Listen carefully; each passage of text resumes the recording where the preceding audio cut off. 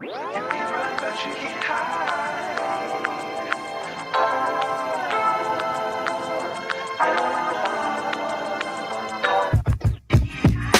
Can't hide. You can run, but you can't hide. You can run, but you can't hide. Can't hide. You can run, but you can't hide. You can run, but you can't hide. Can't hide.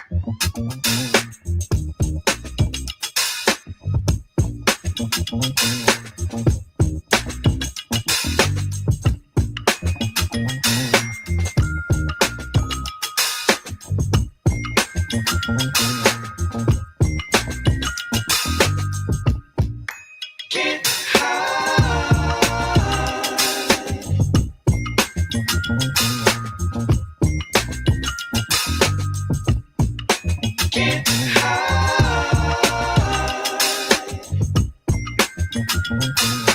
You can run, but you can't hide.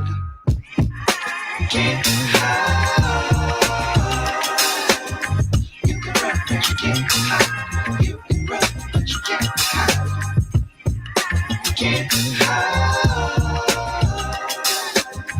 You can run, but you can't hide. You can run, but you can't hide. Can't hide. You can run, but you can't hide. You can run, but you can't hide.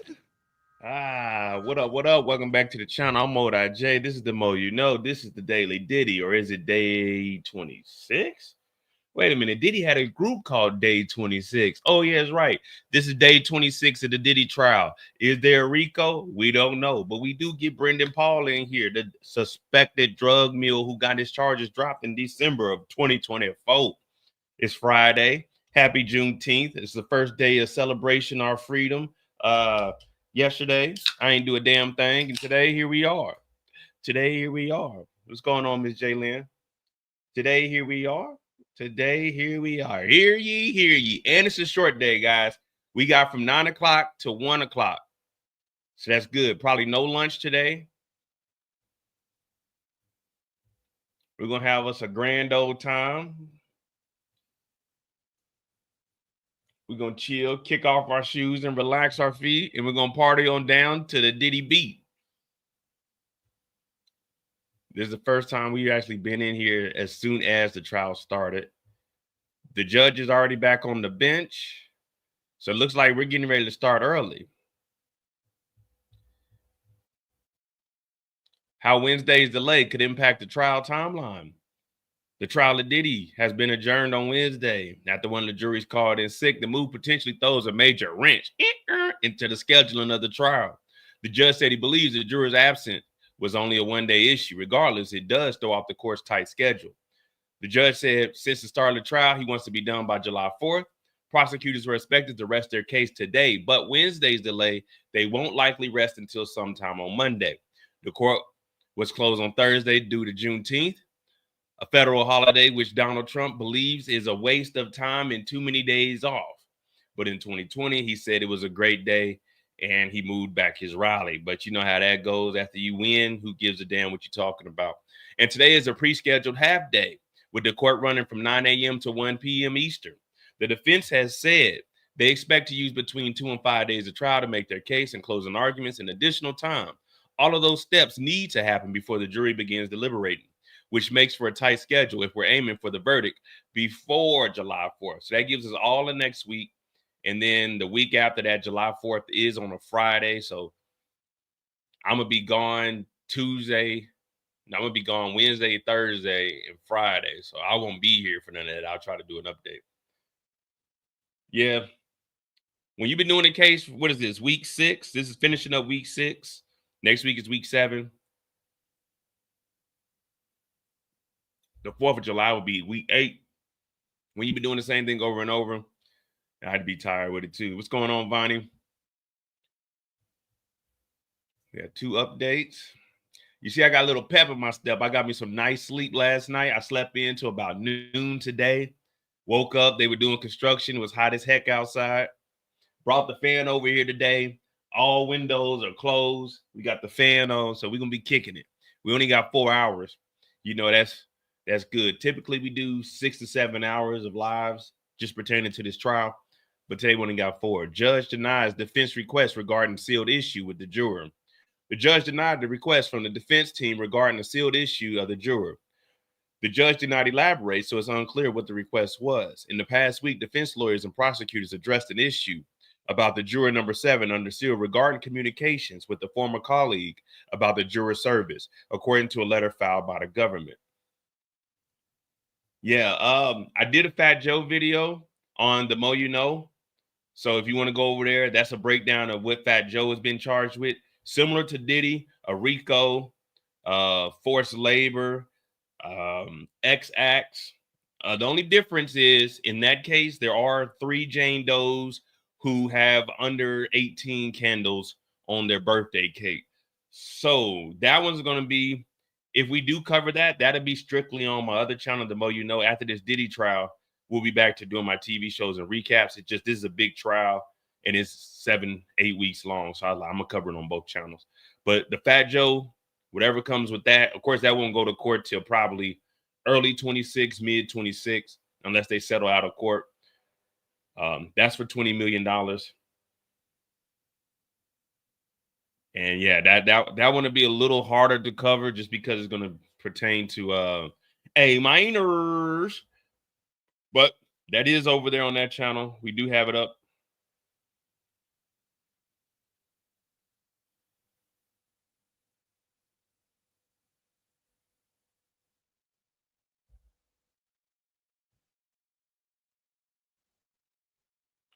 Yes, we're going to cover that. Just like Diddy got the Dream Team on, you see we got the Olympic hat on. We got the Olympics for 2024. You probably can't see it too well. The Paris Olympics, a little dusty because I had it up, you know what I'm saying? I had it up in the back. I wore the blue one the other day, but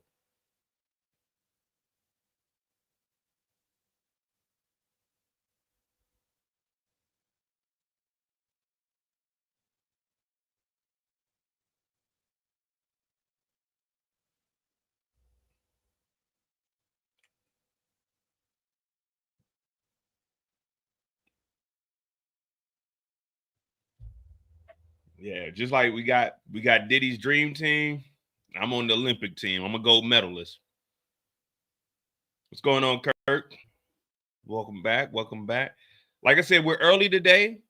Typically, we start 30 minutes to 45 minutes after, so we'll have some updates. But right now, former Combs assistant Brendan Paul to testify. One of Diddy's former assistant is the next witness. He's expected to testify until the trial adjourns at 1 p.m. Not all jurors have arrived, so court is in recess. We need to hold these jurors in contempt. It's Friday. We trying to get in and out. We already got a half day.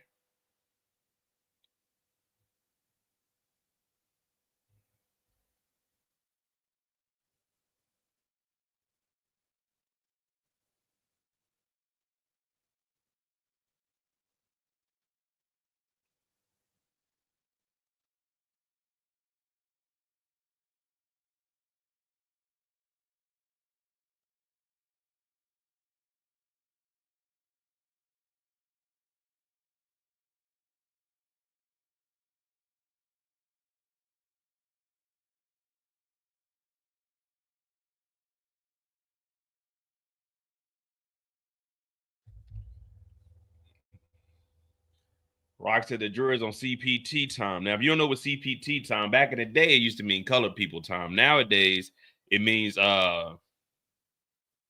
Caucasian perpetrator time. Yeah, that's what CPT mean now. Because as black folk, we be on time. Yesterday with Juneteenth, we ain't had no problem taking yesterday, y'all.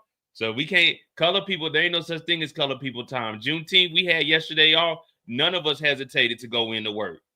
None of us hesitated to go and work. The only people complaining about Juneteenth was the Caucasians, talking about, man, it shouldn't even be a holiday. So yeah, CPT is now Caucasian privilege time. It ain't no longer color people time. We on time. We on time. Remember, there was only 2 black jurors on there. One of them niggas got kicked off. So this ain't color people time. This is that Caucasian privilege time. Because if it was a black person late, they'd hold these niggas in contempt of court. Yeah. If it was a black person late, oh, you'd be hearing about it. You'd be hearing about it. Oh, is a nigga late to court? Throw his ass in jail. I bet he won't be late no more. What up, Nicole? Kurt said, Diddy nasty. Yes, Diddy a criminal. Yes, Diddy guilty by us. Yes, Diddy guilty by the jury. Exactly.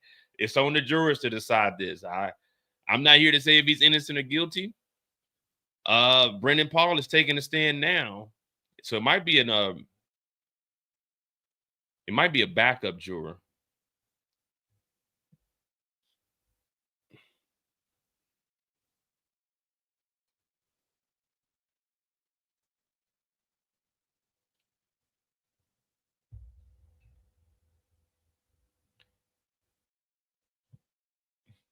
All right, so he's on the stand. It's day 26.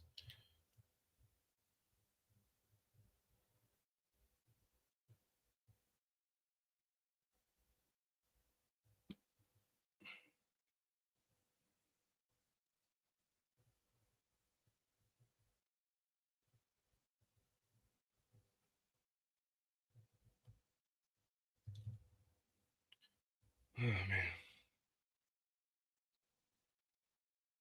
Yeah, I doubt KK or D-Rock are going to take the stand. I don't believe that the defense is going to call them up, because what could they do when we got text messages, both of them saying, all right, we're going to get the drugs. We're talking with each other. So I doubt they would call them up. All they would do is incriminate Diddy. Also, Diddy did invoke his right to not take the stand.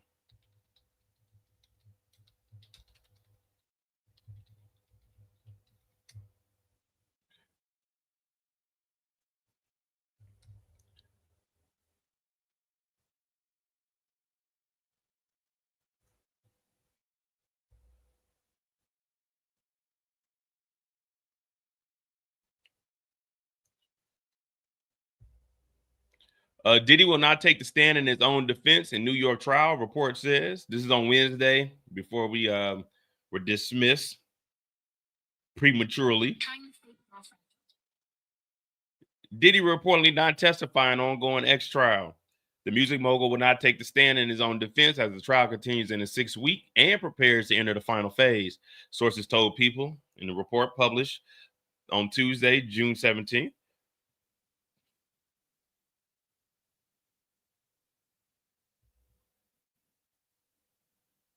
The report comes just 2 days after the rapper's son, Christian King Combs, shared a social media Father's Day tribute to his father, 55, that included the message, "We waiting for you at home." You can be waiting, man. Diddy gonna come home faster than my dad did, allegedly. Diddy shares his sons, Christian, 27, Quincy, 34, and twin daughters, Delilah, I don't know what the hell they named, Delilah and Jesse, 18, with his late partner Kim Porter, as well as Justin, 31, Misa Hilton, son Chance, 18. Who the hell is Chance? And Sarah Chapman's daughter, Love, Dana Tran. All right, Dad, I ain't talking about nothing.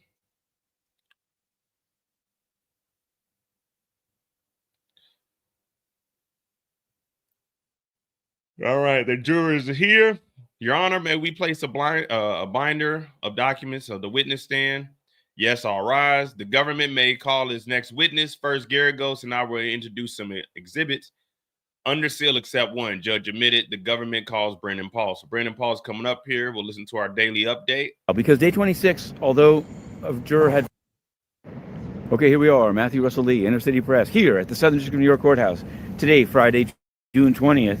I'm going to call it day 27 of the U.S. versus Sean Combs trial. Because day 26, although a juror had vertigo, there were some arguments. And so it is a day in the court, in the trial. Now, today, at long last, there should be the basketball playing drug mule of Diddy, known as Brendan Paul. We've been promising him all week, but it just kept getting pushed back by the special agents, the cross-examination, the vertigo. But today it should happen. Then there's another summary witness that I guess will go into Monday, and then the government will rest. Then the defense case, however long it is. Now, yesterday, Juneteenth, when the trial didn't meet, and I'll get to that in a moment, what Inner City Press celebrated Juneteenth as, but there was a filing, which we covered, by the prosecutors. It has to do with the jury instructions. They're opposing some proposals made by the defense, about voluntary intoxication being a defense in some way. You can find it all on Inner City Press's Patreon. It's up. So today should be good, and the week 6 book is already well along. In fact, it's just waiting to have a couple more pieces put in it, and it will be put out. Now, there's other things are going on. There was a last week, I think it was on Wednesday or Tuesday. Tuesday it was. We live tweeted the Ninth Circuit argument about the legality of the deployment or the federalization of the National Guard in Los Angeles.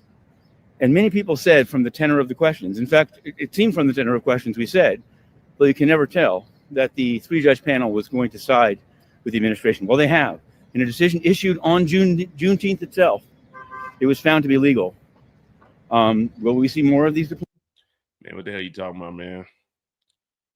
All right, here, just waiting on Combs' Diddy trial to start. It emerged that some of the jurors are still trickling in. Presumably, the vertical juror is okay. We'll know and launch the thread soon as soon. Week 6 book is preparing for publication this afternoon. Thanks for having us. Blah, blah, blah, blah, blah, blah, blah, blah, blah. All right, so they got a binder full of exhibits for the witness. It's probably going to be different dates, different text messages, different photos of Diddy and the drug mule. All right. So they're jumping straight into it, guys. They're going to jump straight into it and explain what the hell has actually happened, how it's happened, and why it happened. Who, what, when, where, and why. That's what we need to figure out, and sometimes how.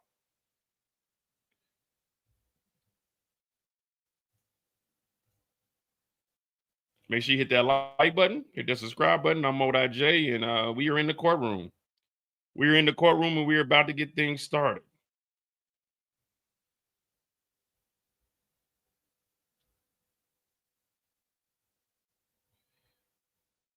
We aren't in no rush today. We got a short day, so that's a good thing. It allows all of us to relax, kick off our shoes, and put on our thinking caps, and make sure we know exactly what the hell is going on.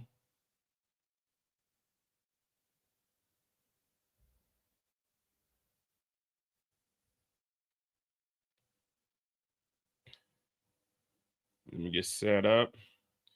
Because if you didn't know, guys, I do record like stuff for the YouTube shorts at the same time that I'm doing this. So just bear with me.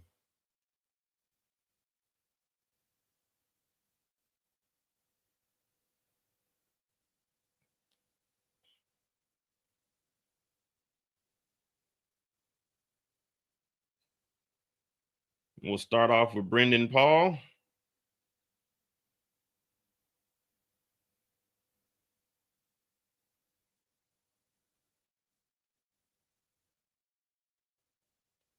All right. All rise. Court is in session. Let me see. Put the binders up there, and we good.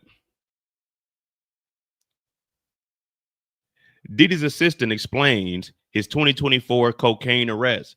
Brendan Paul said he worked as an assistant to Diddy Combs from late 2022 after graduating college and stopped working for Diddy when he was arrested March 25th, 2025.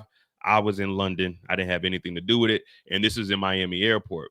He said he was on his way to a family vacation with Diddy when he was arrested for possession of cocaine. It was in my go-yard bag for personal assistant duties. Paul said he was sweeping Diddy's room and grabbed the cocaine to put it somewhere else, but forgot to remove it from his own bag before leaving the trip. So inadvertently, he would have went into trafficking of cocaine, a controlled substance. But he said he found it in the room, sweeping Diddy's room. So the drugs are pointing back to Diddy. Now, has he said they're Diddy's? No. But we're hearing it from him because it was his personal assistant and it was in his bag.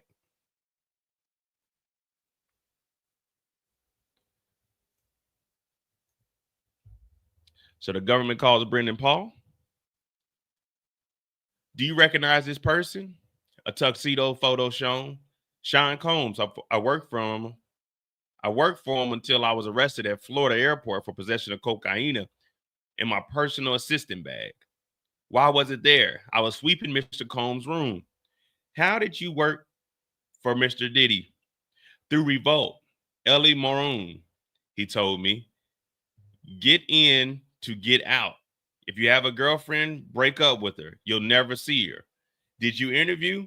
Late October 22 at 200 South Mapleton Drive. This is in LA at the mansion. How were you greeted there? My ID was scanned and I had to sign an NDA, a non-disclosure agreement. Frankie Santella and Christina Courtroom were there. KK. Did they hire you? Yes. I will pack up a lot of joints in the garage. Marijuana. When did you meet Diddy? KK came to the garage and told me to come to a listening party in the backyard and take notes. What was KK's role? Chief of staff. Helped out with the family. Did KK use Mr. Combs' phone? Yes. How many assistants did Diddy have? At first 5, then 4, then 2. Given my college background, I helped Mr. Diddy with his workouts. Just a heads up, guys. Brendan Paul, no disrespect, but all disrespect, the dude was a bum. He was decent in high school, but the dude was a bum in college. I'm sorry, we went over his stats. He was averaging like 1 point or like 2 points. He was trash. We did a whole deep dive the day he got arrested. So him working Diddy out, helping Diddy with his workouts were trash. Diddy was better off hiring me as a personal trainer. If you want trash, I can deliver trash. They used to call me the trash man back in the day. But yeah, just had to get that heads up. And he wasn't an athletic kid. So I helped Diddy with workouts. Who is this? Jonathan Perez. And this, that's the butler, Frank Rodriguez.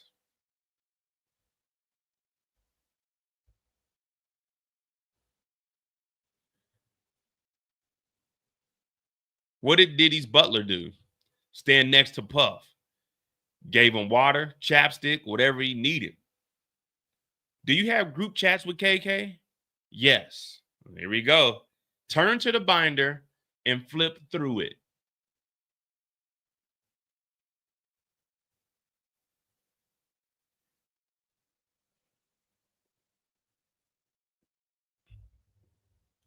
You just automatically know that whatever's in these group chats are about to be terrible. So his first day on the job, he was just in the garage packing up weed.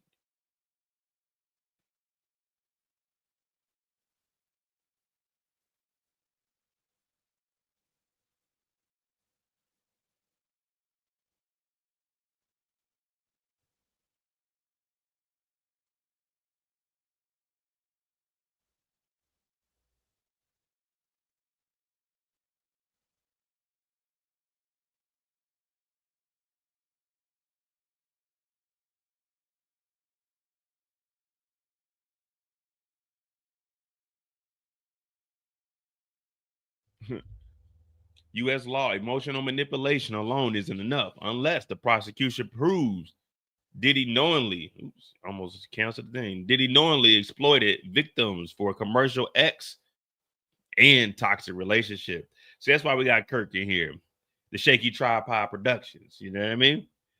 When there's information I don't quite have, I can always reach out to Kirk. Kirk, is there information that you can provide to us to fill us in on the details that we need? And Kirk always going to show up for us. No matter how disturbing, won't meet the legal threshold. This is where the defense is drilling reasonable doubt. All right, there we go.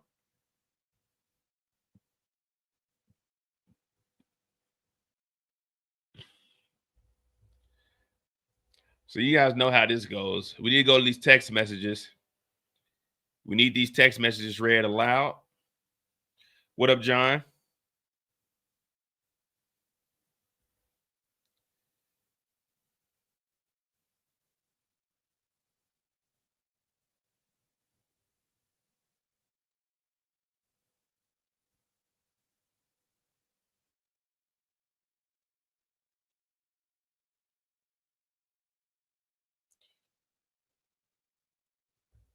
Oh, man. So Diddy ain't taking a stand. That's a good thing. This is just covering everything we got. We don't have any updates. Oh, that's right.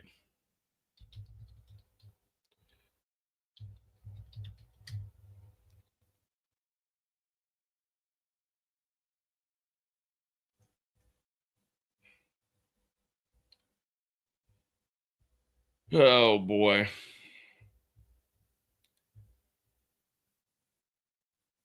So this is what Brendan looks like. What up, Dreads? This is what Brandon looks like. This is what a stone cold dope dealer looks like, guys. Come on, man.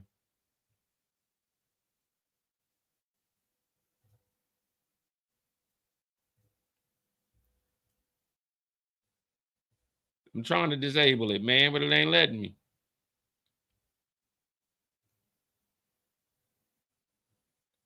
Yeah, right there. That right there. This right here might be potentially the biggest dope dealer we've seen since El Chapo. Well, hell, El Chapo's son is out, so this might be, when you think of the biggest drug dealers, you think Griselda Blanca, Pablo Escobar, um, El Chapo, Big Meat. Have y'all heard of Brendan Paul? Have y'all heard of Brendan Paul? Well, he's on the stand today, and he's about to tell you about his criminal organization up under Diddy. We're going to go to some of these text messages.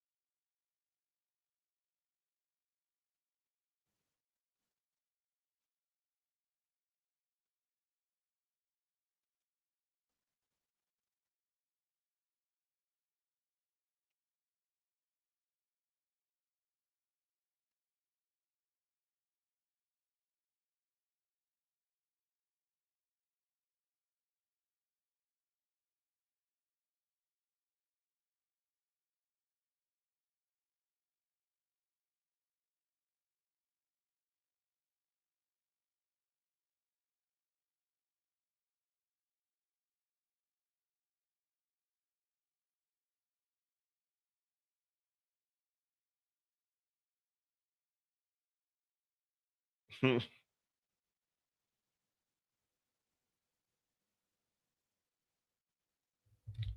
right, what we got?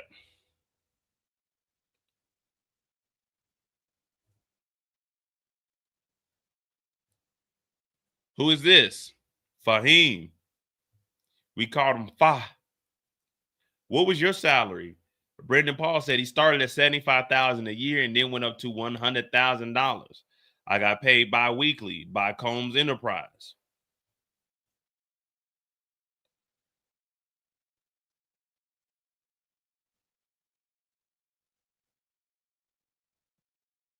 Where did you live? In an Airbnb in LA and Miami. But let's go back to this salary. Let's go back to this salary here. So he started off at $75,000 a year. Then he got promoted to $100,000 a year, getting paid bi-weekly. And he was getting paid by Combs Enterprise. But up here it says,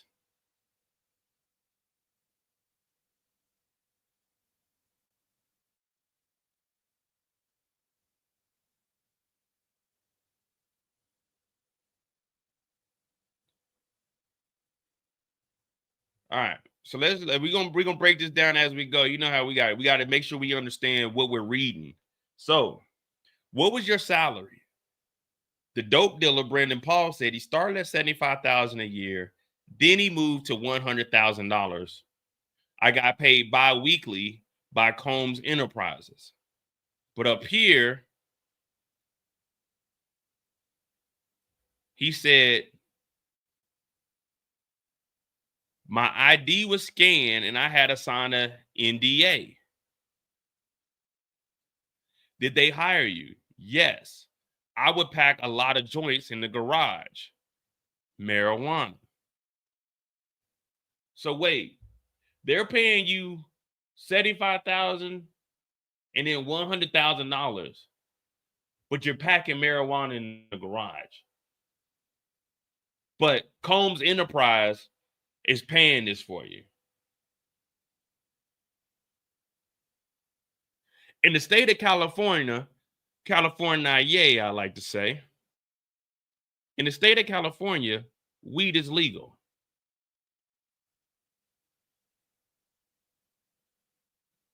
But however, Combs Enterprise isn't a dispensary. And if they're packing loads of joints in the garage and the company is paying for you to, I thought the drugs in the X acts were on personal time, but you were working, packing lots of joints in the garage of marijuana.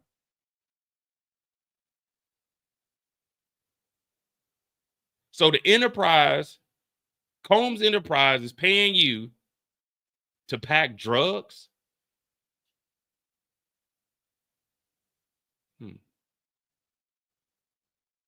Is that? I don't know if that's added up. I don't think you can. I could be wrong. Anyone that owns a business, let me know. If you're paying someone a salary of $100,000 and you're not a dispensary or you don't have the proper license, are you allowed to have employees packing up lots of joints in your garage, so at your personal house, while paying with the company card? I don't know. I just want to verify. Again, I'm not here to say he's innocent or guilty. I just want to know. I mean, he helped with the workouts and he packaged drugs. So, all right, that's what we got right now. And he swept the hotel rooms. Where did KK stay? In LA, an apartment 4 minutes from South Mapleton. In Miami, in Two-Star Island.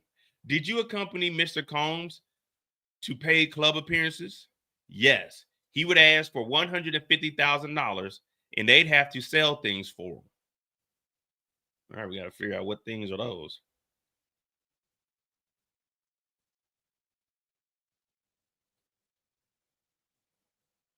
What do you do to stay awake? Prescription, Adderall, and sometimes cocaine. What was your job? To make sure Mr. Diddy was always happy, he'd say, I don't take no answer. I don't take no for an answer. He told us all to move like SEAL Team 6. Okay, so this is Brendan Paul here, Mr. Stack a goddamn bunch of joints at the house. What is the legal amount of weed in California homes? 28.5 grams of flowers.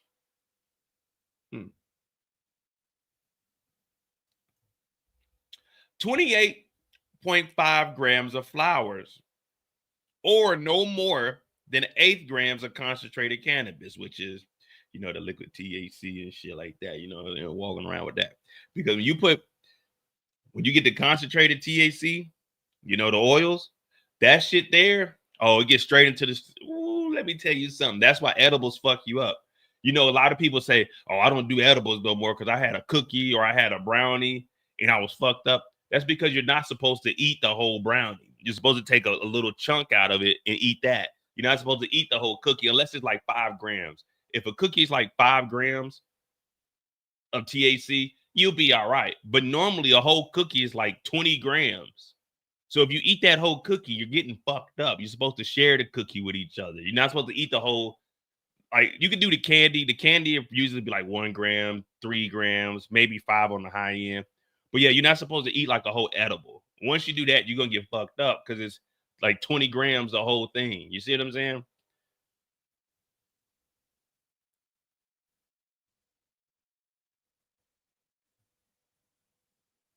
Now, possession is only 28 grams. Now, I don't know what is it.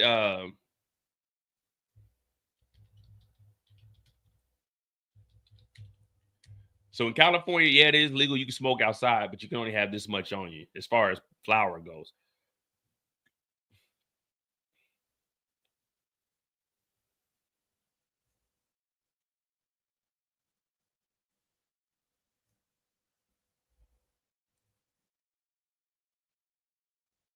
Personal use.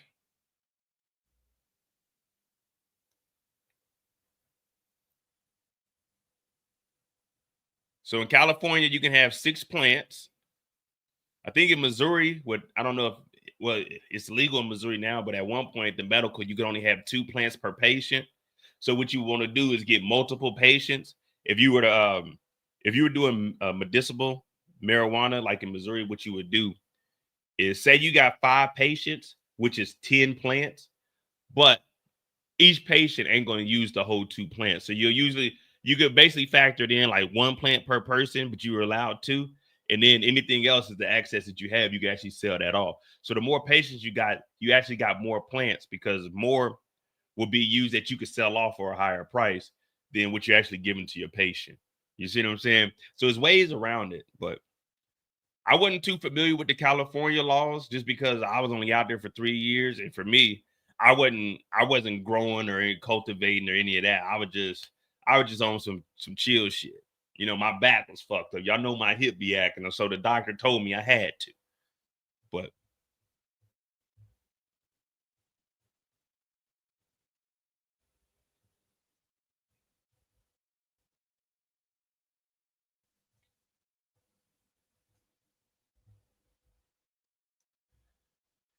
Mood Light Steel Team 6. Did Mr. Diddy fire you? Yes, for forgetting his Lululemon. Hey, Lululemon. All right. For forgetting his Lululemon fanny pack when he went on a walk. He said, I don't want to see your face anymore. Tell KK you're fired. What did you do about it? Shit, I brought that Lululemon fanny pack. Get it in. Lay low. Did you ever complain to HR? Nah, that wasn't a thing. Why not? HR even forgot to pull my federal taxes my first 8 months. You just go to Diddy? Did Diddy use drugs? Yes. X, cocaine, and more. All right. Now we're getting somewhere. Lululemon.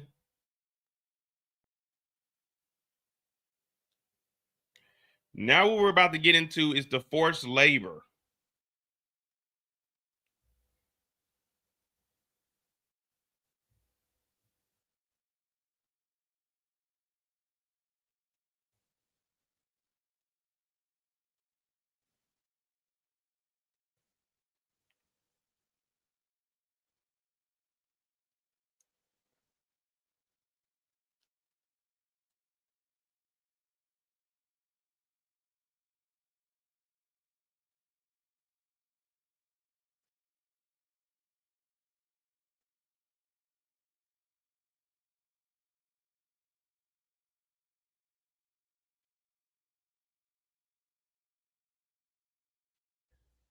He ain't do them taxes. That's the most important thing. The hell with everything else.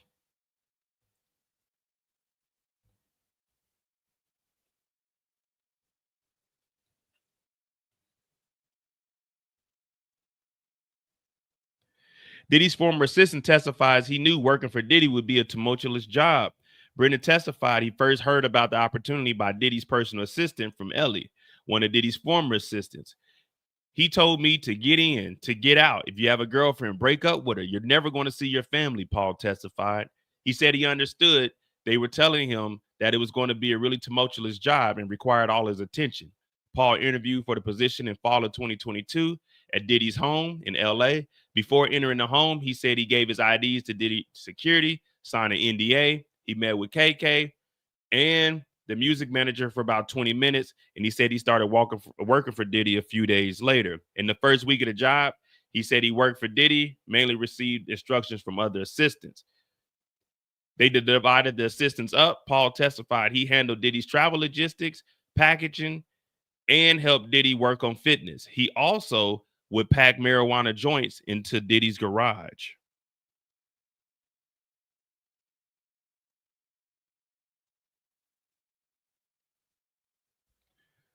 All right.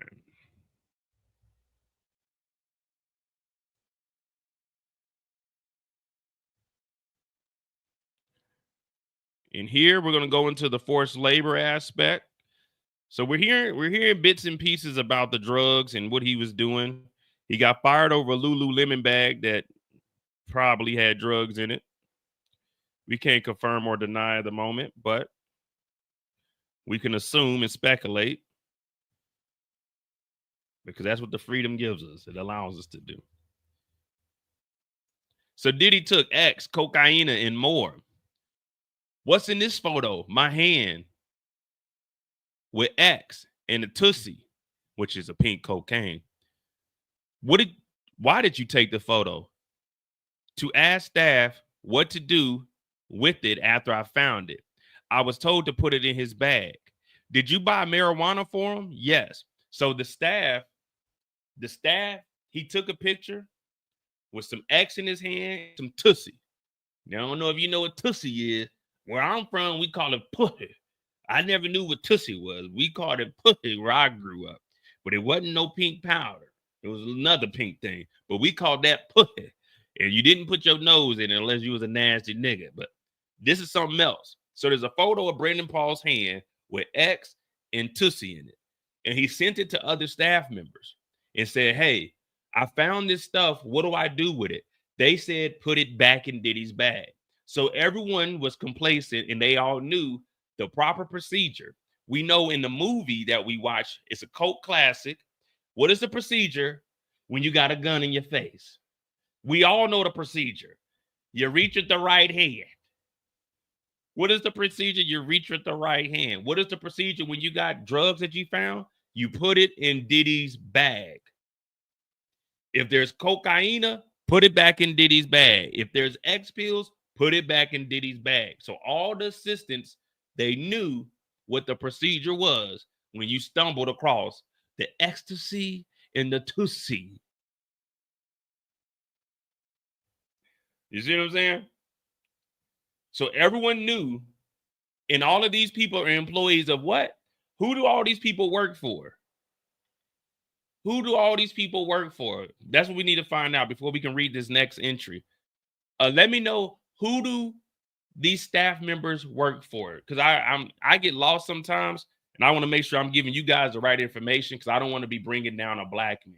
That's not what I want to do, especially after Juneteenth. I don't want to be the one bringing down a black man. So we need to know, who do these staff members work for? We know Brendan Paul works for, I think it's Combs Enterprise. I know Sean P. Diddy's last name is Combs.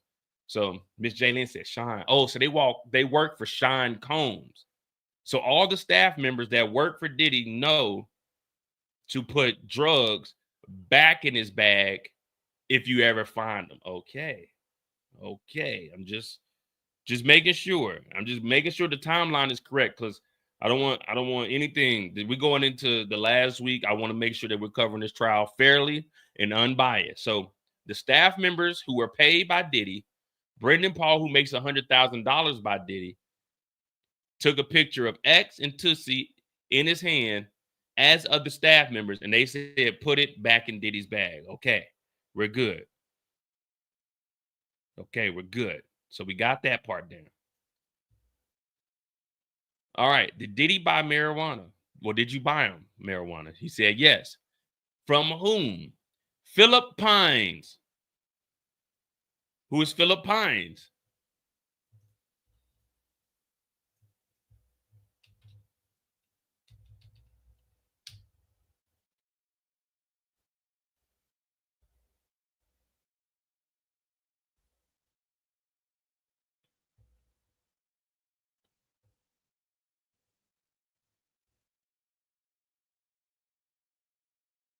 Oh, here go Philip Pines right here. These are messages you've provided. Oh, so this came out February of this year. So they already got an interview with Philip Pines. Interesting. Okay, guys, we're on the rabbit hole now. Hit the like button, hit the subscribe button. You know, we'll get a little sidetracked, but I'll make sure we're back in the right spot. We just need to know all the names of all the characters and players. Provided where, according to you, Christina Courtroom has said he's going to need emergency cleanup at the hotel. Why emergency cleanup? What does that mean? That means that he destroyed the hotel room. The longer he's there, the more intense the cleanup is going to be. Hey, yo, Phil, can y'all come straighten it up over here?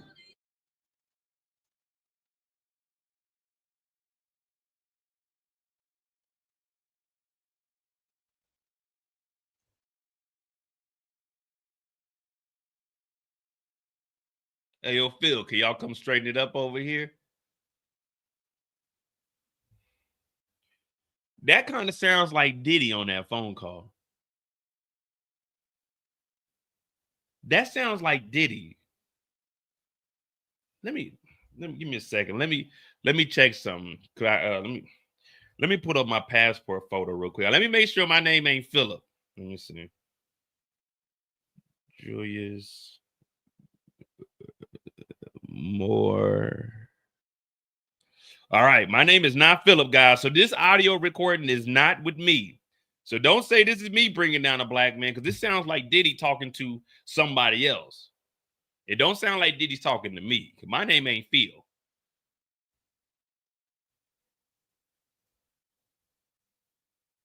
Nah, you know me, man. I keep up with these cases, but like I told you guys, after Diddy got arrested, I didn't give a fuck about Diddy. Until Diddy got the trial, I didn't think about Diddy one time. I don't care about Diddy. Once they say Diddy is found innocent or they say Diddy is found guilty, I'm not going to think about Diddy. While this trial is going on, when I turn this on, but yeah, I wasn't watching no Surviving Diddy. I really didn't care that much. You know, I got other shit. I got to survive the workday. You know what I mean? I ain't got time to be worrying about surviving Diddy, the documentary. I got to be worried about surviving the workday. I got to survive the heat in Germany. You know what I mean? I'm sweating like hell right now. I'm surviving the heat stroke. You know what I mean? That's what I'm surviving. I'm hydrating. But yeah, I wasn't watching no Surviving Diddy. I really didn't care that much. But I care about the case. I'll check it out though. But you know, I was doing all my TV shows at that time. Let's hear what Phil got to say. Not looking luxurious. That was, for me, probably one of the hardest things to do.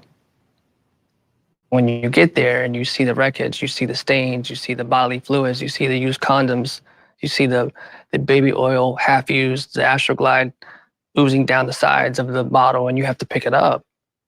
Broken glass, urine, blood. There's no way I'm getting on here and telling my story. Well, I would, but I wouldn't have never cleaned up that room. As soon as I went in that room and I would have seen like used rubbers and shit on the wall, I'm like, nigga, you out your mind. Fuck you, Diddy. It wasn't uncommon for there to be stains on furniture, stains on sheets that we need to remove.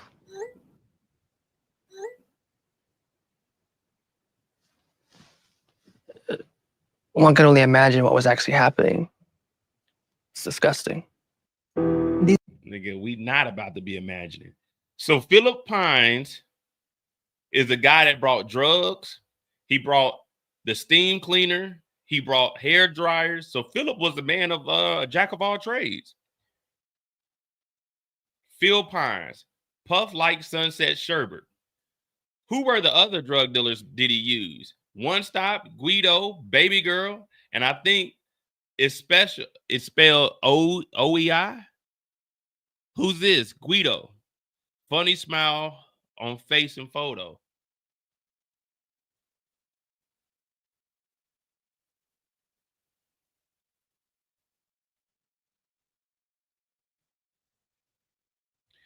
Is this your chat with Baby Girl? Baby Girl, what is happening? Jonathan Perez is introducing me to Baby Girl. She asked me, is it for you or Puff? I replied, Puff. But tell anyone it's for me. Why? Puff is a high profile, so we use the alias.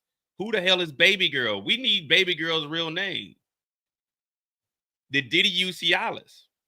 Yes. We put it on his nightstand so he can stand hard like the Statue of Liberty. Your message to Love Red Phone, what does it mean? I call Puff Love. His red phone was personal. The business phone was yellow. What did you text? Or what did he text you? That he wanted Zans.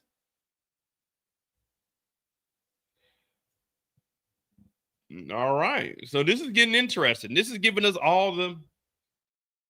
for all the people that wanted to know kind of where the RICO was and there was no crime. What is the crime of buying drugs? Now, I know marijuana is legal depending on the state. The state of Florida is not legal, so I don't want to hear no shit about that. It's not legal in the state of Florida. maybe municipal, but it's not legal. California, it is, but it's only up to a certain amount. Anything over that becomes distribution up to 6 plants within the house.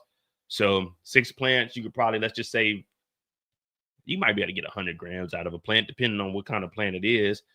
Whether it's all females that's been isolated away from the male plants. Are you doing indica, sativa? What type of strand you got? How hot is it in there? But you'd have to have a real facility for something of that nature.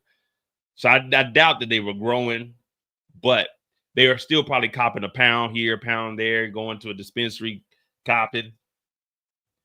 But then again, I think they're just buying all their dope and shit. The marijuana is the least of their worries, unless they were doing some trafficking from flights. Other than that, the marijuana is like the smallest thing. Unless you get caught with like 10 to 20 pounds, you're pretty much good to go. 10 to 20 pounds, they're going to hit you with distribution. 5 pounds, they're probably going to hit you with it also, or trafficking. But yeah, the marijuana is probably be your least worries. It's the X, the cocaine. That shit's going to really be your biggest issue there. What up, DeMarcus?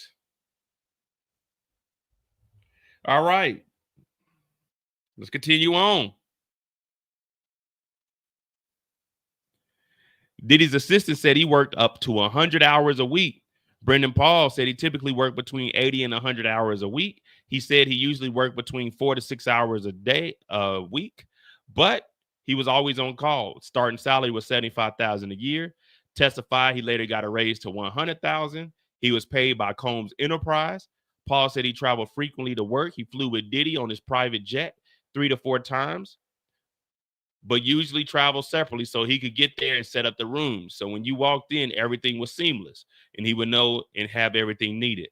Paul, sometimes other employees like stylists and photographers would travel early with him. When he traveled for work, Paul said Diddy's travel manager would book his travel. Paul also said the longest period of work without sleep was when they were in New York, the latest album. He was awake for about 3 days, although he took naps in between. I was young, so I was able to handle it. He testified he took prescriptions, Adderall, rare use of cocaine to help him stay awake and alert during his employment. He said he smoked marijuana during his employment. Paul previously invoked the Fifth Amendment. Again, like I say, the marijuana isn't really a big thing. Well, let me rephrase that. Marijuana is a big charge. And the reason I say that is because this is a federal case. So we got to remove the state laws. We got to take all that out. Remember, marijuana is legal in the state of California, but federal law says weed is illegal. So regardless to what we say, how much weed he had is legal. It's not legal on the federal. These are federal charges. They don't care if you bought legal weed from a dispensary. Weed is illegal on the federal level. So it doesn't matter. Remember, this is a federal case, guys. So we were looking up just to see what it was in California. But since this is a Fed case, it doesn't matter what the state law is. Federally, weed is illegal. So we got to keep that very, very clear. Oh, it's weed, Mo. This is a federal case. We don't give a shit about what the states say. This is a Fed case. So everything is the charge is going to be a little bit higher. You know, you got college NIL deals. Well, this is the max deals in the NBA. That's what we're dealing with, the max deals. You know what I mean? So let's remember that when we're talking about just marijuana. That's my bad. That's me. I'll take the blame for that. You know what I'm saying? I'll take the blame for that. It's a federal case. We don't care what the states say. Fuck California, fuck Florida, fuck New York, fuck your state, fuck Missouri, fuck that state, and fuck that state. Matter of fact, and fuck the other 43 states. This is a federal case. This is everything from sea to shining sea is covered by the feds. Weed is illegal. That's on me. I'll take the blame for that. I misled you guys. When I fuck up, I let y'all know. That's me. That's on me, guys. This is a Fed case. The weed is not the least of his worries. The weed is just as big as everything else. Now you won't get as much time because of controlled substance level, but it's still the same. All right, that's on me, guys. I fucked up, man. I might have to end the live. They're gonna tell me, Mo, you don't know what you're talking about. That is on me, man.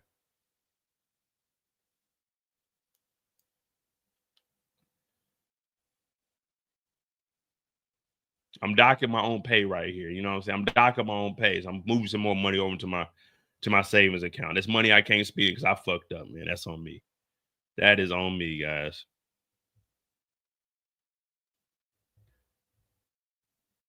Let's see. So we got the red phone, which was personal, and yellow was business.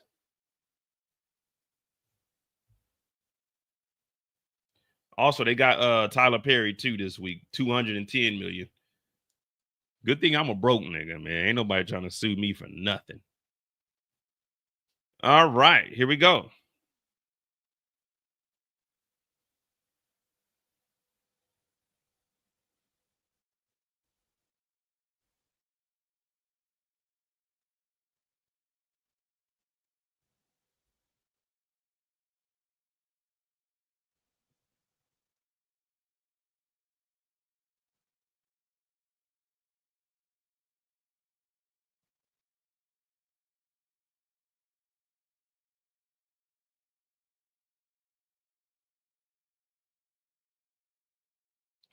All right, where we at?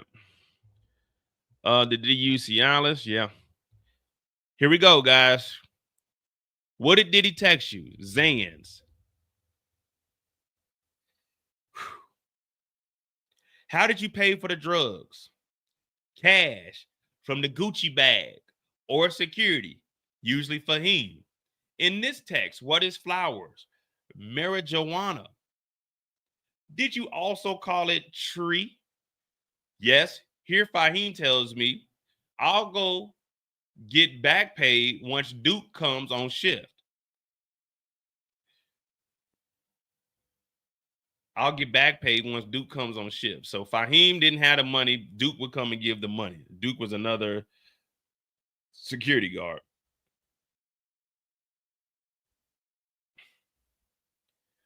Did Diddy have you take drugs? Yes, to test his tushy. Whoa, wait a minute. So Diddy had the assistants testing the drugs?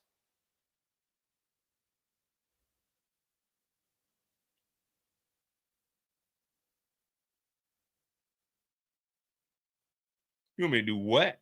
Nigga, I done already risked my job and my goddamn freedom to go buy these drugs, nigga. You want me to test them? Nigga, so you won't. Yeah, Diddy, this shit good. This shit straight, Diddy. Hell no, nigga. I'm not testing the drug, nigga. I don't know what the fuck I done bought. Nigga, hell no. Diddy told them niggas to test the drugs. I'm gonna be testing your face with these fists, nigga. Diddy said, yes, to test his tushy. That sounds crazy to say, to test his tushy. To test his drugs. Did you want to take it? I wanted to prove my loyalty. What were Wild King nights? Diddy and significant others, drugs, and X. Did Jane participate in Wild King nights? Yes. Did Mr. Combs' other girlfriends participate in Wild Nights? Not that I'm aware of. Who called them Wild Nights? KK did. I just say he's going to hotels. Did he stop using hotels and move to the residencies? Yes, after the Cassie lawsuit. So this is showing that even after Cassie dropped the bombshell lawsuit that we all heard, like, oh shit, what the fuck going on? Everyone, all them niggas, them stupid niggas talking about, she lying, niggas, she lying. Well, Diddy said he stopped going to hotels after it. And he went to the houses. What did you do? Clean up after. What does this say? That Jane is coming in. Brendan is setting it up. Wild King night. Probable. So these niggas is moving like SEAL Team 6.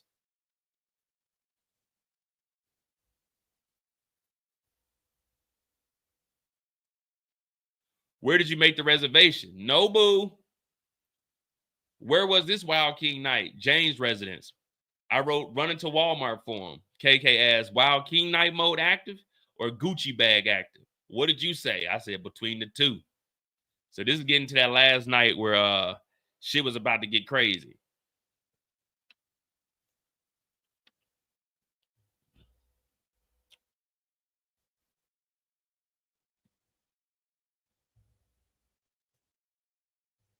Not Brendan hasn't said. Brendan never said he was forced to do it. Right here, Brendan said, "Did Mr. Combs have you take drugs?" He said, "Yes." "Did you want to take the drugs?" He said, "I wanted to prove my loyalty." Brendan Paul has never said, he never said that Diddy was forcing him to do this stuff. He was just a drug dealer getting paid. Young 23-year-old, you getting $100,000, a little bit of dope here, a little bit of dope there. Plus you got that white privilege. So yeah, this right here is really a no-brainer. Think about it. Let's just use logic. I'm getting paid $100,000. I get to move dope. I get to be around celebrities. I am up a little bit too much longer than I normally am. But when it's all said and done, all I have to do is tell on Diddy, and I made $100,000, $200,000 in 2 years. Plus, I kept all my money because Diddy was feeding us and Diddy was paying for the Airbnb. So I made $200,000 in 2 years. Then all of my charges get dropped. All I got to do is tell on Diddy. Oh, that's a no-brainer. That's a no-brainer because after I tell on Diddy, guess what? I don't have any record. I can go get me a regular job. I can do whatever I want to do. And jobs can't discriminate against me because if they do, I don't have any charges. So just because I was on this drug thing, I beat that. So if you discriminate against me, I can go ahead and sue you for a couple of M's. This is a win-win for Brendan Paul. Yeah, Diddy didn't force me, but Diddy paid me to go buy drugs? Diddy told me to go do this? Diddy told me to go do this? Did he force me? No, he didn't, but he was still getting illegal drugs. I was still setting up illegal activities for him. Yeah, it was nice that I paid freak off niggas. Yeah, nigga come through. He ain't had no drawers on. I wouldn't look. I give him 5,000. Tell him keep on about his business. It's a win-win for Brendan Paul. Charges drop, no criminal record, $200,000 in 2 years, and he walks free after all of this. You see what I'm saying? You getting high with Diddy. Like, as long as you ain't participating in none of that he shit, none of that freak off shit, man, fuck it. Like, you get to walk away from this scot-free. This is no brainer for him. I'm taking a stand. Y'all taking a stand. I'm taking a stand. It is what it is. Yeah, I did some illegal shit for Diddy. Yeah, he didn't force me to do it. It was just illegal shit that he was paying me to do. See, the crime is Diddy paying the staffers to do illegal shit. You see what I'm saying? The crime is Diddy's paying for illegal things to get taken care of. These people are snitching on Diddy, but the crime is still Diddy paid them to do illegal shit. That's where the RICO is coming from. But again, I'm not here to say that he's innocent or guilty. I'm just pointing out, yeah, he didn't force me to do nothing.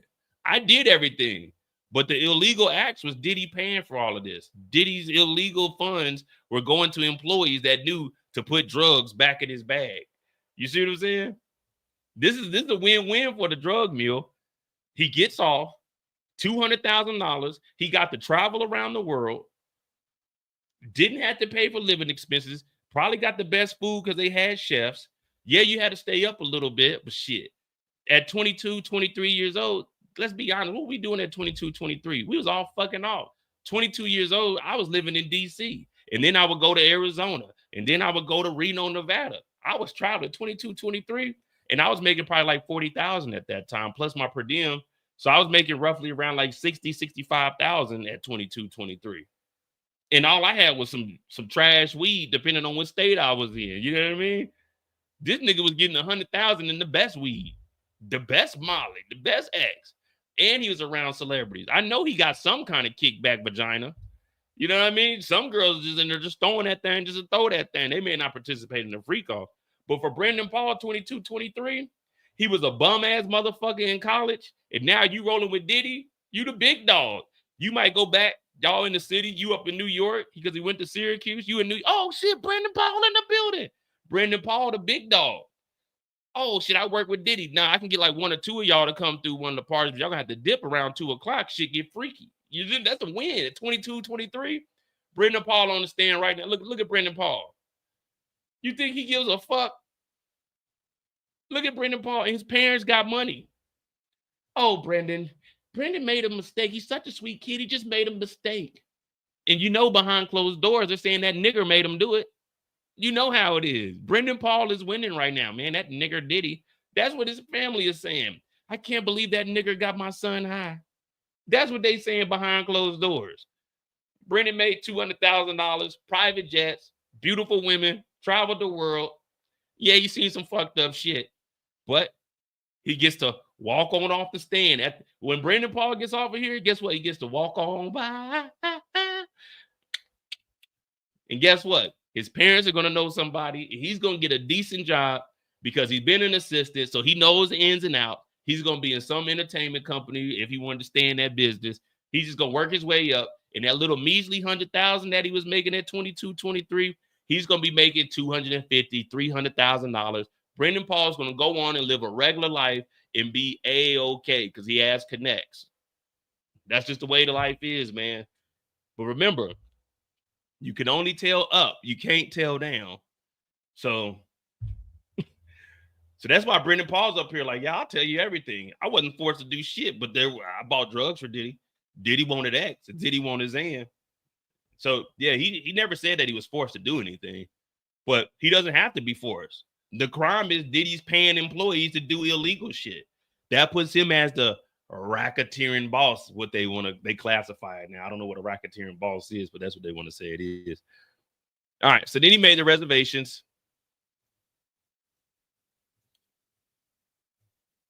This is a win. Like, in my book, this is a win-win. Like, this, what they gonna do? Someone's gonna pull up to Brendan Paul's house and let that thing rip. Ain't nobody pulling up on Brendan Paul. Ain't no one in Diddy's corner. It's over with. It's over with. No one's about to do anything silly. Brendan Paul's cooperating with the feds. This ain't your local state PD. This is the feds. Ain't nobody about to do nothing to Brendan. All right, here we go. So it said in between the two. How did you know what to buy for Diddy on Wild King nights? Look at this. We had shared documents in the Notes app. Who is responsible for the Astroglide? The property manager. I didn't think 200 South Mapleton manager was good, so photo. So they had a actual document. I need you to bring 7-inch high heel shoes. I need you to bring 32 bottles of Astroglide, 15 bottles of baby oil. I need the cocaine, some Tussie, some marijuana. Bring some chains, bring some whips, bring some rope, bring some candles. Nigga, they had an actual document that said everything to bring to a freak off. This is after Cassie's lawsuit. After Cassie's lawsuit, they started having king nights. Remember? It went from freak offs to hotel nights to Cassie's lawsuit dropping, and they turned into king nights. So the only thing Diddy learned about the Cassie situation, don't do it at hotels. Do it at the house. And here's a note, a spreadsheet of everything I want. When you just paid out a lawsuit to Cassie, all you did was continue to do the same shit, but at the house. This is the shit that we're talking about. All right. I took the photo to show the manager how to lay out the Astroglide in her bathroom.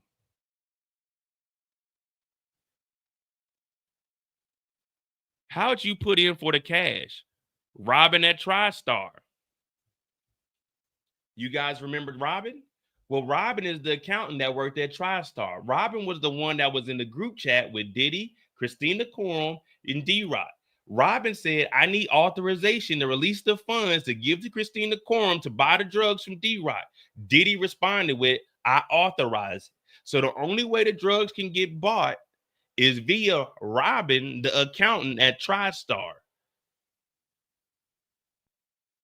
You following it?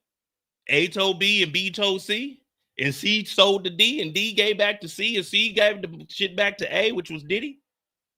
So he would get the cash for the freak offs to pay prostitutes and set up the room for the prostitution events, including the X trafficking, via Robin, the accountant, who had to get authorization from Diddy to release the funds to Brendan Paul. So this is what the feds are doing. They're just connecting the dots. Boom, boom, boom. Y'all call it pocket watching. I call it following the money. You always want to follow the money.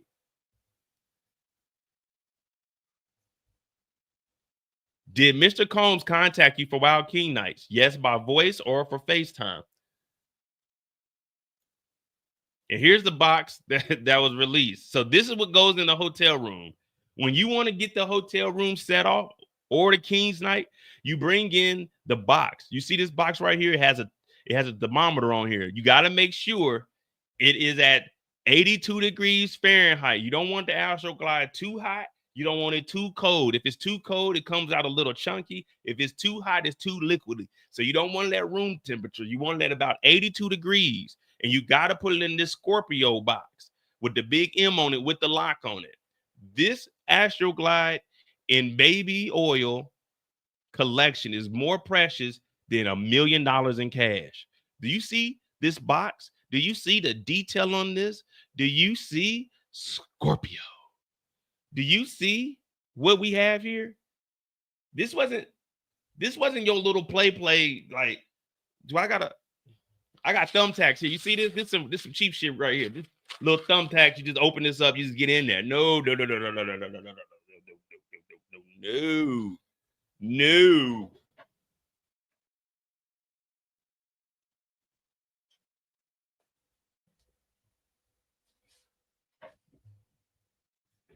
You see that box right there? We're gonna remove all the foreign currency. We're gonna remove all the foreign currency because this don't mean nothing. All this money from around the world don't mean nothing. But this box here, you put that Astroglide here, you put that lock on there. Look at that. You see that? Can't nobody get in there. Can't nobody get in there. This straight.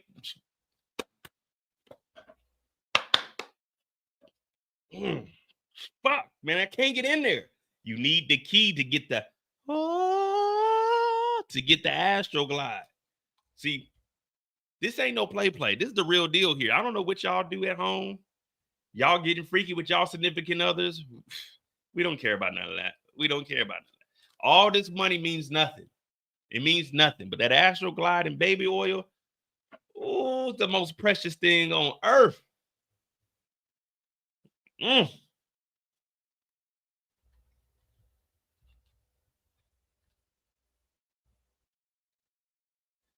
Ooh, look at that box. That's a nice box too, right there.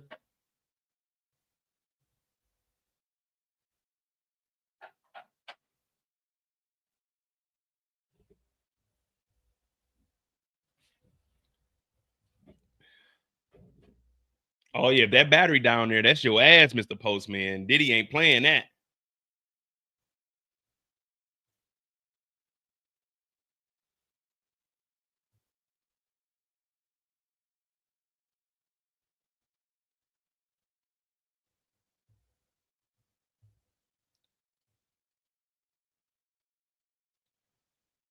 He called me to go get an X outfit, but he never called me back.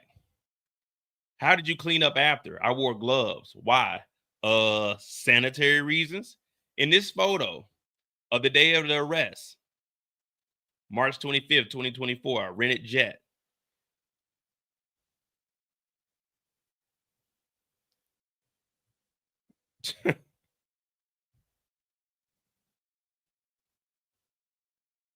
The cocaine you were arrested for was Mr. Combs. Objection, Your Honor. Sustained. Was it yours? No. Was it Mr. Combs? Objection, Your Honor. Overruled. Paul said, Mr. Combs. Uh-huh.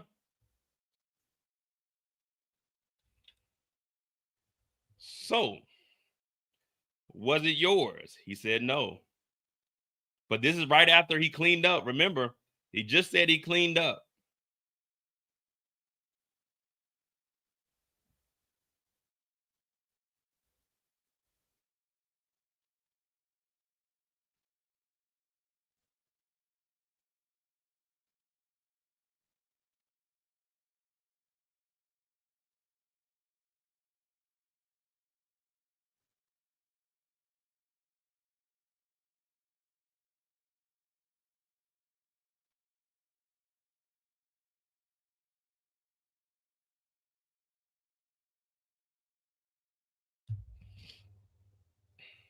Well, he said it wasn't his. All right.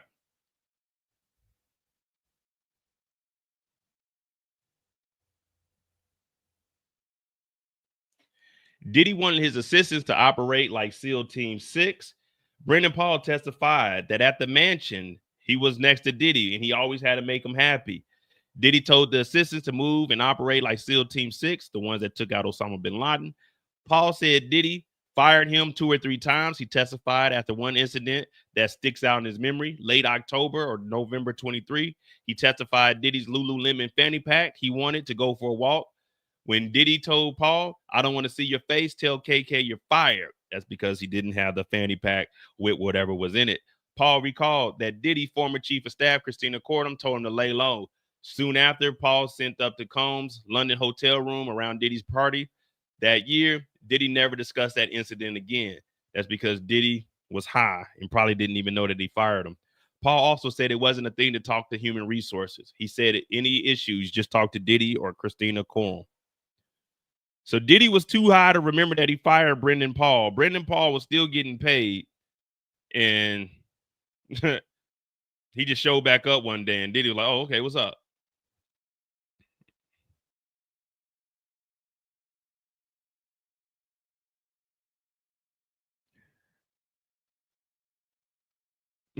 Could you imagine that? Getting fired and your boss don't even know that they fired you and you just come back to work one day?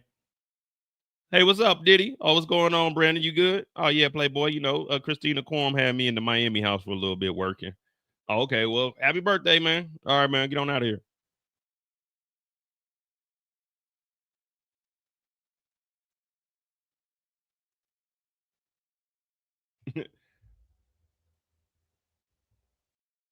Damn, what happened to Brendan Paul? Shit, I ain't seen that motherfucker in like 2 months. And then he popped back up. Like, what's up, Brendan? Oh, shit, nothing. Where you been? Man, you wouldn't even believe it. Diddy fired me, man. But Christina told me to just chill out for a little bit and just come on back a little bit later on. So wild shit they lived. Brendan Paul also testifies. Hold on.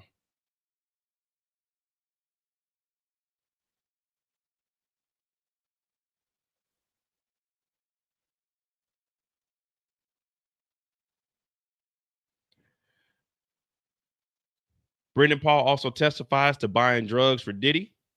He said he would get cocaine, ketamine, X, and marijuana about once a month, but there were other times he seemed high. The jury was shown a photo Paul took of his employment with X and powder of ketamine and Molly in a pink dye for the aesthetic, according to Paul. Paul said that Diddy or another assistant would tell him to obtain drugs for Diddy. He testified he would buy marijuana about every 2 months, paying $4,200 for 16 ounces. He said he purchased the marijuana from Philip Pines, one of Diddy's previous assistants. Paul said he bought other drugs for Diddy fewer than 10 times. He testified he was sometimes paid $300 to $500 for 1 or 2 grams of drugs, and other times he would pick up packages without paying for them himself. Other occasions, Paul texted a drug dealer, and they would come to Diddy's house to deliver the drugs. The jury saw a message between Paul and a drug dealer and another Combs assistant, Jonathan Perez. February 24, he testified he kept in touch to keep drugs for Diddy. Is this for you or Puff? The drug dealer asked. He said for Puff, but since Puff was a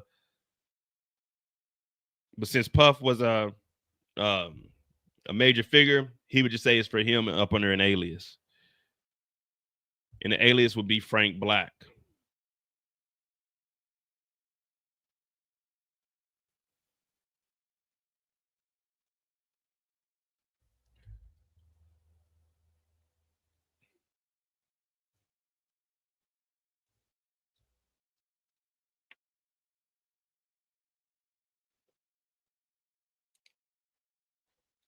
What did you do after the arrest? A diversion program, drug treatment, no further questions. Cross. Oh, so we're getting done with this pretty quick. We're getting done with this pretty damn quick today.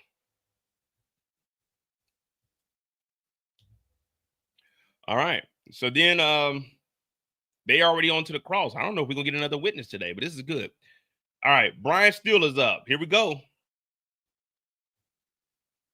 You walked up to play basketball at Syracuse for an iconic coach. Yes, you played at UNC, but The C-19 COVID ended it. Yes. So we jumping straight into it. Let's get it, Brian. Let's get it, Brian.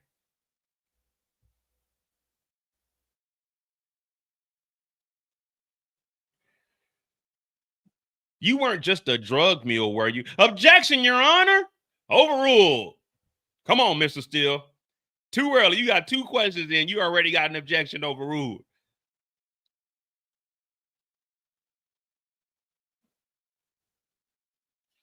Come on. Brian's still doing his thing. Told the prosecution. That's what I'm talking about, Brian.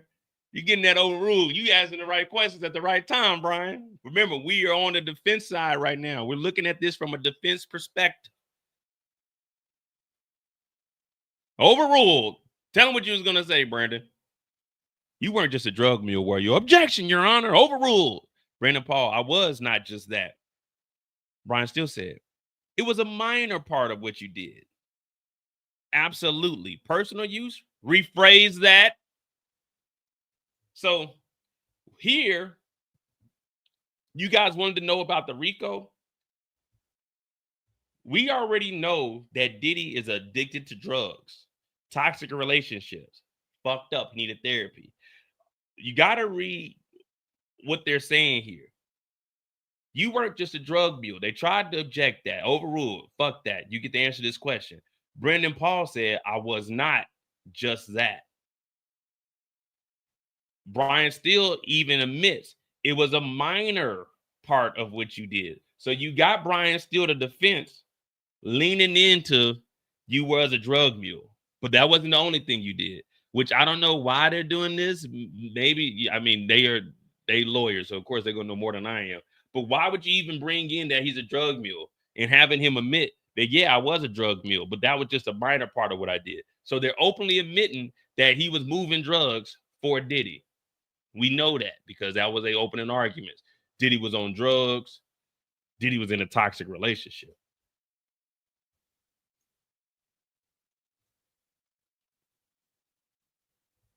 So it was a minor part, absolutely. Was it for your personal use?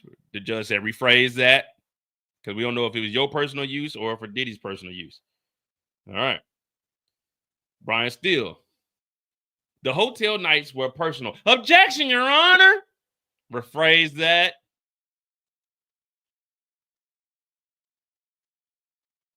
It was Mr. Combs and Jane's relaxation, personal, right? From your observation? Yes. Did you see Jane as, how could you say it, hesitant? Paul said, I did not.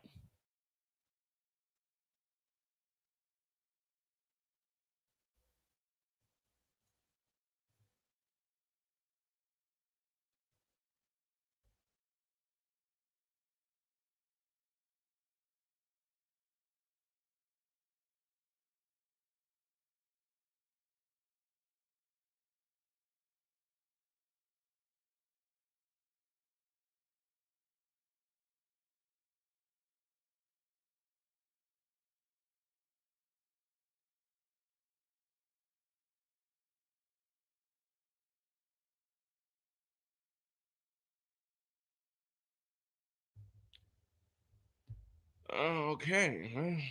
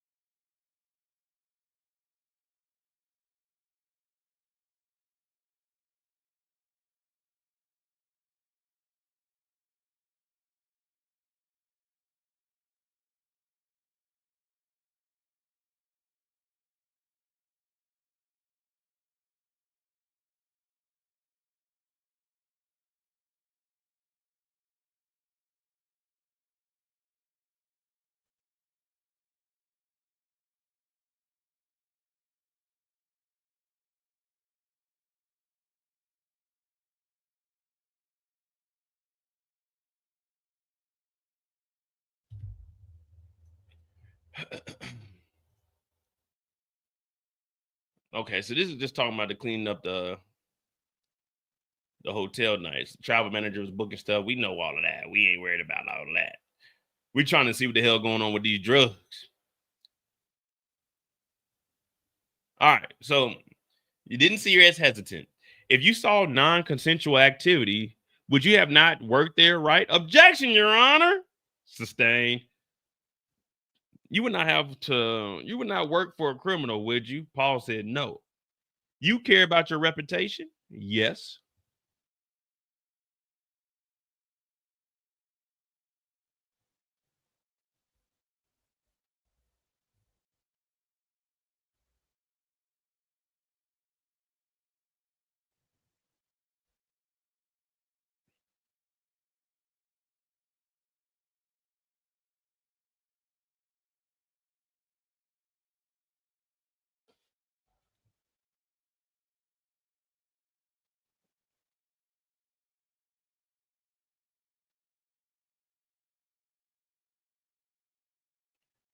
So he's saying you wouldn't work for a criminal, would you? But up here, he just said that Brendan Paul is the drug mule.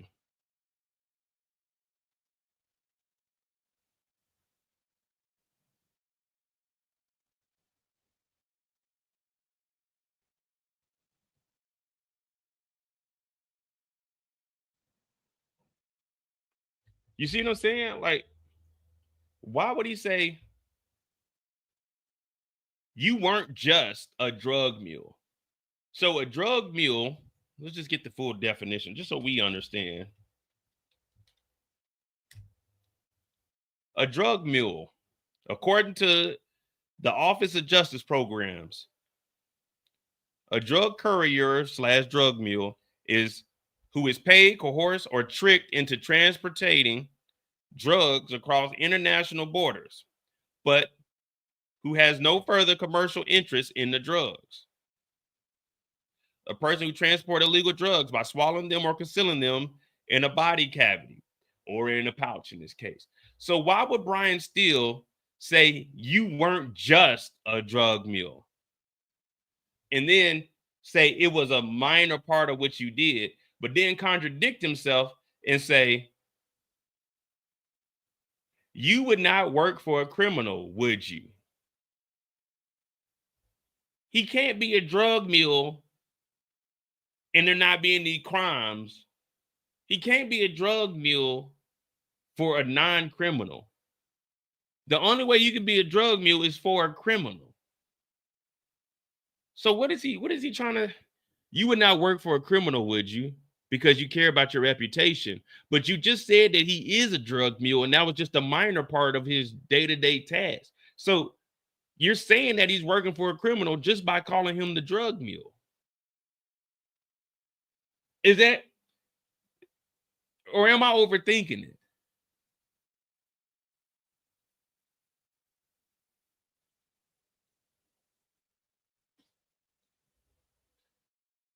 Put a 1 if that makes sense, or put a 2 if I'm overthinking it.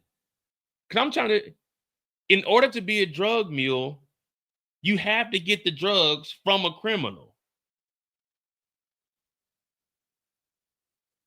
So why would you call him a drug mule if you believe that he wouldn't work for a criminal?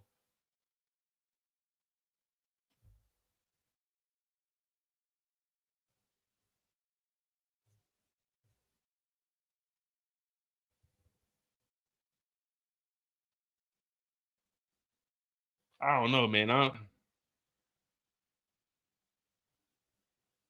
I don't know, man. I wouldn't. I don't know. Yeah, I would. You say he's a drug mule, which is falls upon the RICO, but then you say you wouldn't work for a criminal. But you openly said in court that he was the drug mule and it was a minor part of his job. I don't care if it was 1 brick of cocaine or if it was 1,000 bricks. It's still illegal.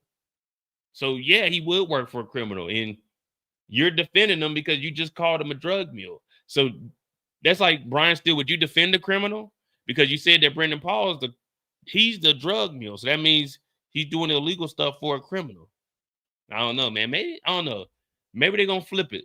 Maybe it's me. Brendan Paul. I don't know, man. I don't know, man. It's just hot. That's all it is. I don't know what the hell going on.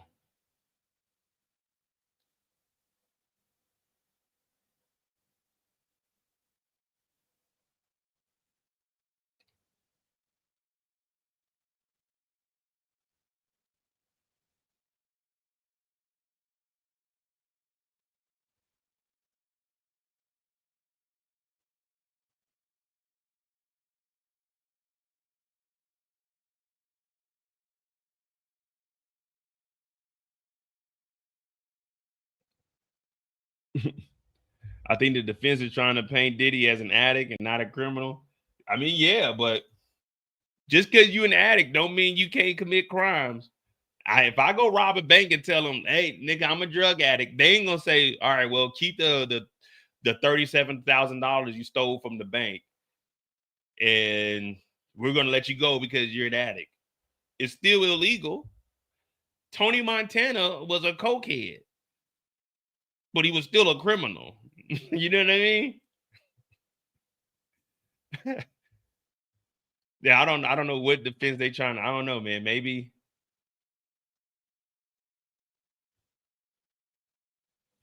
the defense is painting the picture that he had responsibility for some of the crimes, reasonable doubt. I mean, that is true, but what did he already say? He got paid by who? Robin. Who authorizes Robin to give that money up? Remember, he's not on trial. He has full immunity. Who authorized? He would only be able to buy the drugs if he got the money from Robin. And who authorizes Robin to give the money away?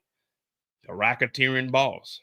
So if you remove the racketeering boss, there's no drugs that's going to be bought with Comb Enterprise money.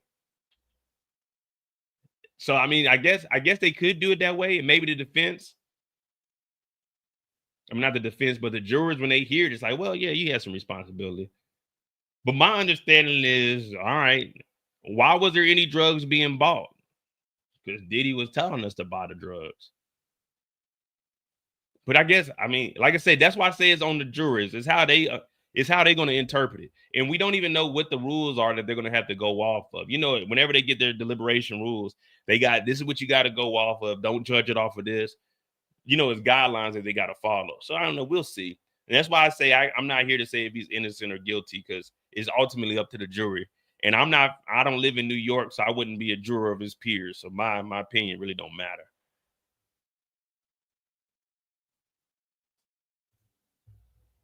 Let me see. Paul testifies he didn't tell the law enforcement that the cocaine was his because of loyalty to Diddy. The jury saw a selfie of Diddy and his former chief of staff, KK, and Brendan Paul on a private jet taken March 25th, 2024. Paul was arrested for cocaine possession at Miami Opa-locka Executive Airport. They were about to take off and on the flight to the Bahamas for a vacation. Diddy and the family, Paul said. Paul testified he had spoken to Diddy basically since that photo was taken. He hadn't talked to him. Paul didn't tell law enforcement that the cocaine wasn't his that day. When asked why, he said loyalty. Paul also testified that charges against him in the related incident were dropped because I have a really good lawyer. He completed over 20 drug cases and submitted random drug testing. Paul said defense attorney Brian Steele is now cross-examining Paul. Well, Diddy should have probably got his lawyer if this lawyer got him off of some cocaine charges.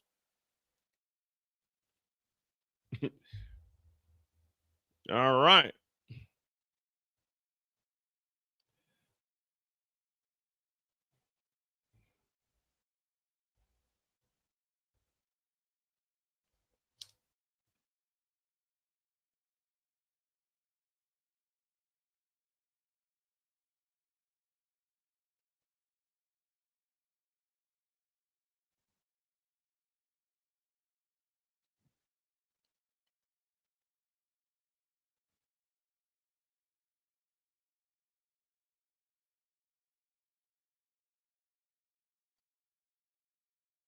And we'll continue on and we'll go back over to Inner City Press. Diddy's assistant said handling drugs was only a minor part of his job. Defense attorney Brian Steele started to cross. He's talking to Brandon Paul, asking him about his background. Steele mentioned Paul walked on to Syracuse.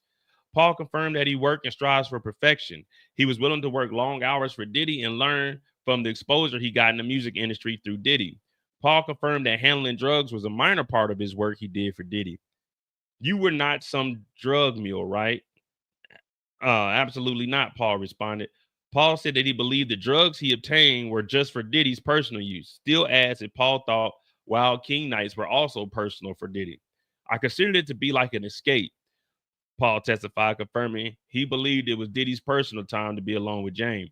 Paul testified he also spoke with Jane, one of Diddy's accusers, before Wild King night. Almost every time afterward, he confirmed that he never saw anything that make him think she was hesitant.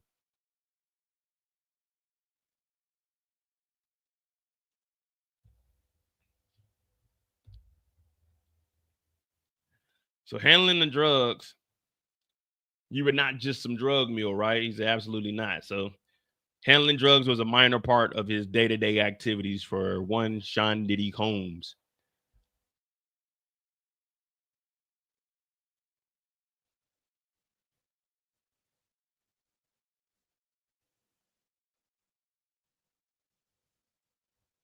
All right, here we go. You were arrested for 27 grams. Barely personal use. 27 grams is a lot. It was a mistake, right? Yes. And this case was dismissed? Yes. Did drugs make Sean more focused? He got extremely creative. Yeah, I bet he did. As you sit here today, are you embedded to Sean Combs? Or indebted? My bad, this mouse over. Indebted to Sean Combs? Good experiences for the most part. No further questions. Sidebars before you redirect? Yes. All right, shit. We rolling through this mug today. We are rolling through it today. I don't even know who the next witness is, but here we go. So that's Brendan Paul, and we already, I don't know who the next witness is going to be, but we didn't already roll through the direct, the cross, and we got the redirect. Again, we know they're just going to hit on the major parts. Boom, boom, boom, boom, boom, boom. You said this. Did you buy this? Did you get this? Did you give him this? Did you give him this? And that's going to be it. And then there might be a redirect. But other than that, shit, we might be done extremely early today. I know they got other witnesses waiting. I'm not sure who they are. Maybe Brian Steele and the defense will bring up their witnesses and they'll start their side of the case so we can get caught up.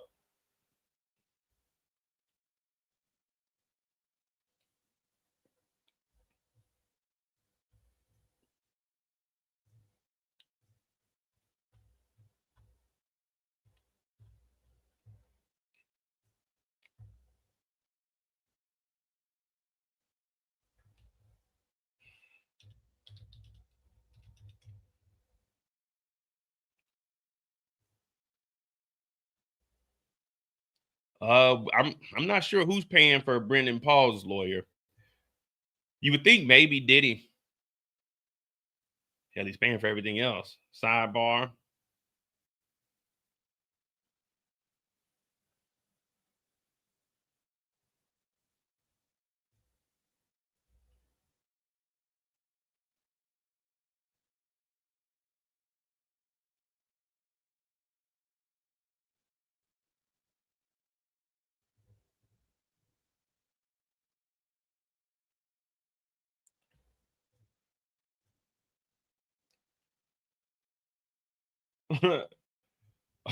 Paul said his heart dropped when the agents discovered cocaine in his travel bag.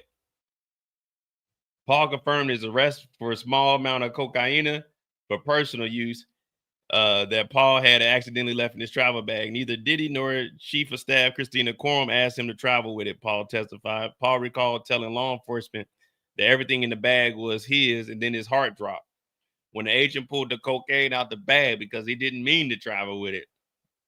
Shit. Working for Diddy was good for the most part. That's a good thing. That's a positive. Brian asked Brendan, the former assistant, if he would work for a criminal. He said absolutely not. Still asked Paul if he felt indebted to Diddy. for all the experiences and receiving work from. He said, I guess, what do you mean by indebted? Still adds that Paul learned a lot from Diddy, and Paul confirmed he had. Still didn't ask if he had good experiences working for Diddy for the most part. Still crosses over. Prosecution will go for the redirect soon. We do have a sidebar, and that gets us caught up for the day. Now, we're only here till 1 o'clock, so I'm not sure.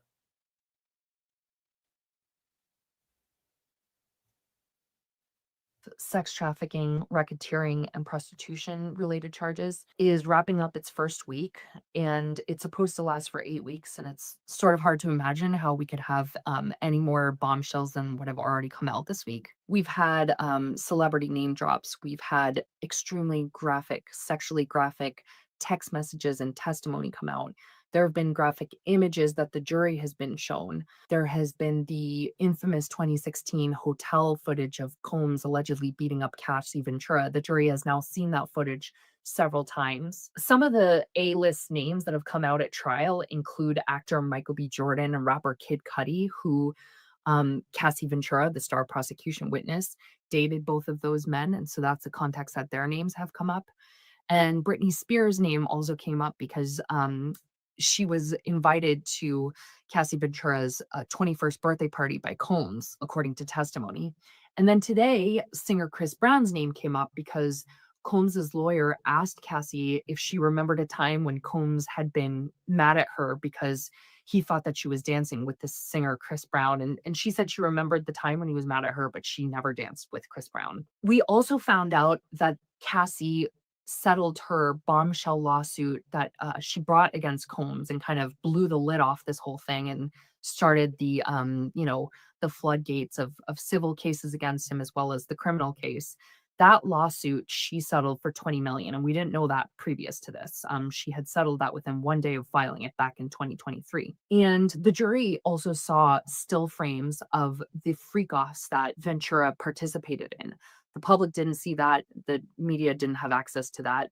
Those images were far too sexually explicit, the judge determined. So Cassie Ventura's testimony has come across, in my opinion, as credible. This is because she has been forced to answer very embarrassing and graphic and potentially humiliating questions about the things she did sexually, the sext messages that she sent Combs. And she's doing that all seemingly candidly. She's talked about having, being addicted to drugs, having to go to rehab. She said that she was dependent on opioids for a while because she would use that to come off the party drugs that she took for the freak-offs. And she would use the opiates to make her feel numb. And then some of her testimony is also backed up by another testimony as well as footage. So for instance, her claim that he started beating her pretty early on. All right, she ain't talking about nothing. She don't sound like she's enthused to be here and talk about this case. We need some energy. I believe the hotel incident he went to after was for the goodie bag. I don't think Brendan Paul wasn't around. Brendan Paul wasn't around when Cassie was. Now, I think the incident you're talking about now remember at the house where Diddy kicked in the doors, Brendan Paul dropped Diddy. Brendan Paul was the one that dropped Diddy off at Jane Doe's house. Because remember, they were setting it up. Jonathan Perez was at the house with Jane Doe. He ended up leaving.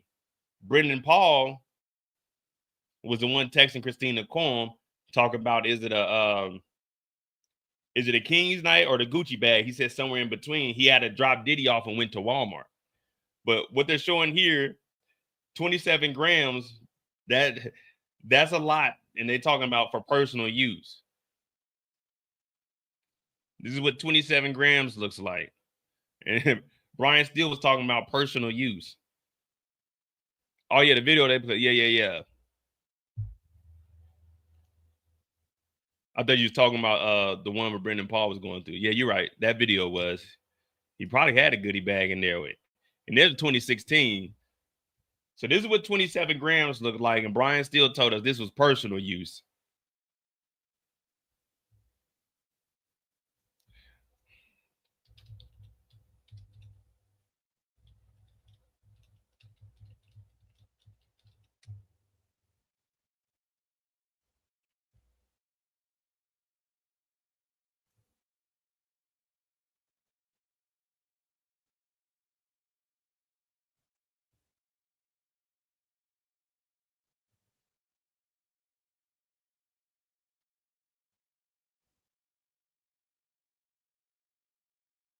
It's 1 ounce right there. Goddamn. I know I probably can't be showing all this on YouTube. We tripping.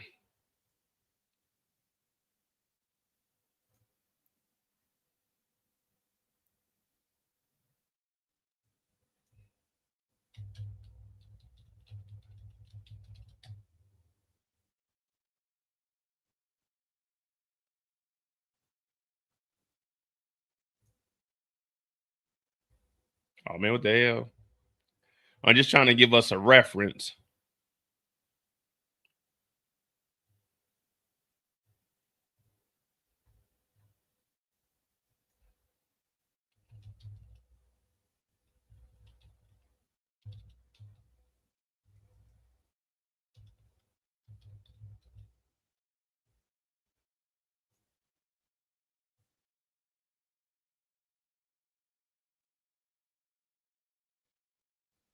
$69.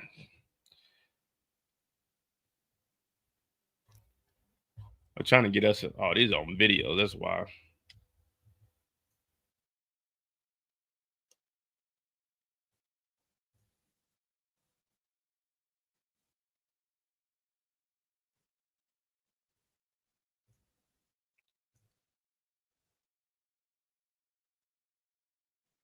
So it's about 27 grams of sugar right there in that bag. They ain't got a bigger picture of it. 27 grams is a lot, though. I ain't gonna lie to you.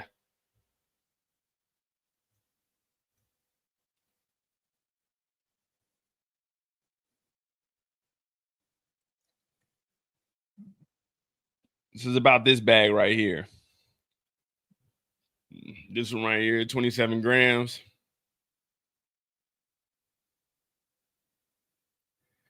That's a lot for the person who uses 1, 2, 3. You can at least get 40 lines out that mug. I guess they had a grand old time though.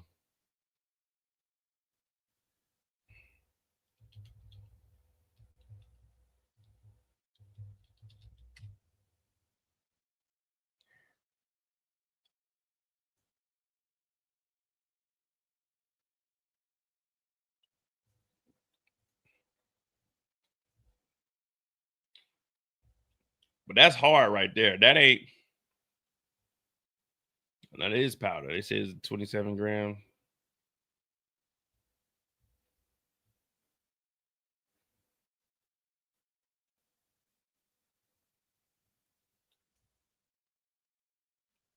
I wish if we was in California, I'd show you guys. I'd pull out a scale and show you what 27 grams or something look like. But you know, I can't have. Well, I can get a scale over here, but I'm not about to waste 27 grams of sugar. All right, they're back. So remember, this is part 2. This is the redirect. This is the redirect, and they are back on the stand. We'll hit this at 150. Get this thing cracking. All right, so they had a sidebar. Let me see. Hit that like button. Hit that subscribe button. If you're new to the channel, I'm Mo.J. We need 80 subscribers on the Mo You Know. It's pinned in the chat. Subscribe to that. We should get 1,000 subscribers by the time we finish this whole Diddy trial. I appreciate everyone that's been tuning in for this 6 weeks straight. We have a short day today. Brendan Paul is up here. We already had the direct. We had the cross, and now we're at the redirect. And we should finish up Brendan Paul by, was it 10:50, 11:50? Yeah. Shoot, we're gonna be finishing up pretty damn fast here. But yeah, let me get like 20 more likes on Mo.J. We got like 80 people in here. We only got 37 likes. Let me get like 20 likes over there. All 20. All right, here we go. They're back already.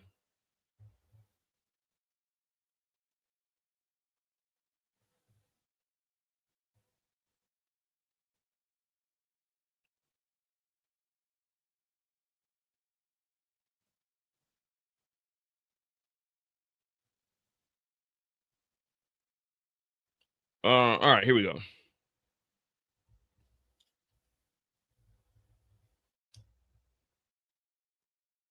Did you know what was happening at Wild King Nights? Objection, Your Honor.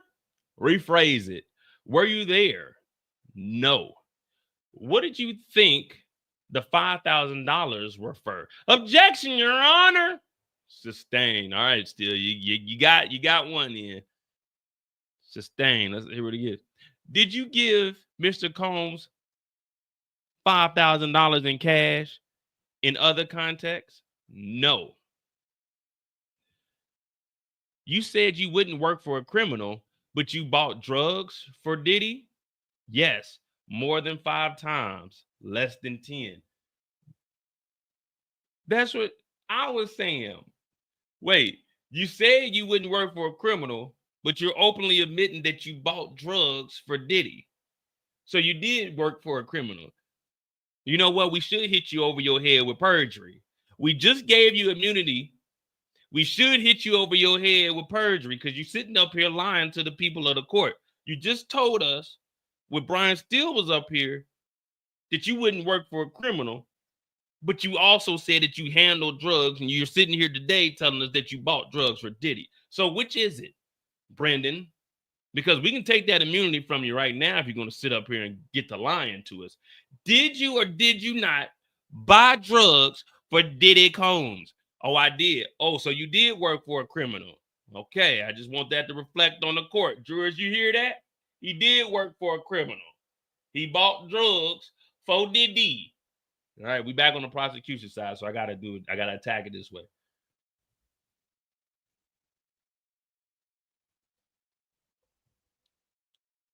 How did you feel about Diddy? It's complicated. No further questions. Brian Steele recross? Nope. Mr. Paul, you may go.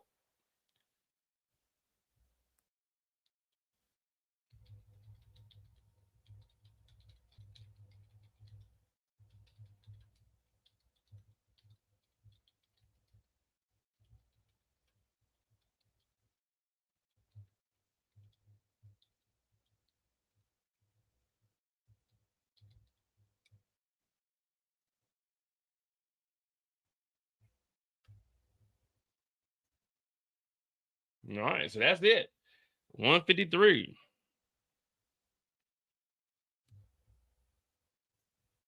What? Hey, when Brian Steele was up there, what was I telling y'all? All we got to do is say, wait, you did handle drugs. So if you were handling drugs for Diddy, you was working for a criminal. So everything Brian Steele said, throw it out the window.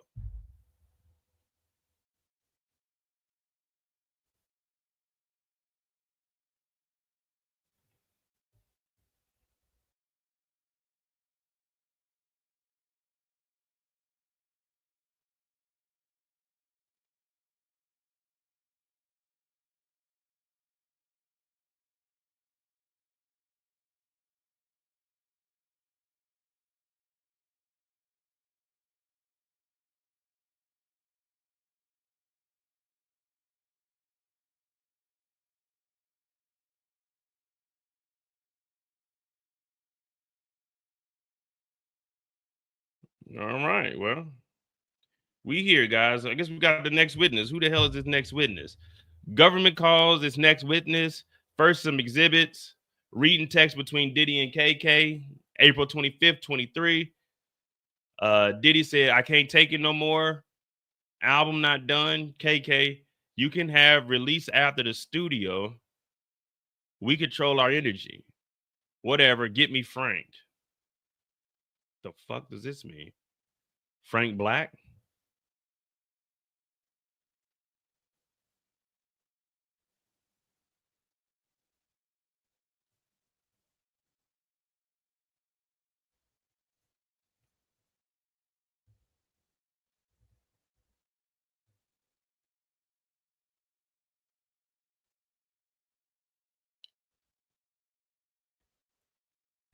Same thing. Wow, nice. All right. And this is why I say, man, because we're not really in the courtroom. So I mean, we're reading everything that's coming through, but we don't know like the context of everything. We don't know. That's why I say I'm not here to say if he's innocent or guilty. And I'll play both sides. When the prosecution's up there, I'm with them. When the defense is up there, I call them all out. But Diddy's former assistant brought drugs to Diddy 5 to 10 times, feels it's complicated. He capped off testifying he feels towards Diddy are complicated.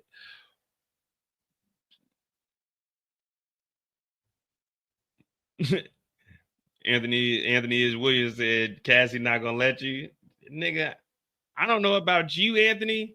Maybe you would want to fuck that dirty motherfucker, but nigga, I never once got on here and said, damn, I like, man, nigga. All the women in the world, why would I want to fuck with a goddamn drug addict?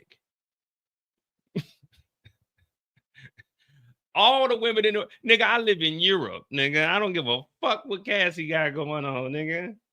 Cassie got urine in her mouth. You think I'm trying to be around piss mouth?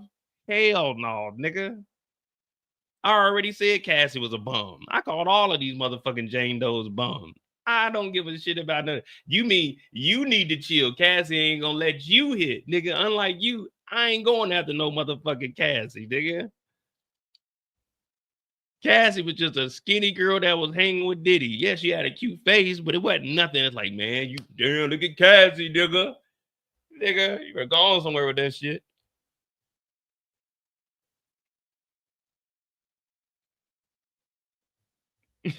Talking about what up, Anthony? Talking about she not gonna let you, nigga. I don't want her to, nigga. I'm not gonna let her, nigga. The fuck you talking about?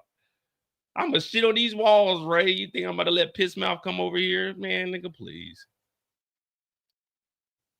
I get on here and joke around, but when it comes to my women, I got a little bit of standards. Shit. I get on here, I can joke around, I can make I make fun of myself and shit, but come on, man, I got a little bit of standards, nigga. For you to think that I'm trying to get with Cassie after all we didn't heard, nigga, you got your motherfucking mind.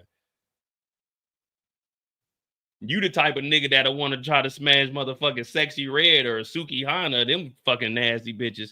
I don't know about you, but I got a little bit of standards in life. I ain't making this far fucking the bottom of the barrels.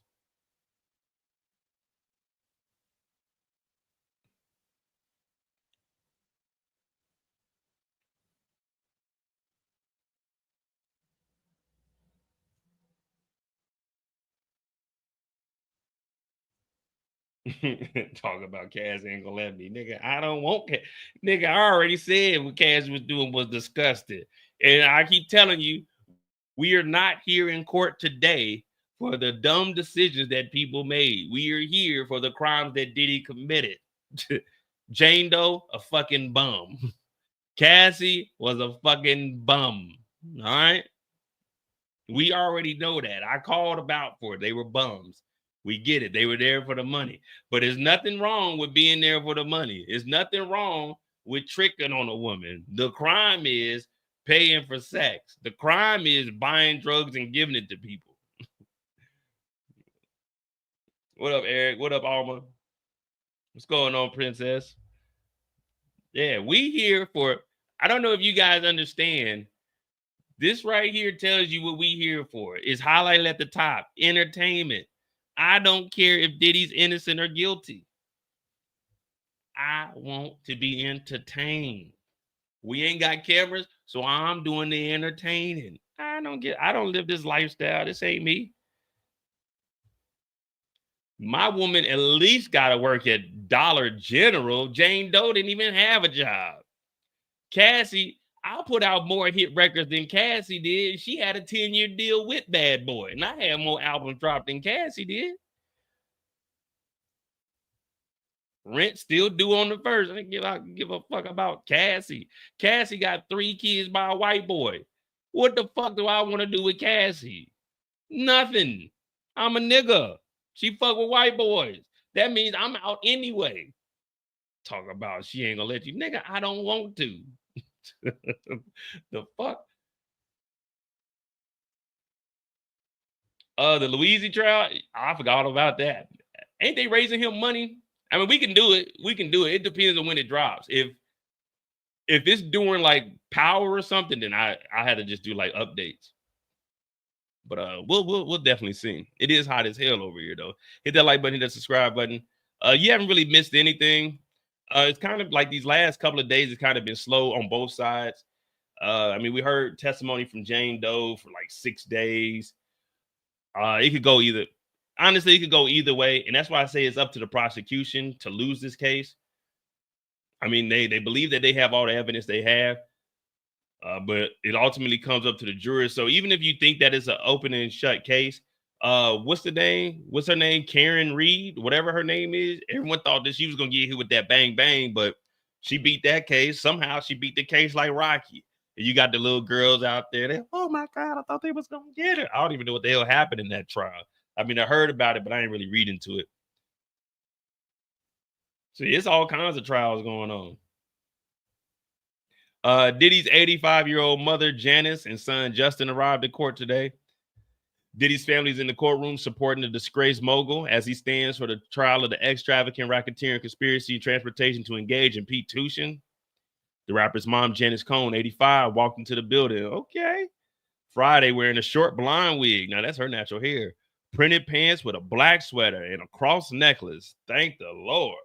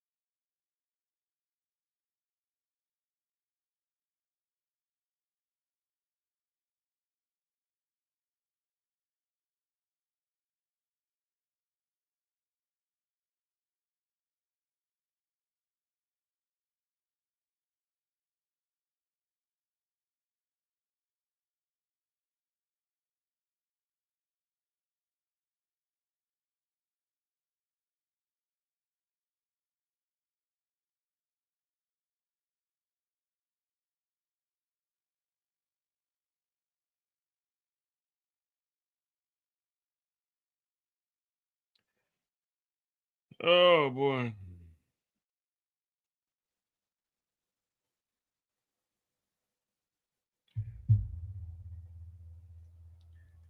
Speaking of Jennifer Lopez, I just seen that My Love. No, I forgot what song it was, but it was actually someone else's song. They just redid it for Jennifer Lopez. All right, so we're supposed to get another witness out, but before we do,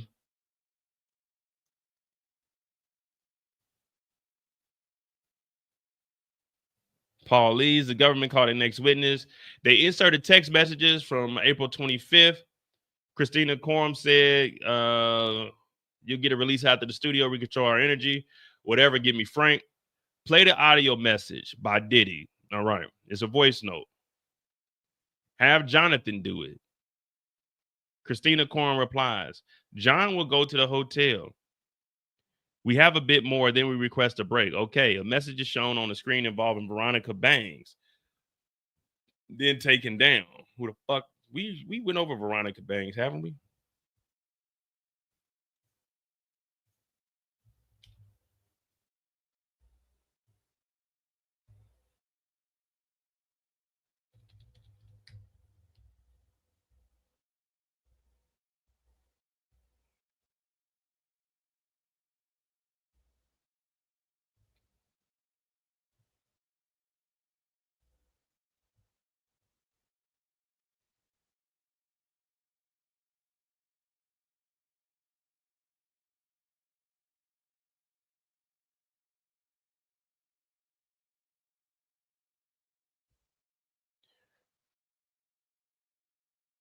Oh, Veronica Banks is Cassie. Okay, yeah, so that's who it was. We seen the screen involving Veronica Banks, so I guess it was a text message to Cassie. Cassie says, you bashed my head in. Wait. So there's a text message. Cassie sends a message to Diddy. You bashed my head in. Diddy says, you're crazy. Stop talking. Flipping on me for what? We're taking a break. Cassie said, I don't want to be beaten down for standing up or ever. Diddy said, I try to figure out how to get this nut out. What the fuck? Cassie says you bash my head in. Diddy says you're crazy. Stop talking, flipping on me for what? We're taking a break. Cassie said, I don't want to be beaten down for standing up or ever. Diddy said, I'm trying to figure out how to get this nut out. What nut? Still reading No Witness on the Stand, Cassie Ventura. All I wanted was to have a good time, and you took all your anger out on me as per usual. You dragged me down the hall by my hair. This is not play fight anymore. I was serious about Rita coming over. What up, Moochie? So Boris had to tackle you, Puff. That's not love. That's possession. I had bleeding cuts. Diddy to Cassie. I'm not going to let someone shit on my... What? I'm not going to let someone shit on my when all I've done is be nice. You don't treat me like the king. You was acting like a bitch.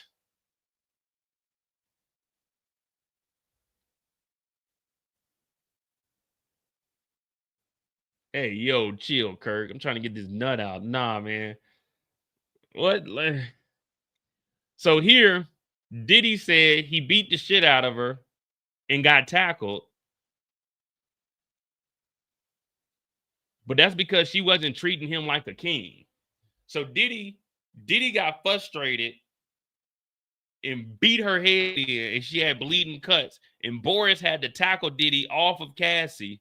But all of this is because she didn't treat Diddy like a king, and she was acting like a biatch.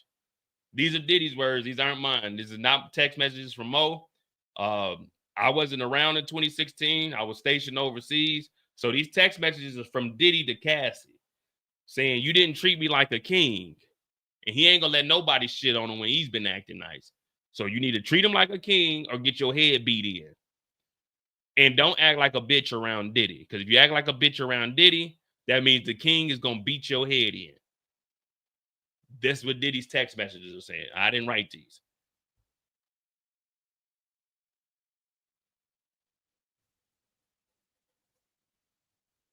Okay. From Cassie to Diddy. Talk to your people and they'll tell you. Or they won't. Since all they do is, I guess, suck you. So here she goes tell your people and they'll tell you. Or they won't, since all they do is suck you. I asked to have my record come out after 1 million years. Tina Guerra goes, I would like to read other portions of those exhibits. Johnson, may I confer with Ms. Garagos? Of course. Garagos, we need to break. Judge said, okay. So now the defense and the prosecution are going to have a conversation on the side while they're on a break. So I guess we're on a break.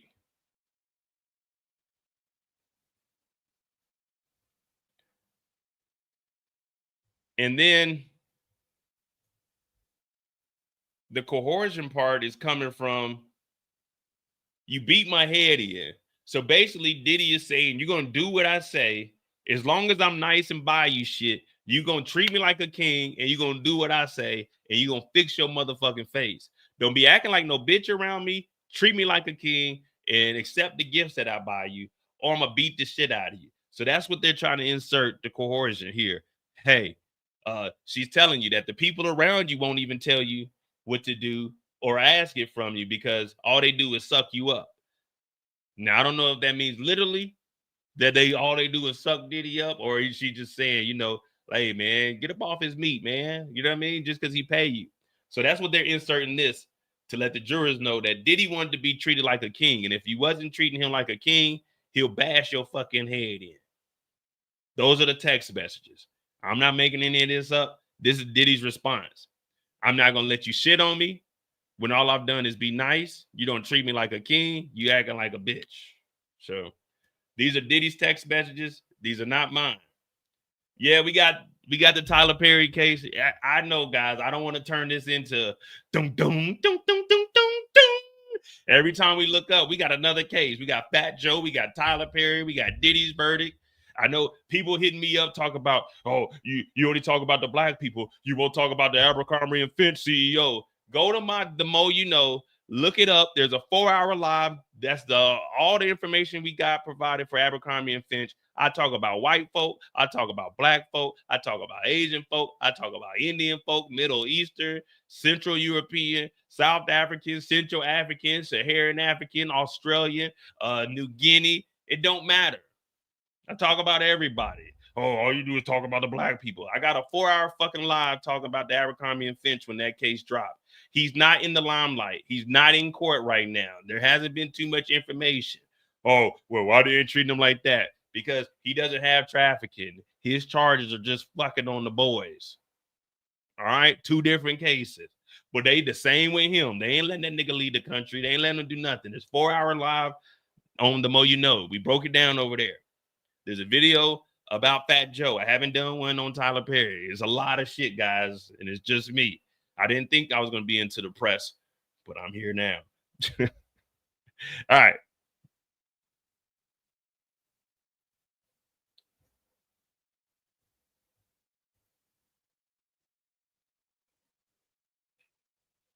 All right, without the jury, we want to read in the next page. Cassie saying, I love our, so this is Tina Garagos, the defense. They want to read in the next page. Cassie saying, I love our freak offs when we both want them, judge. I guess they are in evidence, but for some reason, we are just reading these to the jury. There is no objection by the defense.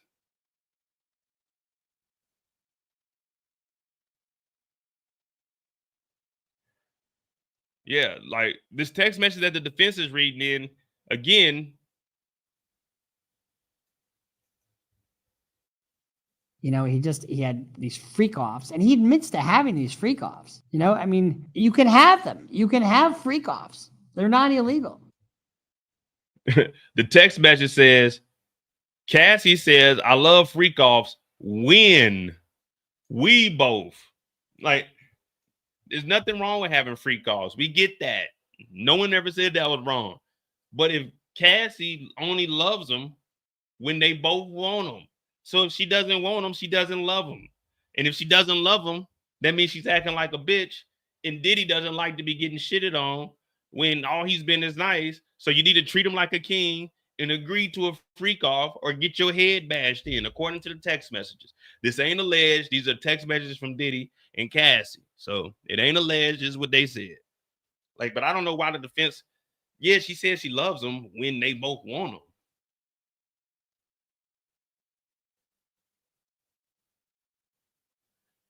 I don't know. I need a social media lawyer team. Actually, well, I don't know how, because she's married now. And I know she did a video on Diddy. But she's an attorney she's out in LA. I've known her since I want to say it's 2017. She just got married. So I don't know if if she would be up to it.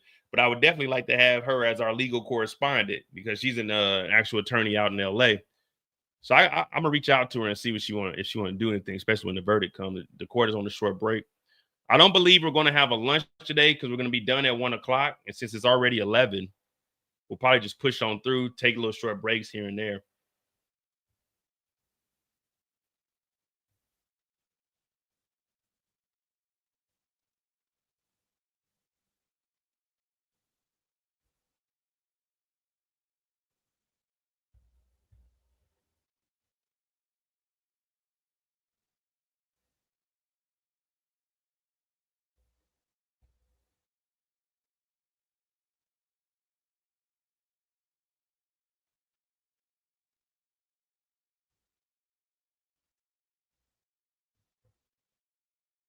All right, and then we're on a short break. So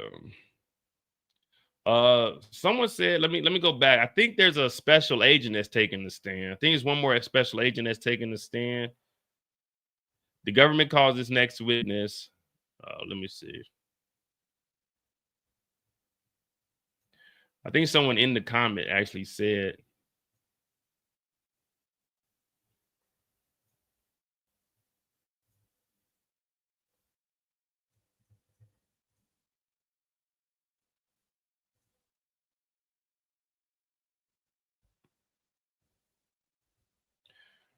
Yeah, but I don't know, man. I can't see it, but I think it's a special agent. Let me see.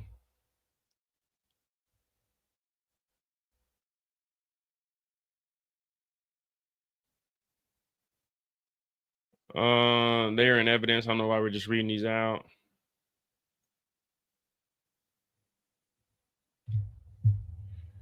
So the crazy thing is, so Attorney Simone, she probably don't remember it, but so I had an interaction with her before she started doing her YouTube. If you know, shout out to Attorney Simone. So she used to, she's an attorney. She's up in New York, and she goes into the Diddy trial. I see one of her videos popped up. Now, if you followed me back in 2020 or 2021, I used to cover what's that thing?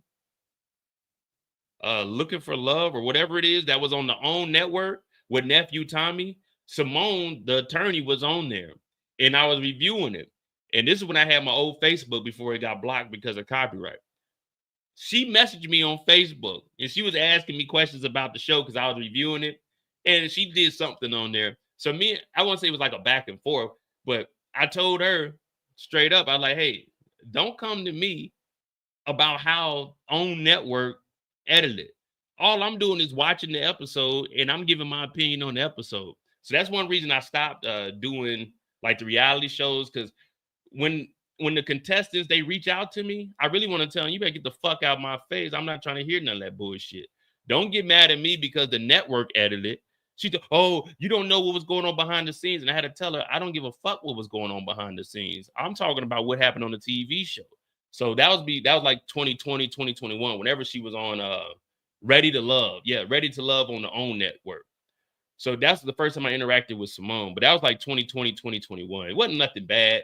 She was just saying, oh, this happened behind the scenes. And I told her straight up, I was like, well, you need to contact OWN network, because all I'm going off is what they showing. I don't care what you guys are doing in your personal life. I don't talk about your personal. I talk about the TV, but that's just that little thing. So it's good to see, saying she blew up and she doing her thing. So, but yeah, she got mad at me because I said something about she went on one of the dates, and I was like, she tripping with one of the questions. She was like, well, you don't know what they really asked and they didn't show this. And I told her, I don't care what they didn't show. I'm talking about what they did show. So she got kind of mad at me. But yeah, so I used to have like a lot of the cast members, especially the ones from DC. Yeah, they saw messaging me and shit. That's back. I was like the only person really doing that stuff back in the day.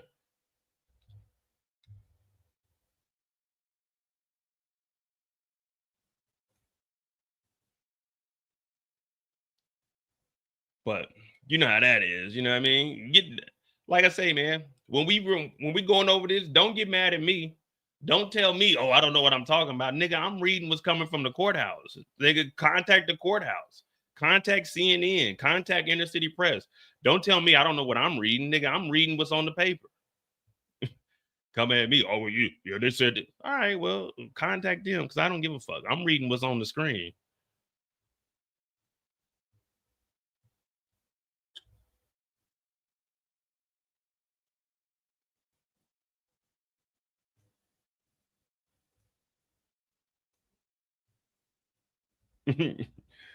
Yeah, she thought she was gonna message me and make me change. Like, nigga, once I record something, I don't go back and watch that shit. All right. There's no objection from the defense. Prejudicial impression on the jury. What's your bias with that? We didn't know they were only going to read portions. Judge, you want to just read the 4 messages? Yes. Judge, I think it's fair to defense to read the 4 messages. I didn't intend to be misleading. So if your court is saying these 4 should be read, I should be the one to read them. Fine. Now we'll break.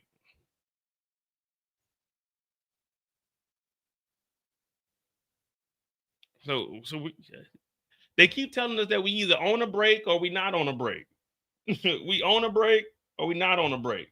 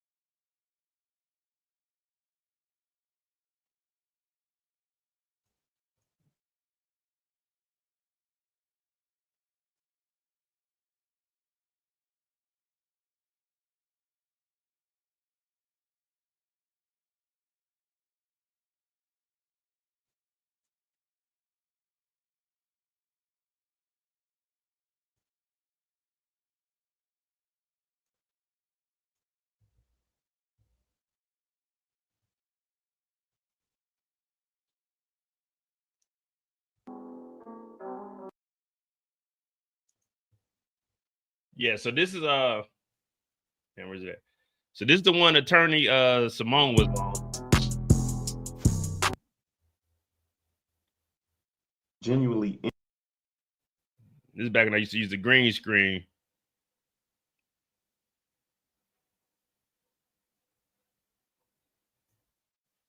So that's one reason she got into being a lawyer. Figure. So look, this is when attorney Simone hit me up. This is when she hit me up. You don't know what was going on behind the scenes. I had to tell her I don't give a fuck what was going on behind the scenes. I'm only talking about what they were showing on the air. Like it wasn't like nothing. It wasn't like no bad back and forth. But she was messing me. Oh, it's kind of messed up because you don't know what was going on behind the scenes. I'm like, I don't give a fuck what was going on behind the scenes. This is what they showed on air. So this is what I'm talking about.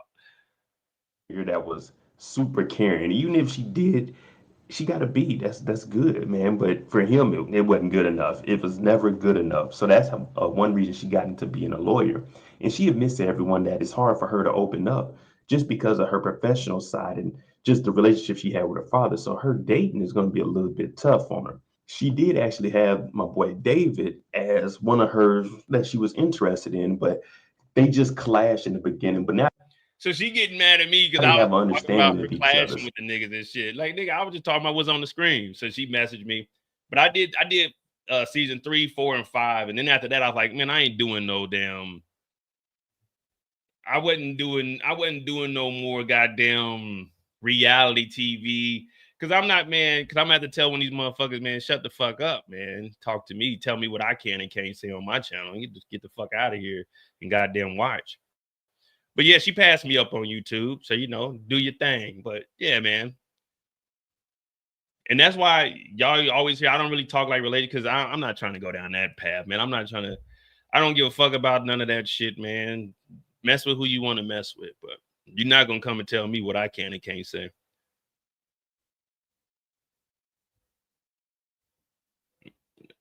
What up, Trill? Yeah, she had father issues, and that's one thing she said. It was hard to open up because her dad wasn't around. And I was like, well, niggas ain't trying to hear that shit. So she got mad and messaged me on Facebook. I wish I had my old Facebook, man. Yeah, she got mad at me, man. But I was respectful. I was respectful. I told her if she wanted to come on and do an interview, she could. She declined, so.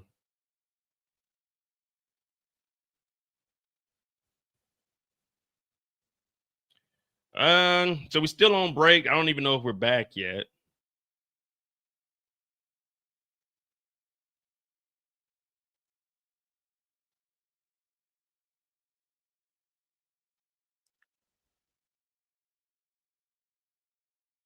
Hey, look at this. I need to use this for a thumbnail right here. I'm gonna save this. We're gonna use this as a thumbnail.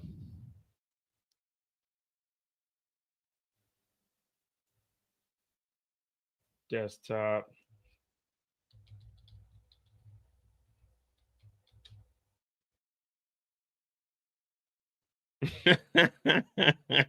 Hey, damn AI is something else, man. Look at Diddy.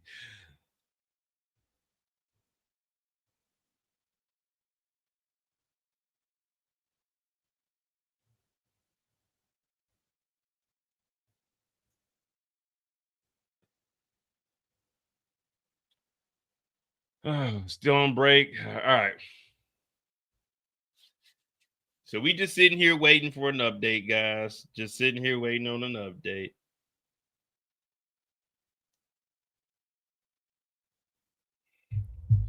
Ain't gonna lie, it's hot as hell outside.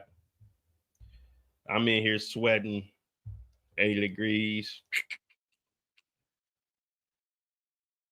Get cooler later on. Yeah, we waiting for the paint to dry today. Where my boy Bob at?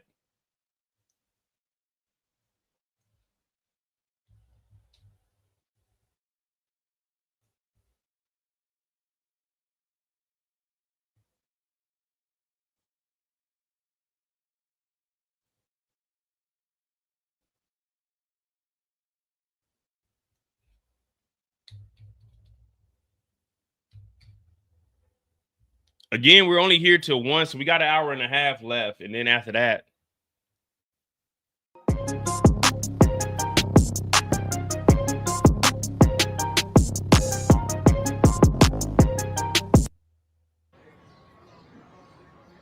Long Crime doesn't have anything up either. But after this, I'm gonna grab me something to eat, give me some drink, and I'm gonna watch BMF. So if you want to watch BMF episode 3, I'm gonna drop the link, commercialmo.com. I'm gonna watch the episode of BMF if y'all want to watch that live with me.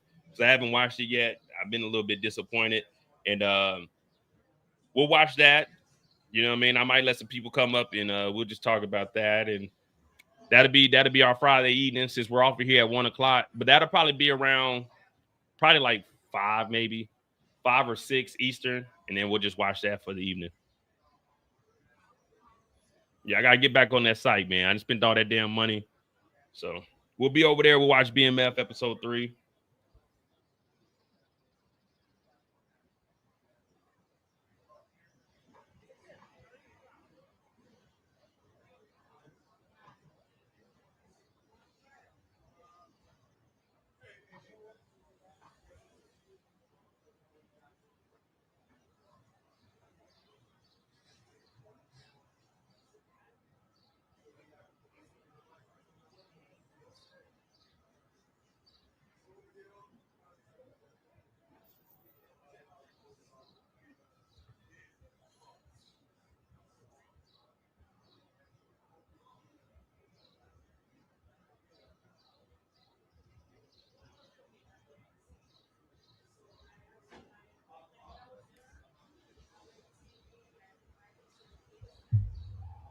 Oh man.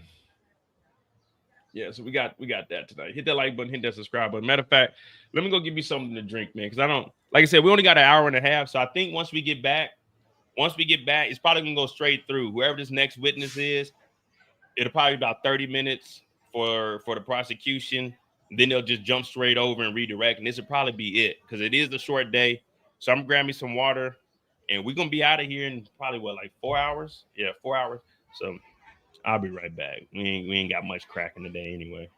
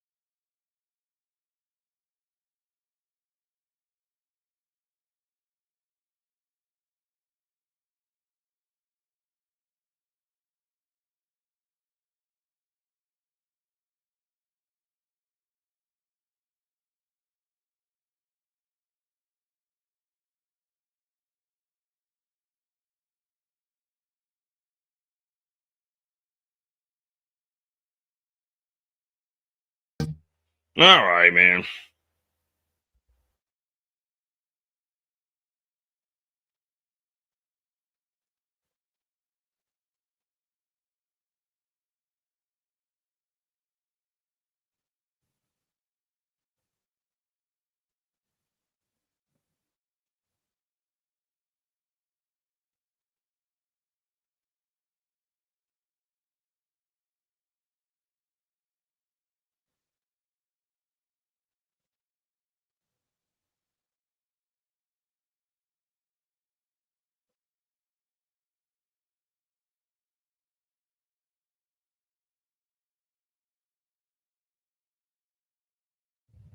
All right, we back right on time. All right, so this is just going over the text messages that they were reading over before we went on the break. I was scared of your rage, Cassie told Diddy in the text. Before the break, the prosecutor, Madison, showed the jury a text message thread between Cassie and Diddy, May 2nd, 2017. Cassie said in part, "You get effed up. You drag me down the hall by my hair. I'm 30 years old. This isn't play anymore." She also said, "I was scared of your rage. I talk out of line sometimes and I do apologize, but that doesn't mean I don't love you, and your love shouldn't equate to what you do for me. Physicalities, take it somewhere else. Boris had to tackle you, Puff. That's not love, that's possession. I have bleeding cuts." Diddy told Cassie she was unappreciative for a night he planned for her and said, "I'm not going to let someone on me when all I've done is be nice." He wrote, "Any other woman in the world would have been so happy, and you're so whack for not keeping it real. When I and everyone knows you were acting like a biatch." Diddy told Cassie, "You need to ask someone how you were acting," and said, "Talk to your people. They'll tell you, or they won't, because all they do is suck you. KK won't. Talk to her." Cassie also texted Diddy Chief of Staff KK, "I'm sure you don't want to get involved, but he said I was an asshole, which I owned up to, but no one deserves being dragged by their hair. I locked the door for my safety." So yeah, that's what we were just going over, but we were going over the broken up parts.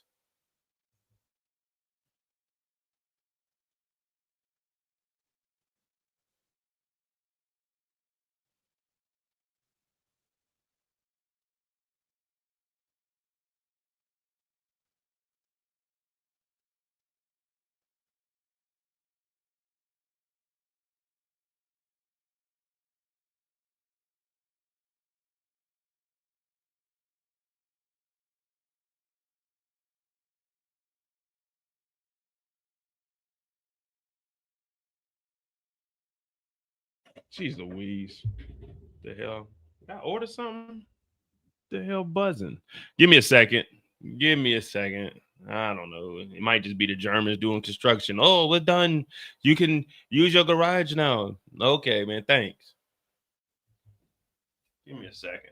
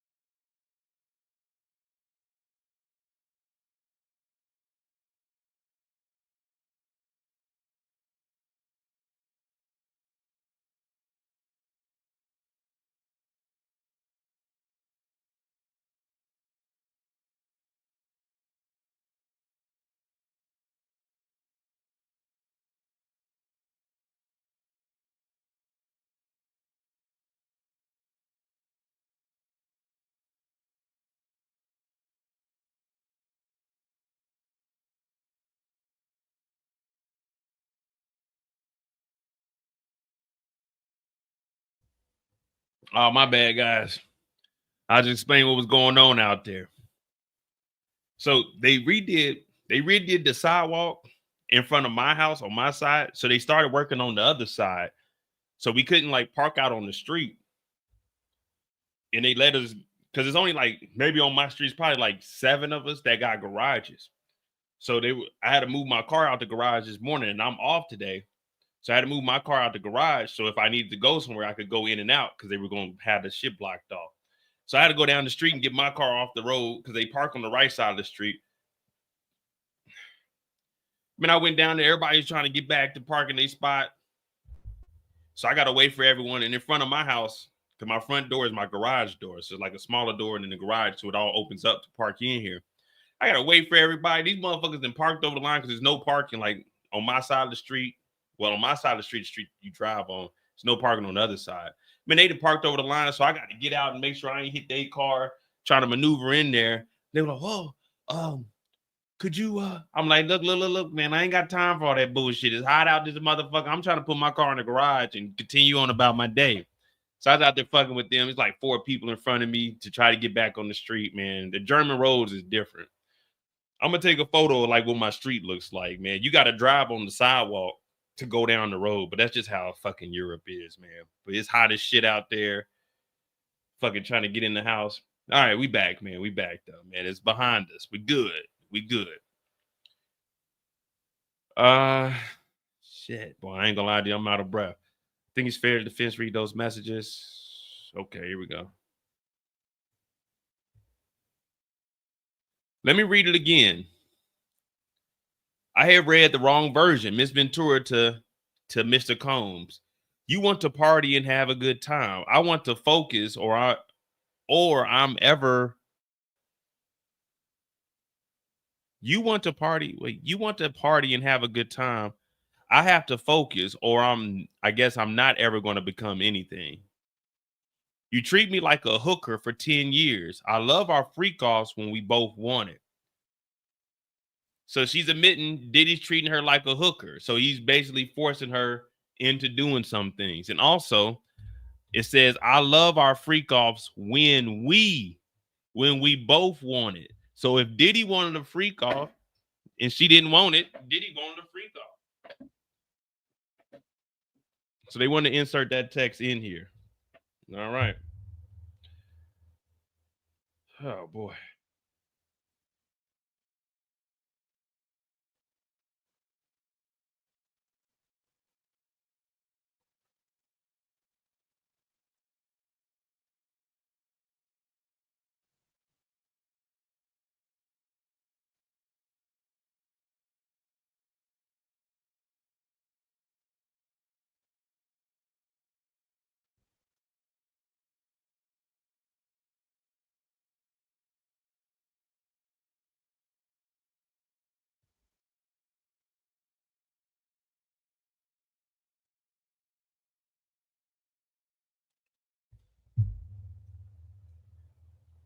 Prosecutor calls their next witness, Special Agent, Homeland Security Investigations, Joseph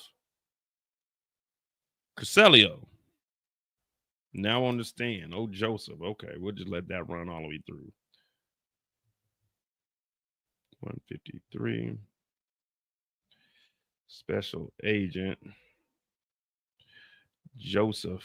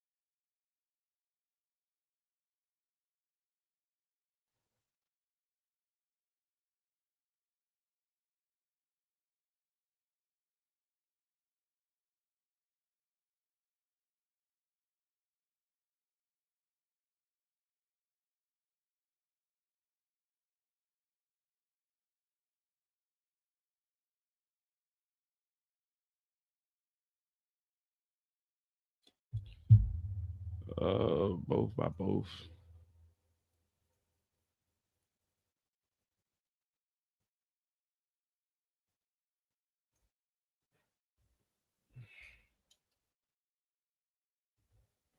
The government calls Joseph of Homeland Security investigation 18 years. How many records have you reviewed for the charts in this trial? Thousands. What is the only female name in this chart? Jane. Oh, so this is a special agent here.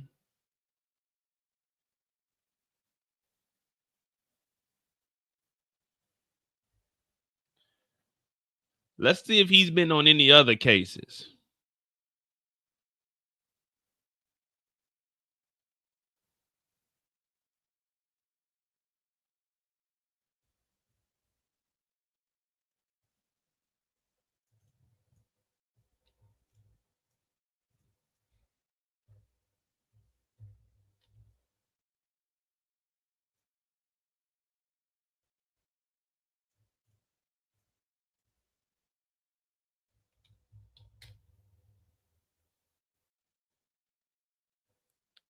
George Washington University.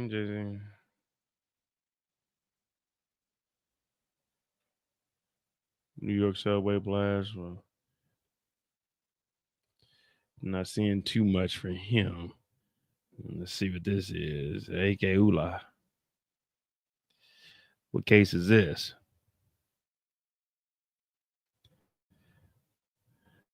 U.S. United States Attorney's Office, George Turner.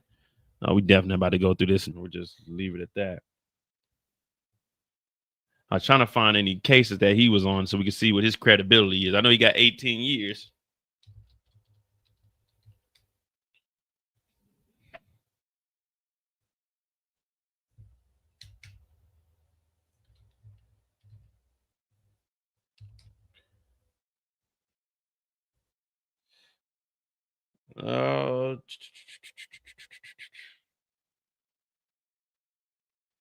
Yeah, I'm not seeing anything. Not off the top, but June 19, 2025. Looks like he follows up on things. Law enforcement begins testifying against prosecution case winds down. Law enforcement agent begin testifying, likely to be one of the last witnesses called by the prosecutors, who are poised to rest their case soon. Special Agent Joseph, who works for Homeland Security, took the witness stand to testify about the charts of evidence. He is expected to be one of the last witnesses called before the lawyers for Diddy start their defense case. Now, I don't know how many people they're going to be calling up for witnesses, but we here for it.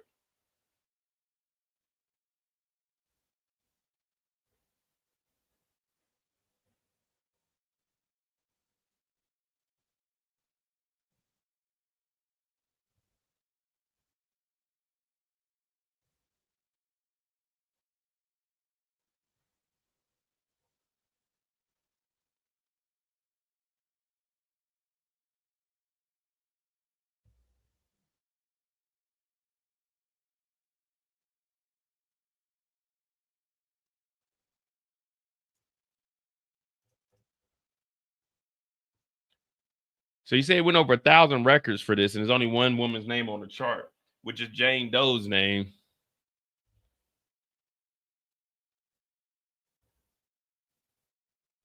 Turn off the public screens. All of these exhibits must be provided by Monday, June 23. No time given. We'll be on alert and publish. What's the name of the hotel? One Hotel, South Beach, Field Pines. May 22nd and 23rd, 2021, $3,050 for one night. Jeez Louise.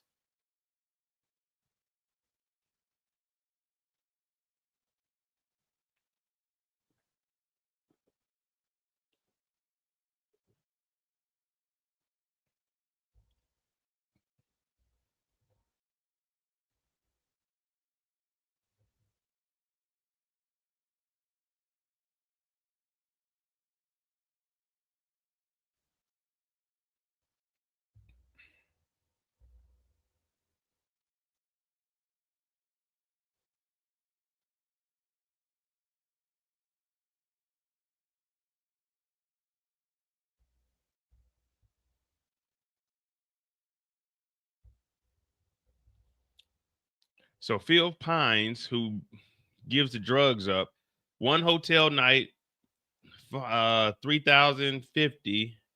One hotel, South Beach. You know, we got to go find out. For one night, we got to find out what hotel room they got.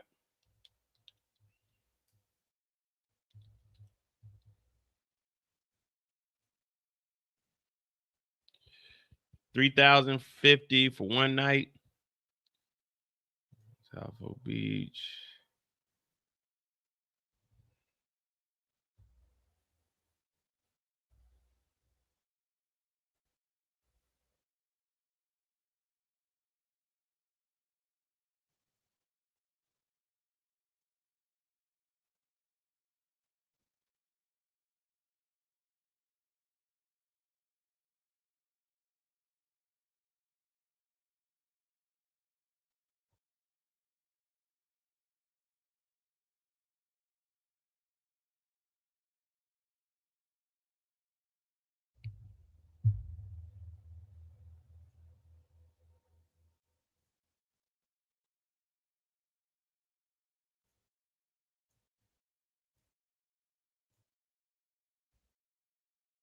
Sustainable luxury hotels.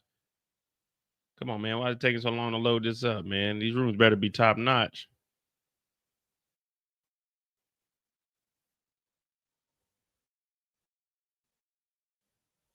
Check availability.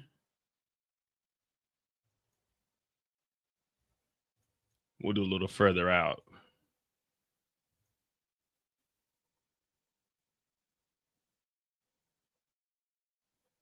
Select a hotel. We want the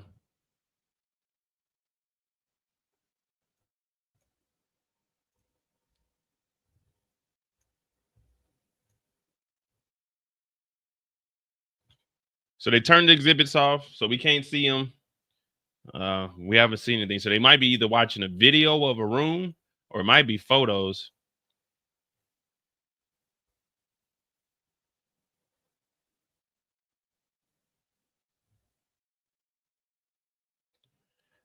He was not involved in the case. He reviewed charts of evidence compiled by the prosecutors to confirm the information in the charts correspondence with the underlying exhibits, which include thousands of pages of text messages, as well as phones and financial records.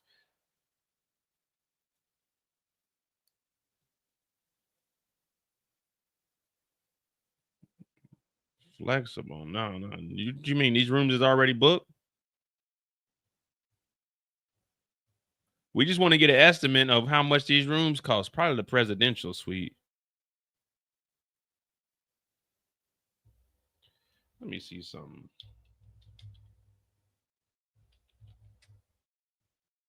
What's good, Detroit? We're trying to see what this one hotel look like. Get an estimate of what room Diddy had.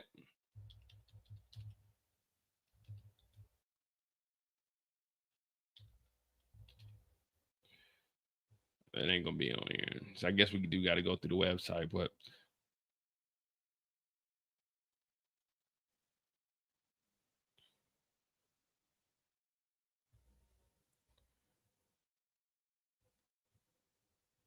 we might have to push these dates because these dates ain't giving us flexible.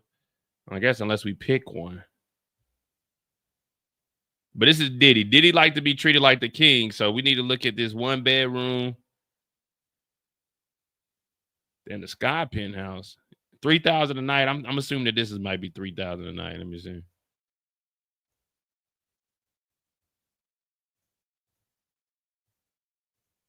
Just because it's on the beach. Yeah, I don't know, man. I ain't gonna better. He wasn't getting an expensive room yet. He needed to get some damn Motel 6s. Motels, like a freak off sounds like a regular Motel 6. I ain't gonna lie to you. All right, so they turned the screen off for this. I can't find that hotel. We're gonna look it up though. We're gonna try to find it. So it was $3,000 May 22nd, 23rd, 2021 in one hotel, South Beach, with Phil Pines, who we know was a drug dealer / former assistant. In this flight, Joseph said, Jane by JetBlue from New York to Miami. With the public screens off, played his Instagram videos, loud music. Does the metadata match up? Yes. Dog. Diddy was on private jets. Young Miami was going to different Caribbean islands. Jet setting. They had fucking Jane Doe on JetBlue. JetBlue flights from. And this is why if I fly a woman out somewhere, or would you give me tickets? No. If I get you tickets, you're gonna be on JetBlue. So it's best you go book your own flights.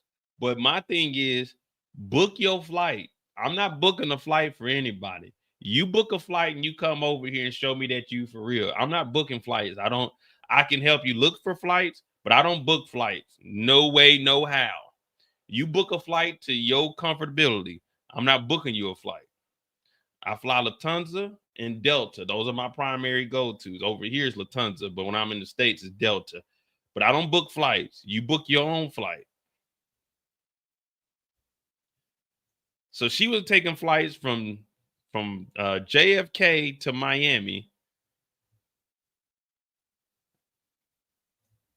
We'll just put it. I'm trying to put it out of season.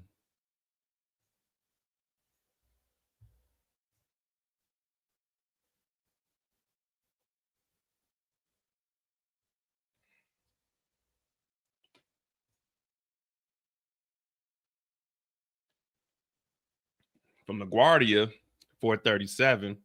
But this is on a Friday, though. Let me see. What day was May 22nd, 2021? A Saturday. So she flew out Saturday and Sunday. Well, I don't know if that's when they was in the room, but JetBlue. So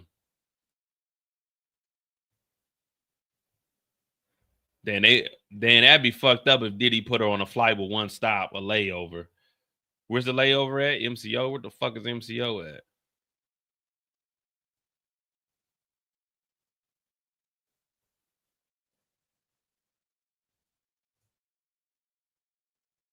Orlando? Oh, hell no. You can't just fly me on down to Miami? He had her on JetBlue for freak offs. Come on, man. Come on, man.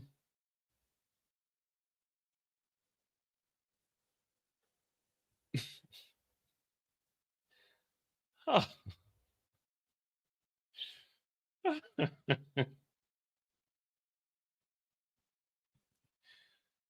Oh.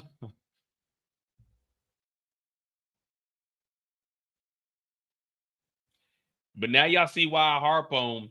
We aren't here for the dumb decisions being made. We're here for the crimes, all right? JetBlue flights is crazy. JetBlue flights are crazy.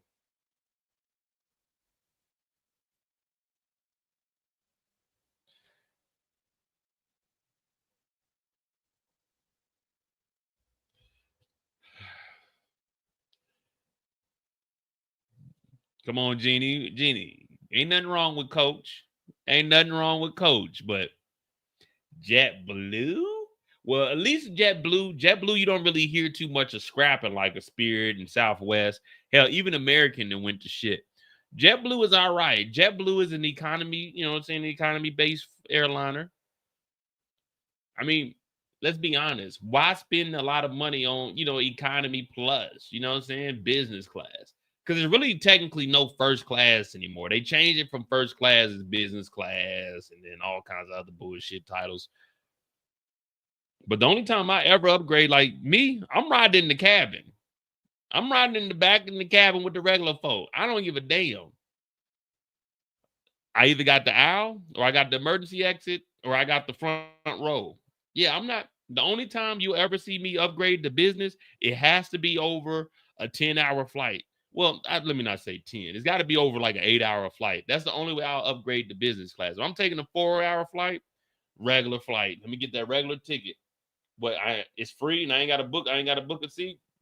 I can just pick a free seat. Cool. If it say $35 to pick a seat, I'm not paying that $35 to pick a seat. I'm about to get on the plane with the rest of you folk, and I'm going to land just like the rest of you folk, and I'm going to go about my business. I try to cut as much cost as possible. but I wouldn't fly JetBlue. I've never flown Spirit. I've flown Frontier before. I used to fly the hell out of Southwest, especially when we travel, but that's because the job booked those. But most of the time I got into Delta because I took a flight from Phoenix, Arizona to DC. And that's probably like the first time I was on like a real, you know what I'm saying? They upgraded me too. I said, oh yeah, Delta's nice. So that's why I became a fan of Delta back when I was working those court cases, litigation court cases against the United States. But yeah, JetBlue is wild to be going to a freak off. Nah, you can't go to Spirit because somebody whoop her ass on Spirit or take your bish.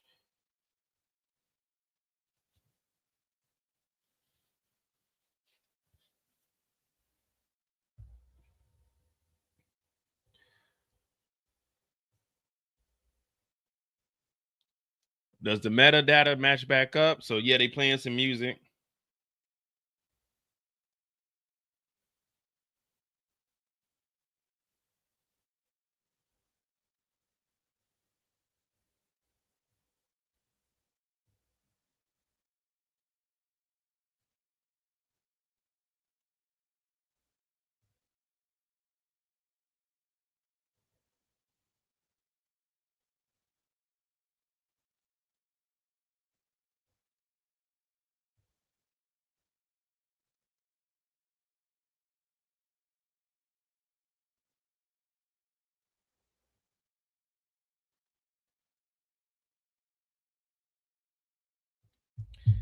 All right, so we just sitting there. I guess they just playing videos and stuff, getting it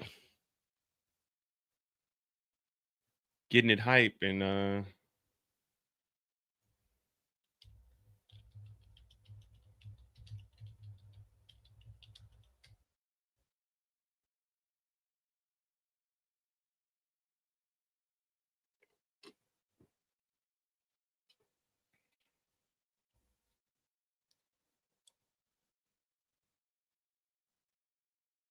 that's the thing. I'm trying to find how much these rooms are. Check availability. South Beach.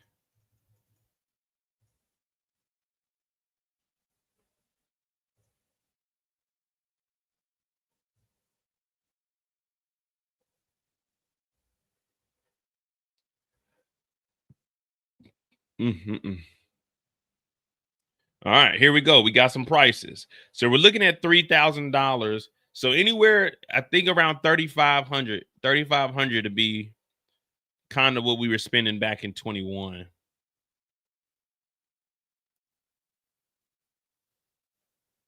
So this is what they're probably staying in, this junior suite, king with a balcony and 2 kings. It's either one of these two. The Ocean View Connected Junior Suite with a balcony and 2 kings. City View Connecting Junior Suite King. Balcony and 2 kings. We'll just say it's this one here.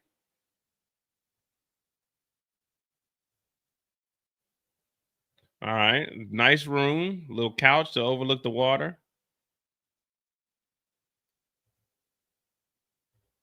Oh, that shower. Wait a minute. You can see through the shower to the bed. Oh, yeah, that's nice right there.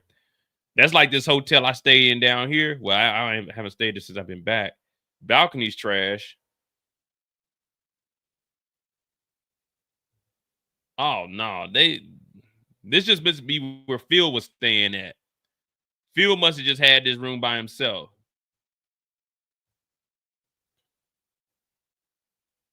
City View. No. We want the Ocean View. So we can go Ocean View. Connecting Junior Suite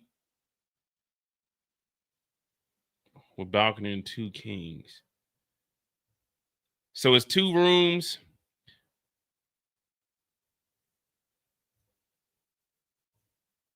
There's the first room with the shower in it, and then this is the second room. Nah, I ain't gonna lie to you. This hotel ain't worth $3,000. I don't care if it is on the beach. This hotel ain't worth $3,000. This is mid right here. This is mediocre.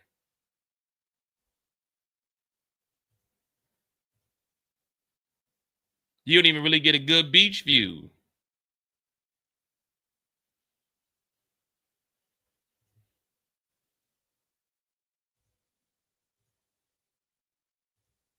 So what is it? You just come in and it's these 2 king size beds in this first room, and then the king suite by itself is to the left with the bathroom.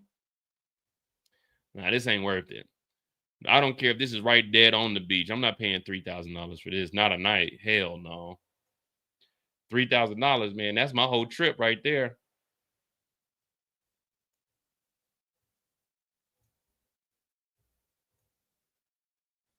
We're just waiting on exhibits, but I guess everyone's listening to stuff.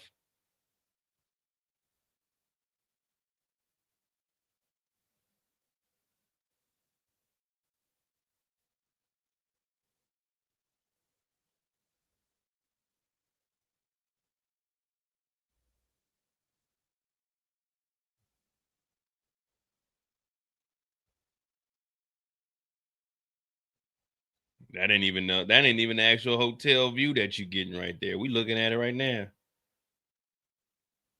All right, here we go. What does this mean? Jessica Ruiz, Diddy's travel agent. No, what's the name? Jessica Ruiz, Diddy's travel agent. What was the charges for losses and damages? $6,000.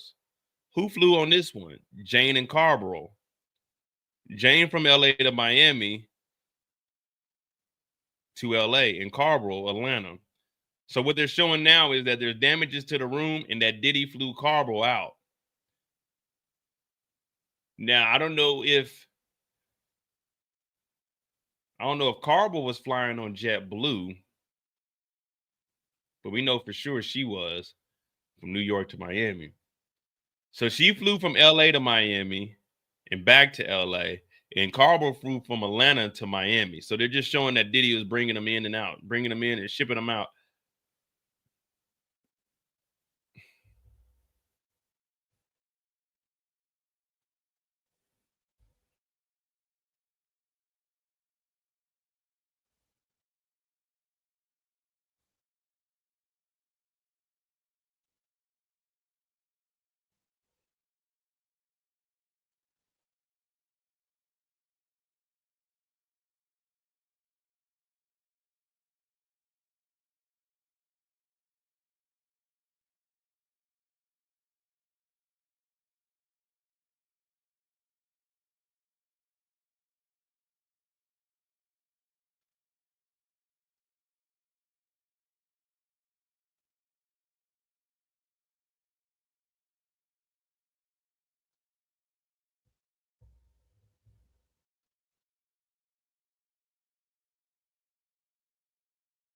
So the crazy thing is, look at this.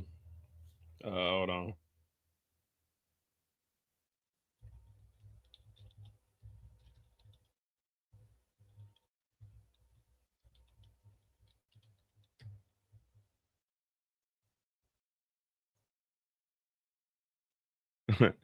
Look at this.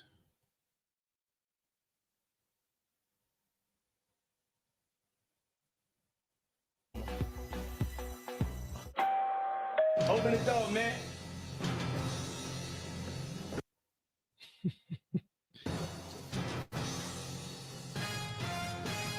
Open the door, man. Happy birthday. Who was that? Who was that?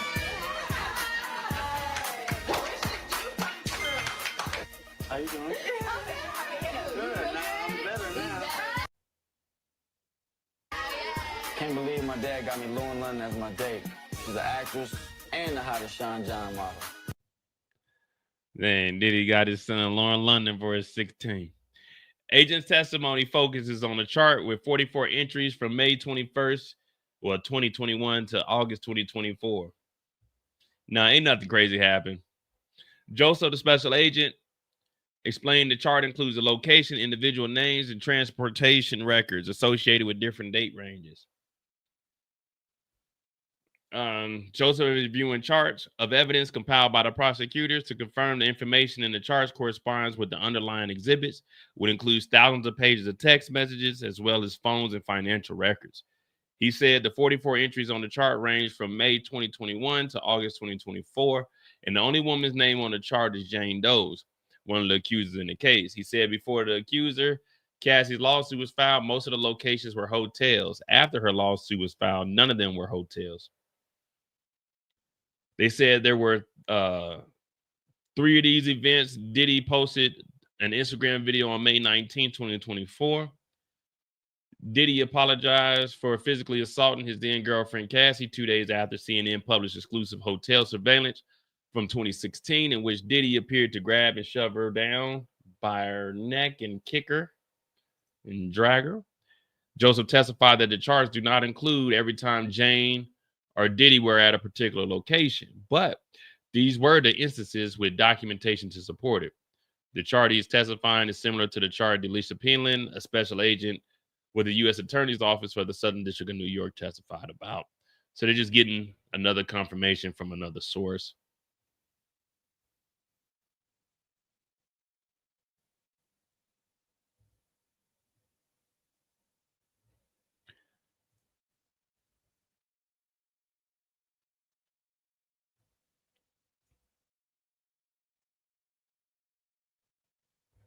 Yeah, that's what I don't know. I don't know if Quincy's last name is Combs. I thought it was Albie Shore, Quincy Shore. Got my look, got my date, ready for my stunner 16.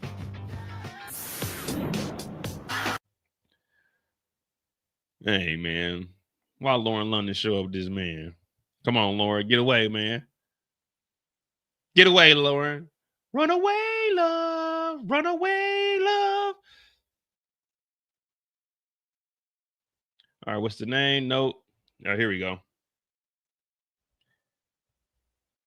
While they were going back and forth about exhibits that are not being shown to the public, here's one of Jane's messages the prosecutors just blatantly made available.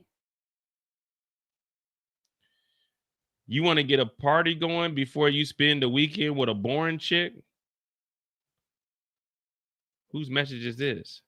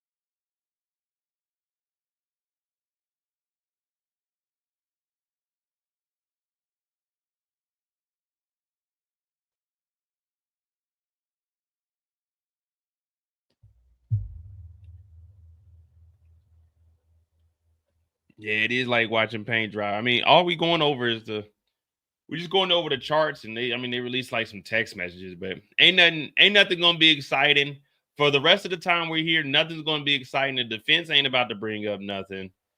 I mean, they said 2 to 5 days, so we're going to see. And it's already, we got 30 minutes left. So I guess they're going to finish up in probably like the next 5 to 10 minutes, show that the flights were booked and they went out, and then the prosecution's going to, the prosecution's going to end. Defense will get up here and we just wait. That's it. We just waiting. We just waiting. There's literally nothing going on. We're not going to get no more excitement. The case is about to be just like this the rest of the time here. The prosecution probably bring up like 2 witnesses, 3 witnesses.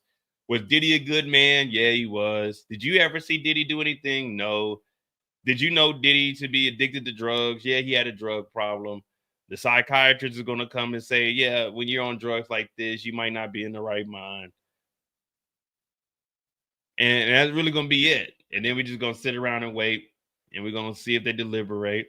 And then when Diddy is found, either if he's found innocent, you're going to have everyone say, I told you it wasn't no Rico. They're going to be trying to comment on my page. Man, you did all that wasting your time.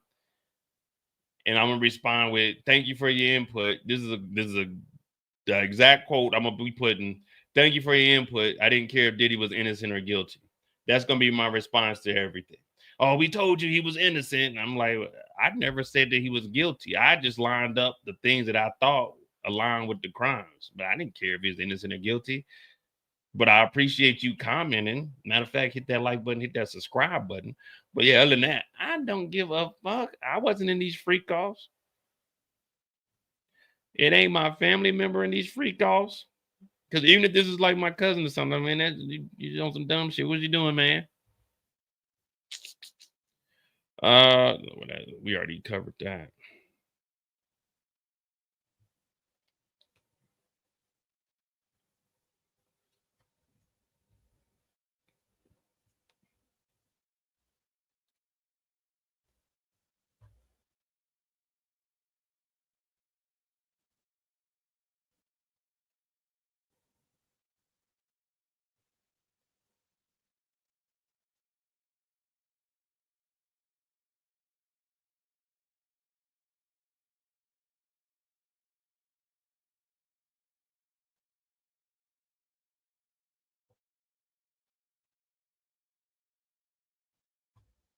Yeah, right now they just lining. I don't know. They just aligning stuff.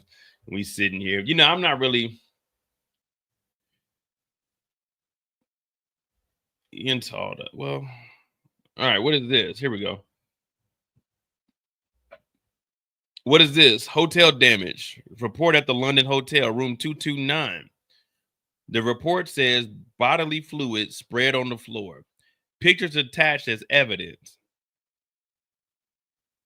Names column: Jane Doe, Diddy, Reggie, Paul, and Carmel.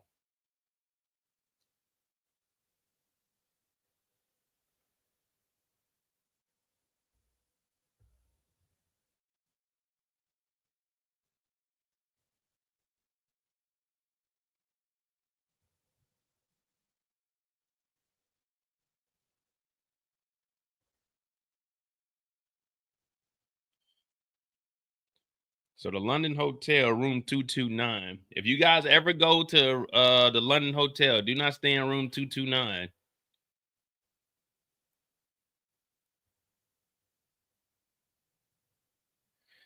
Pictures. Who attached the evidence? Wait, the hotel?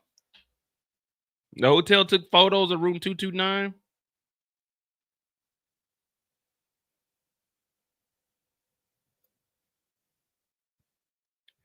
Anything exciting today? Nah. Right now we had the drug mule up here. He was talking about he was packaging up marijuana in Diddy's garage. He got arrested with drugs, but he didn't tell the police that it was Diddy's cocaine because he was loyal to Diddy. He got fired a couple of times. Other than that, we haven't really heard too much. We had a break and they were going back and forth. But right now it's just this special agent is going over photos and any text messages, and he's aligning things up, basically confirming that, yeah, this flight was booked and purchased by Combs Travel Agency, We know that Combs Enterprise was paying the salary of Brendan Paul. Brendan Paul was buying drugs on behalf of Diddy. You walking in there, you're like, man, what the hell is this? The floor is all soiled. Oh, they were giving these Hey, the hotel should sue Diddy. If I'm the hotel manager, I'm suing Diddy. I'm like, hey, bro, you destroyed these rooms. I know it may not be a crime to you, but man, you destroyed these rooms, man.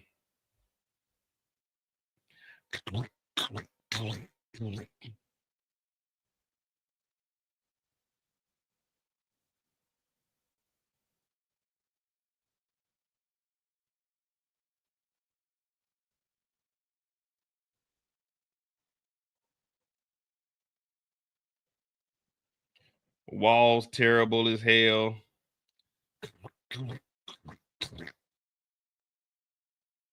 These people just in here. You definitely ain't gonna get this room clean by the time the next guests show up. Checkouts at 11.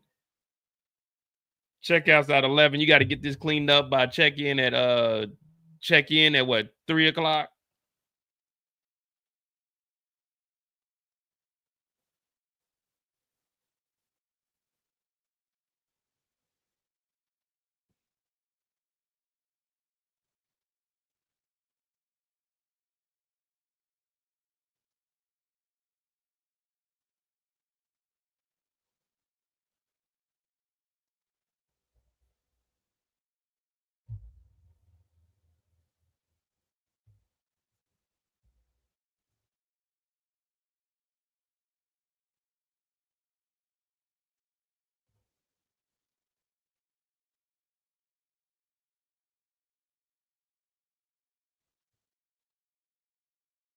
What up, Maurice? Said one of the hotel employees slipped on the baby oil into another unknown substance. See, that's disgusting, man. When you go stay in these hotel rooms, you didn't even know that you had a Diddy in there before you, man.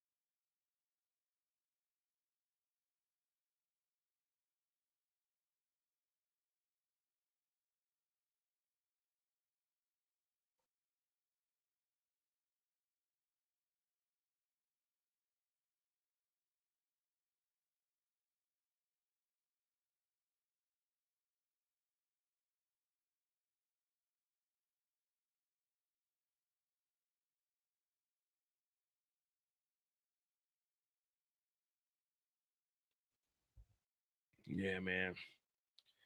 Yeah, I don't know why he was at the hotels, man. Just you had places and all. I mean, I guess you didn't want your family to know. Shit, just get a.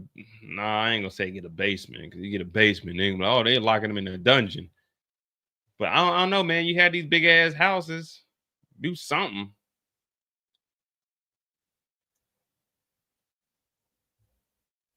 Oh boy.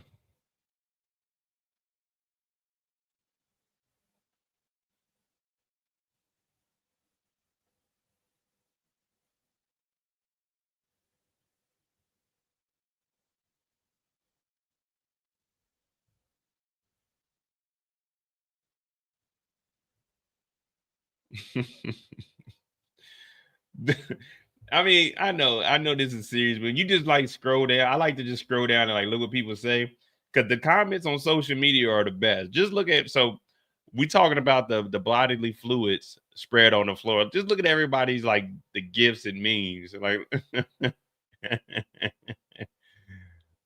if Michael Scott is disgusted, you know it's a terrible day. Look at this nigga. What's this nigga from Love and Hip Hop or some shit like that?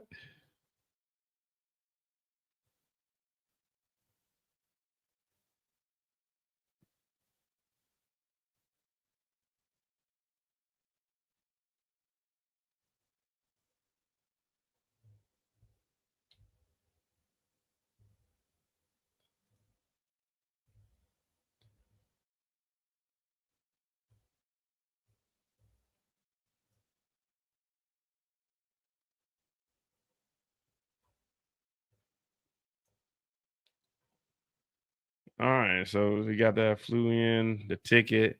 Yeah, we ain't got no updates. We just sitting here waiting.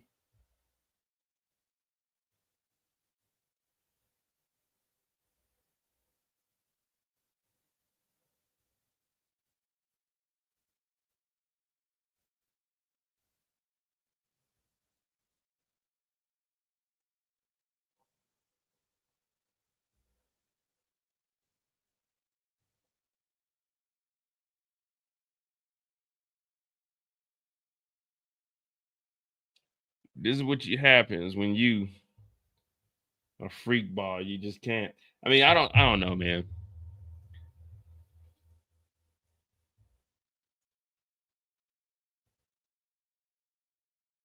Barbara said it was taking so long. Yeah, we don't know what the hell. They might be listening to some more audio.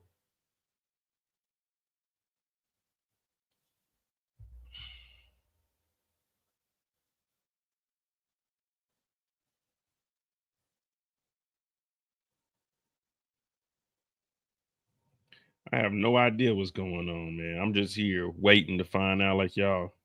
But it is a short day, so we got 25 minutes.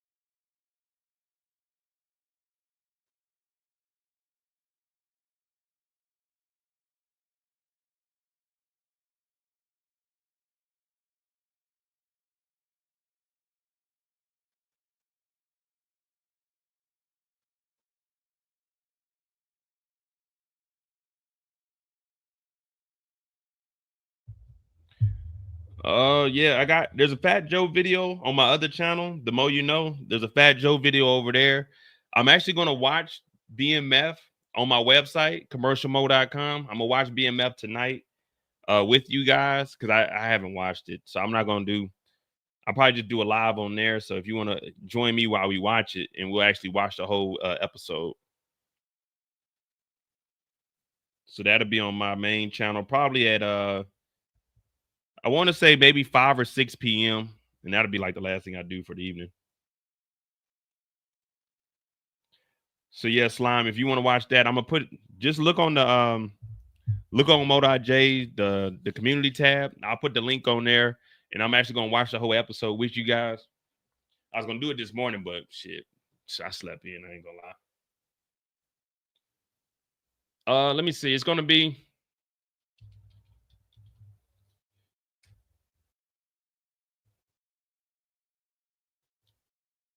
Oh, and I got like 2 more designs, and then I had like my merch and stuff up.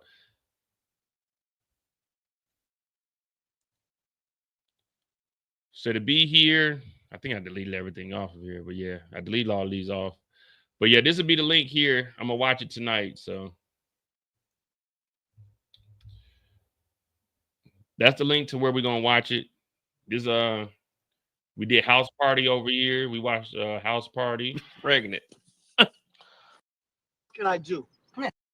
Yeah, so you tune into the website. Sundays we watch full movies. You know what I mean? Sundays we watch full movies. I deleted some of the movies off of here to save us space, but I'm about to put them in like an external link.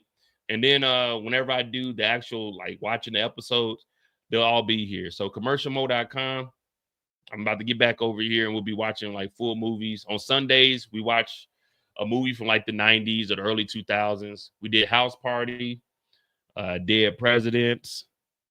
What else we watch? I want to watch Ace Ventura, but yeah. So commercialmo.com. We'll be watching BMF episode 3 tonight.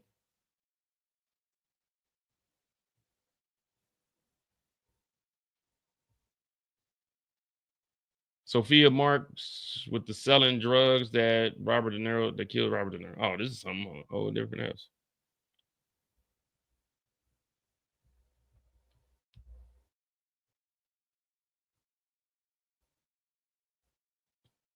Yeah, so yeah, we got full website. I've been neglecting it for a while, but yeah, we about to get back over there. And then on Sundays, we'll watch movies. I'll probably start doing a poll throughout the week for which classic movie we're going to watch. You know, we can play music over there. We can do everything we want. You know, it's my own website. Don't tell nobody, though. Don't tell nobody.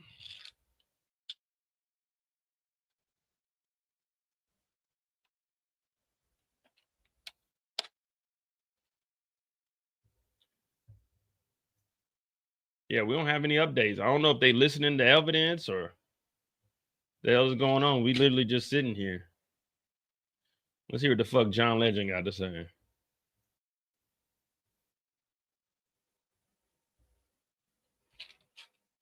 There seems to be a lot now in your industry trying to look inwards to how women are treated. And I'm talking specifically about the latest about Sean Diddy Coombs. You were on his last album.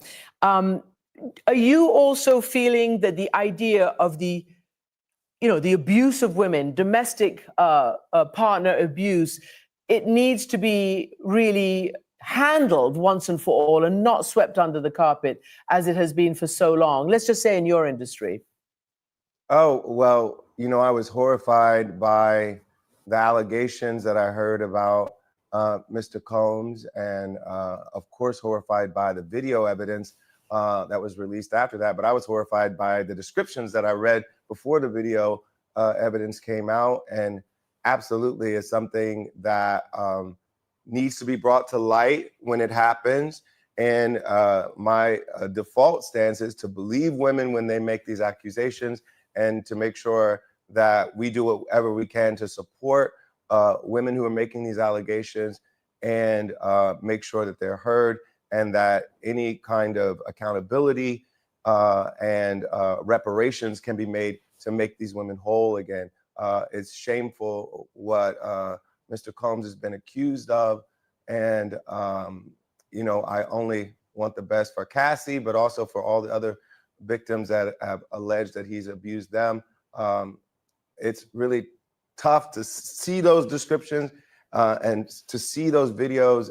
It's quite a shame. And I really just want accountability and hopefully some healing for all of his victims. Mm. She said, like I said, I covered the Fat Joe video. So I have a Fat Joe video, but it's just I haven't went into any details or anything. I was just going over the article that dropped. So Fat Joe is sued for $20 million. Basically the same thing. Rico's wasn't really too much of a freak off, but the alleged guy said that he had X with on 4,000 different occasions in front of Fat Joe. It's if they didn't do it, they get left in a different country. There's 3 Jane Does. I want to say 14, 15, 15. One of them, the alleged bought a BBL or some shit like that, and was traveling her out. She was staying at hotels and stuff near the wife in Miami. So that's all kinds of wild. That's going to be a tough one to talk about, especially on YouTube when 3 of the Jane Does are up under the age. Then you got the Tyler Perry situation, which is a $260 million lawsuit with some white guy, Derek, or whatever the fuck his name is, I don't know, saying that Tyler Perry was talking to him greasy, talking about toppers and bottoms and all that other shit. So both of those are going to be tough subjects to speak about on YouTube, especially because, I got to really watch what I say, especially in the Fat Joe case. And then with the Tyler Perry situation, his is a he type of case. So, I got to monitor what I say on that too, because the he's get a little bit upset. So I got to watch what I say on that too. So those are 2 delicate situations over there, but it is what it is. I don't give a damn, because you can't cancel me. Why can't you? Because if YouTube disappeared today, I would go on about life and be A-okay. So I'll try to cover those on my other channel. I haven't did a video on Tyler Perry's yet, but I have looked over some of the stuff. So I'll try to put together a video and like talk about like the main points on there. But I don't believe that Tyler Perry's is going to make it to court. I think Tyler Perry's is strictly a civil case. Just like workplace harassment and things of that nature.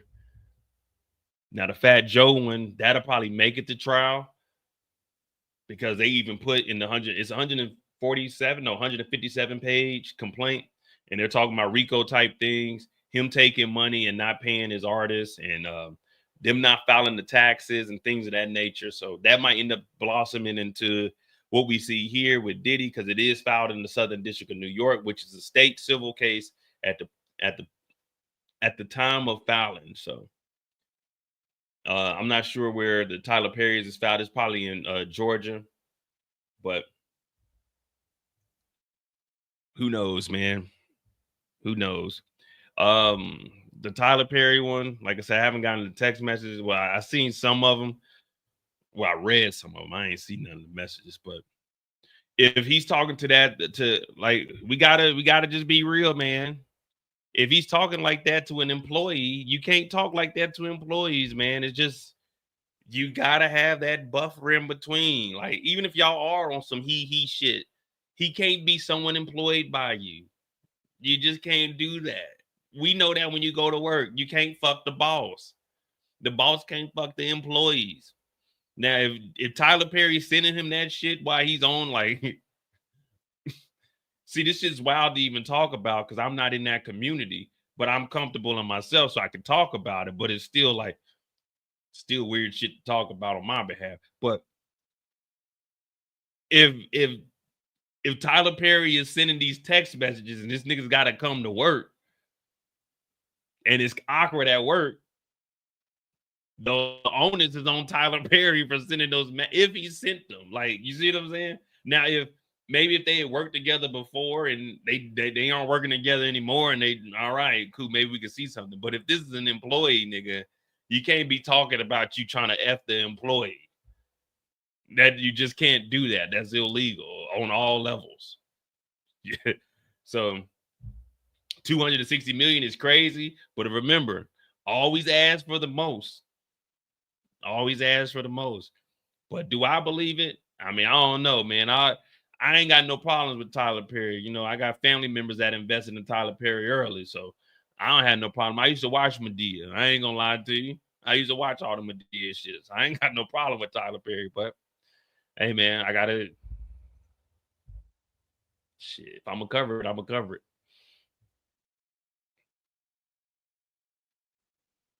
Yeah, the text messages are like, they crazy. They wild. They wild. And again, he ain't denied the text message. So I don't care. Just like with the Diddy thing, we want to know, but we don't care. Like, oh, we always knew it. We always knew it. That's all we're gonna do. It don't matter. It's not gonna change anything. Like, Diddy still had good music. Kels is locked up. Kels still had good music. We don't support what that nigga did, but and the judge denied R. Kelly too. We over here talking about all these other cases because we ain't got no updates except for, wait a minute, we got one. All right. And these are between Paul Arthur and Diddy, then Jane Doe. Arthur Fitness LLC, an ATM cash deposit of $900 and $600. And this, more hotel damages. Fahim's cell phone was seized. Yes. Your Honor, take that one down. Public can't see it anyway. Can we please have a sidebar? Take it down, and yes. Golly, bro.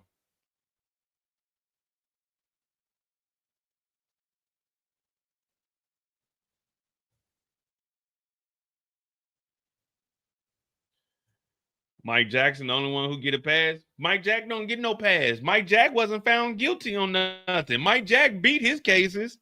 Mike was innocent. You're black, you're white. Mike beat his cases. There ain't no smut on Mike Jackson. The only smut on Michael Jackson's name is he died broke. That's the only thing about Michael Jackson. He was broke when he died, but his estate was worth something. Mike Jack there ain't no pass for Mike Jack. Mike Jack, he was accused But he beat all his cases. Mike ain't did nothing. Just like they said OJ did it, but OJ beat his case. It ain't giving OJ a pass. The nigga was found innocent. Now he lost some civil cases, but that's a whole different story. But yeah, OJ ain't no murderer. Karen Reed, you see how they do it when it's a black person, is, oh, we got to give him a pass. But when Karen Reed just beat hers, ain't no one say nothing. They just said, well, shit, she beat it. Oh, well.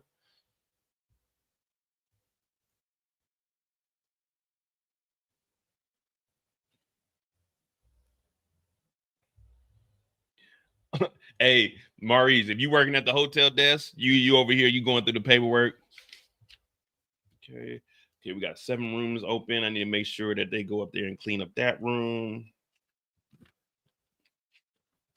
Okay, we do got 3 openings there. Maybe. Hello? Okay, you want to check out late? Let me see. Okay, yeah, you can go ahead and get a late checkout. Ding, ding, ding. Oh, hello. How's it going? I like to book a room for Frank Black. Give me 1 second. You said Frank Black? Okay, let me see. Frank Black, bodily fluids, drapes fucked up, sheets terrible, ground is soiled. And you're looking to stay here tonight?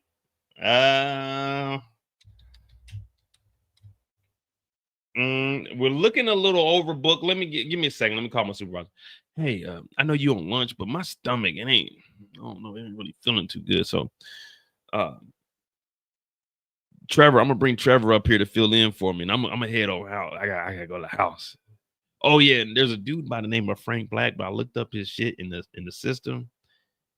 I told him that we overbooked, so I don't know if there's gonna be any room for him.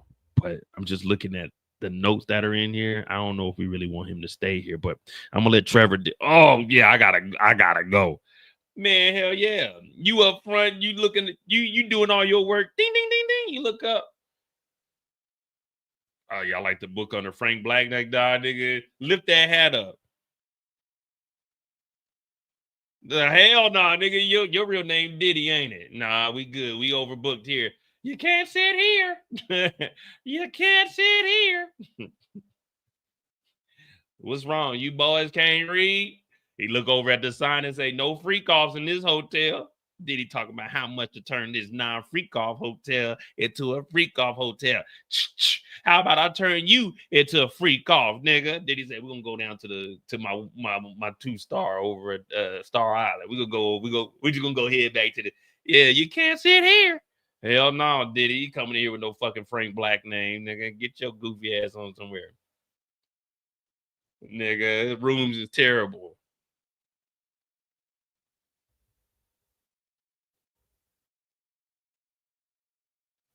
Derek first did an EEOC complaint. Oh man, if you go to Equal Opportunity, if you go to them, you got to put it in. At least he got this shit documented.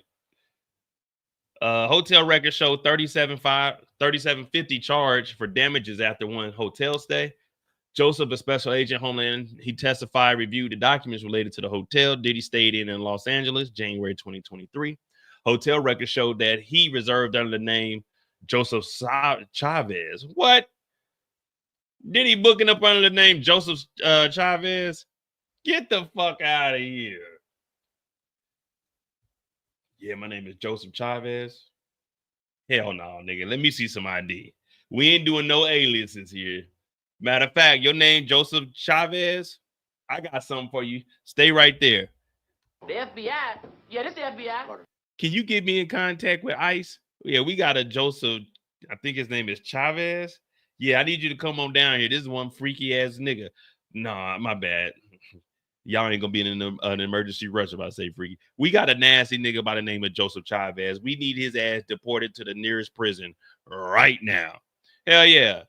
Diddy booked under the name of Joseph Chavez. Get this nigga out of here.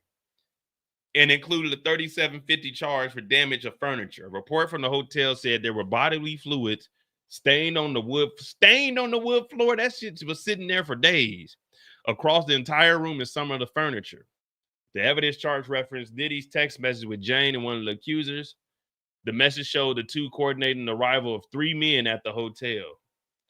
One of these men deposited $1,500 cash at an ATM in Los Angeles in the days following the hotel reservation. The jury also seen messages Diddy sent to Jane telling her to send $1,100 to Cowboys for angels and escort service for flights and overnight rate. So we have one of the three niggas from the freak off, well, Hotel Nights. This is Jane Doe, is Hotel. Remember, they transformed Cassie, freak offs. Cassie's lawsuit dropped, Hotel Nights. And then from Hotel Nights, they started to scale back. But all the way up to Diddy was arrested, they were doing King Nights. Now, King Nights are the same as Hotel Nights and the same as freak offs, minus the hotel. They're taking place at a residence. So one of the three niggas that went to the hotel, who were flown in and paid for to have X, they deposited $1,500 cash into an ATM in Los Angeles. So how, this must have been one of the niggas that took the stand and snitched. So they deposited $1,500. And then we got Diddy telling Jane Doe to send $1,100 to Cowboys, Angels, and escort service for flights and an overnight rate. Now remember, it's not illegal to get you an escort, but all an escort can do is escort you from point A to point B to maybe C, D, E, F, G, and then back to point A. The moment you fuck the escort and pay them that cash, it becomes prostitution. You see how that escort, you delete that and you insert the word prostitution. You see, once you start having X with them, you got to remove the escort because they're no longer escorting you. Now they're getting paid for X acts, and you got to insert, you fill in the blank. You fill in the blank. Are they escorting you around? Escort. Are you paying to just have them come over and have X? Remove that and insert the P word. But these niggas wasn't they weren't escorting anybody anywhere. They were going straight to the hotel and they were flown out for this. Now, if they were flown out to go to an event, you know, and then from there, all right, have a good night. Thank you for the $1,100 and went home. Okay. But if you're flying them out,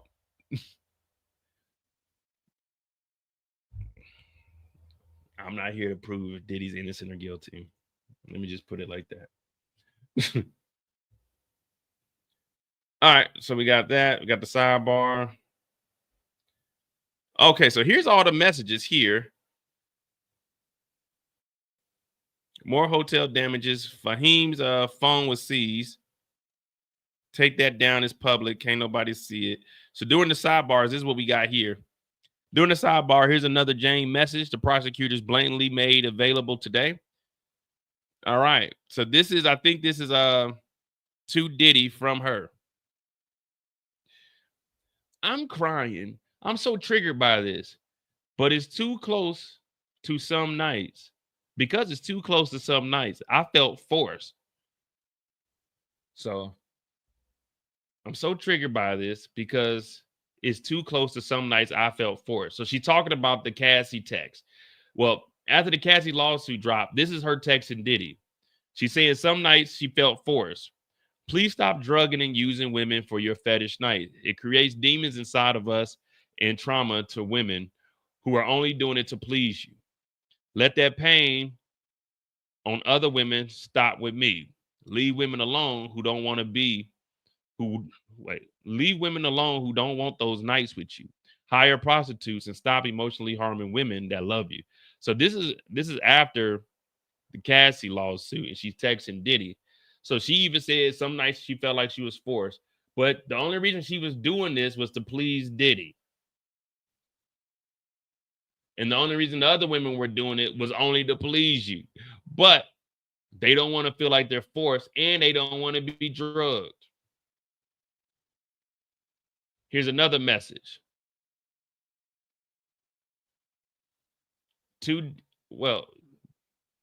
You're from Jane Doe, but you know they ain't got her name to Diddy.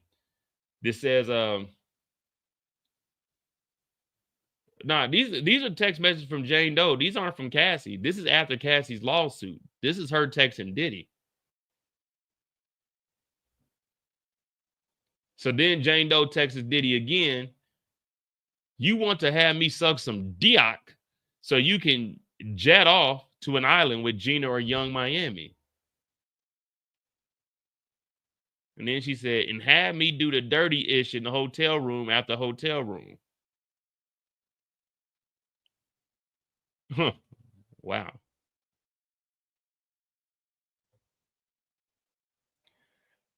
They're back, but due to stop in 3 minutes. Yeah, the end of the day. Did Jonathan Perez send this to Fahim? Yes. And this is about Anton. Is it sorted by date? Please sort it, Miss Becker.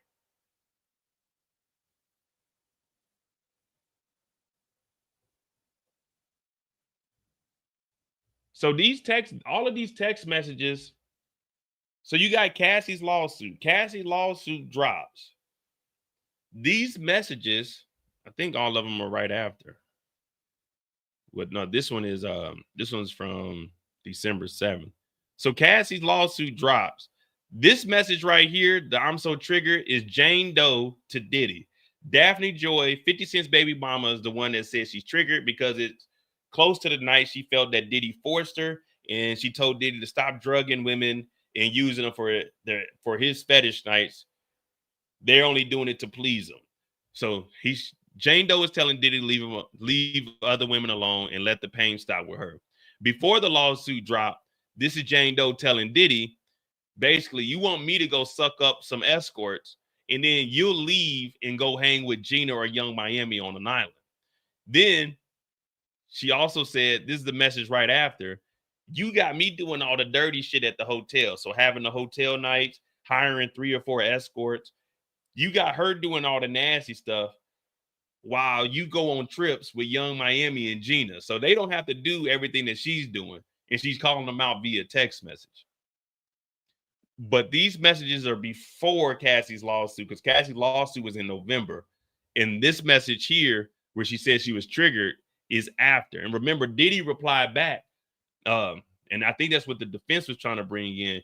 Diddy replied back, like, are you trying to set me up? Are you recording these? That's what Diddy's response was. And Diddy told her they can't talk on the phone. So, yeah, I mean, this is all over the place, man. I'm trying to keep the timelines together.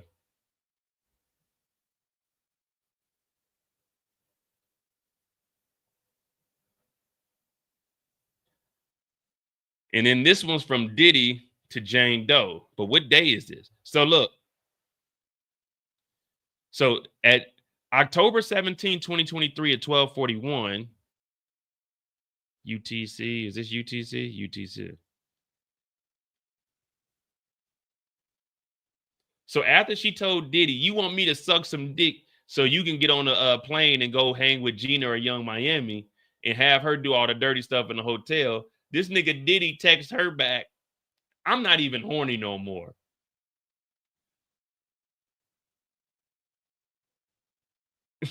This is Diddy, man. This is Diddy. So she's telling Diddy, hey, you got me doing all this extracurricular activities and shit with these escorts, and you going to hang out with Gina in Miami. You want me to go suck something up, but you don't have them doing it. Diddy texts back, you know what? I'm not even horny no more. What the fuck is wrong with this dude, man? This nigga, all his response was, you know what? I'm not even horny no more. So Diddy read these text messages and he was disgusted by what she said. And that nigga replied back, you know what? I'm not even horny no more. This nigga Diddy is different, dude. He responded back 5 hours later. Because remember, the defense was saying you're not reading all the messages. So the defense did read their messages. So I don't know what else came after these. But we do know 5 hours later, Diddy texts back, you know what? I'm not even horny no more.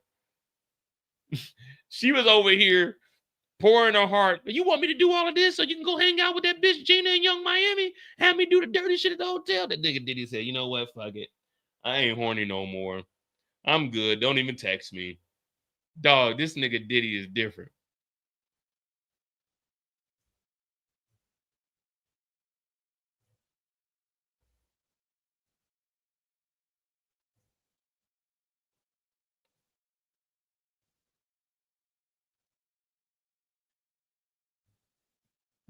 All right, who sends this message? KK. What does Jonathan write to Fahim? He says, I don't know if you're holding $10,000. Fa said, trying to get some more now. And this, June 20th, 1 year ago today, exactly. Your Honor, I think this is a good stopping place since we're ending early today. Juries may leave. Do not read anything on rise. So wait, they were trying to get $10,000. What does Jonathan write to Fahim? He says, I don't know if you're holding $10,000, Fa said, trying to get some more now.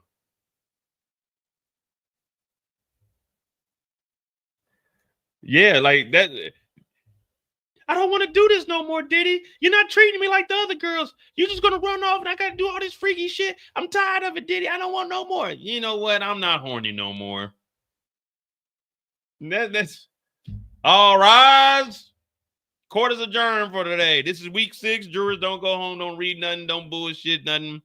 I know it's Juneteenth, but looking at the demographic we got here, we got one Negro, and I think we got a woman that's black also. So you 2 Negroes enjoy your Juneteenth. The rest of you white folk and other people, yeah, man, y'all have a good regular weekend. To my Juneteenthers, man, enjoy y'all Juneteenthers. That nigga Diddy said, I don't want to do this no more, Diddy. You know what? I'm not even horny no more. Like, nigga. Hey, Diddy is a wild man. We knew that. Note detailing Diddy's personal expenses was shown to the jury. The jury was shown a note recovered on Diddy's phone. Head of security Fahim, April 25th, 2024, stating $5,000 Puff Daddy personal London. The jury has seen evidence that Muhammad kept track of some spending reimbursement for Combs' personal cash expenses.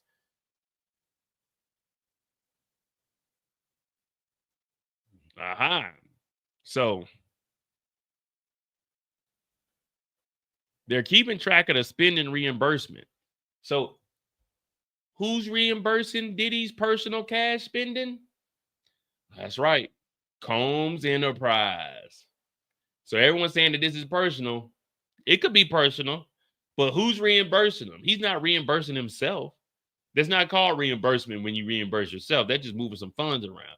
If someone's reimbursing you, it means you're paying something and another entity is paying you to cover your expenses. So Diddy's personal expenses were being reimbursed by what? Combs Enterprise?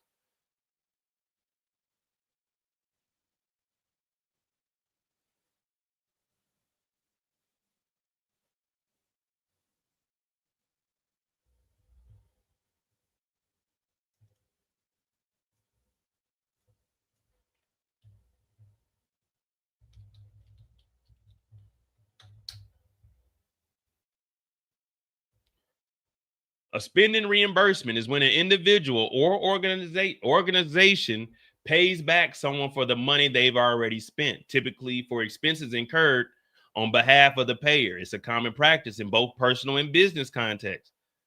Like when an employee covers work-related costs, it is later reimbursed by their employee. So Diddy's personal expenses are being reimbursed by either Combs Enterprise or Bad Boy Records. But Brian Steele, you told us that these are wait a minute. Brian Steele, you did say that these are personal expenses. What Diddy does in his personal time, but we got records saying that he was being reimbursed by the personal funds that he was spending. So Combs Enterprise was reimbursing personal freak offs? Wait.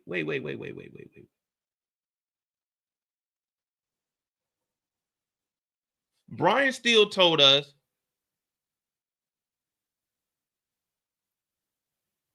that these events were personal. But right here, Muhammad is saying that $5,000 that P. Diddy spent at the London hotel was personal from August 25th. But here,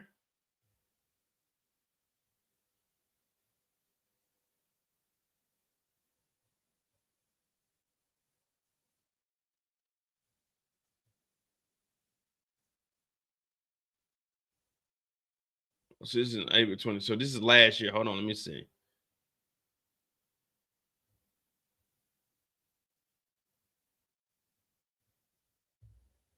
Then what were we on? Was this on here?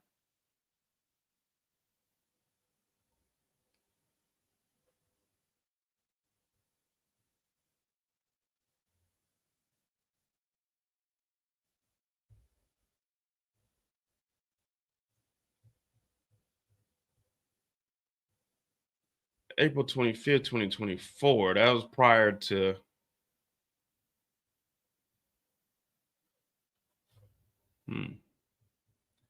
I can't find out where it was. So wait.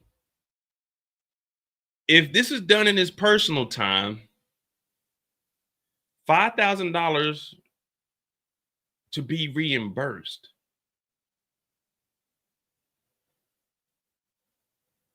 But if it's for personal stuff, then why would the company reimburse $5,000 of personal expenses? The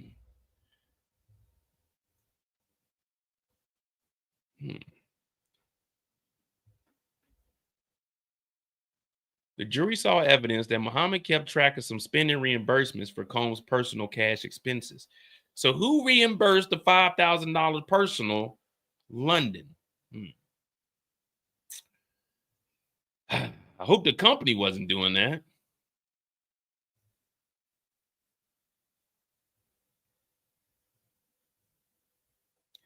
Damn, this is all the Astroglide that was in Diddy's house?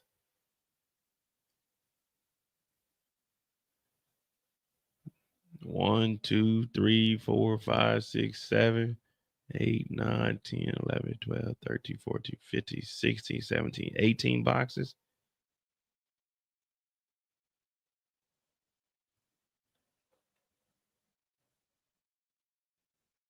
Now they releasing everything. So here go the guns.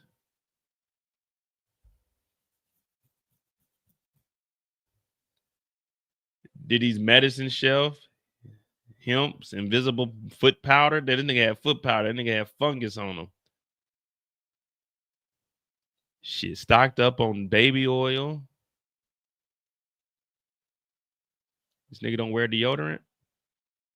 Got Dayquil up here just in case. He was a Colgate type of guy.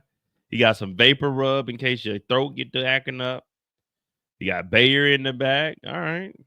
He got a syringe container right here. So after you use your needle, you can dispose of it safely. Did he got the king hat over here? They got off in that safe. The freak off bed. You got these little chairs turned around right here.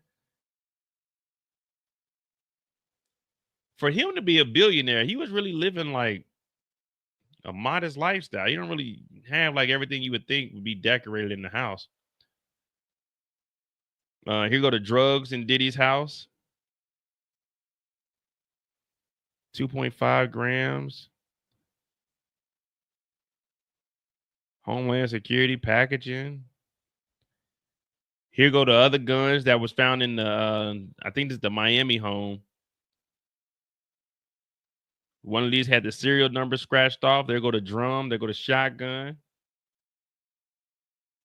Yeah, that's what I'm saying. Like, Diddy's looking like, man, he had a whole bag. He had that shit on ice, a travel case full of baby oil Astroglide. Oh, here go the damn blueprint right here.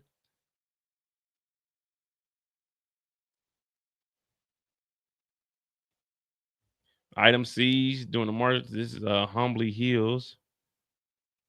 These are the, remember on the nightstand, these are the bags here, the envelopes.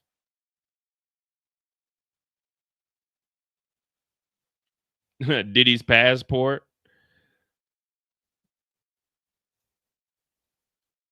Hey, when I'm about to, hey,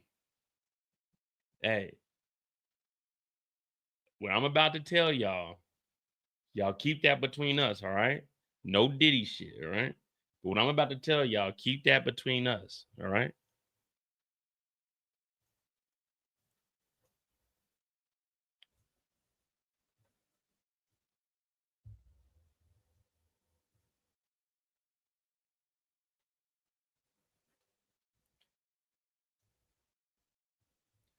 Can I trust y'all? What I'm about to tell y'all, y'all can keep this between us?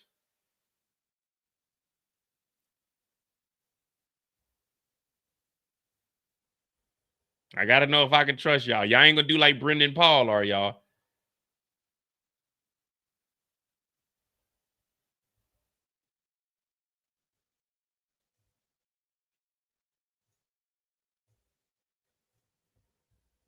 This right here, if this is an expired passport too. You see they got the holes in them. So that's when you know that passport is expired, when they stamp the holes to it. But y'all see all of this? If I'm the first nigga on the scene,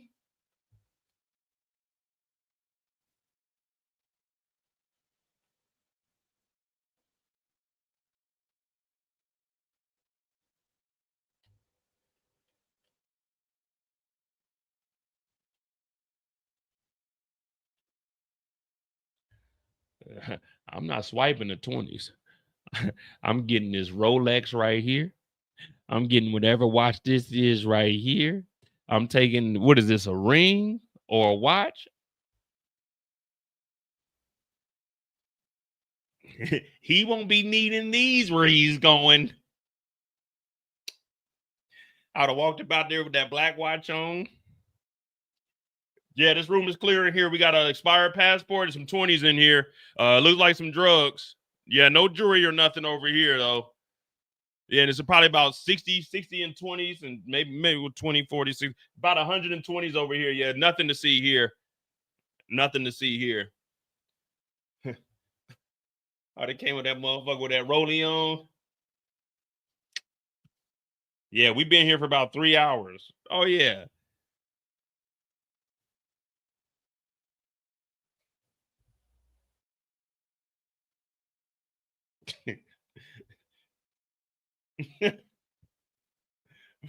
Putting that in all the vest pockets.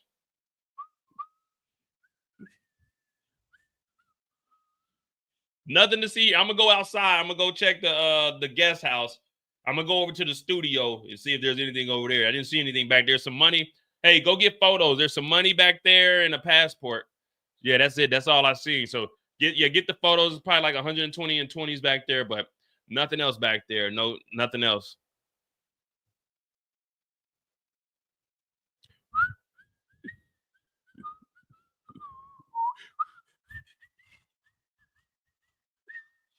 I'd have been up out of there.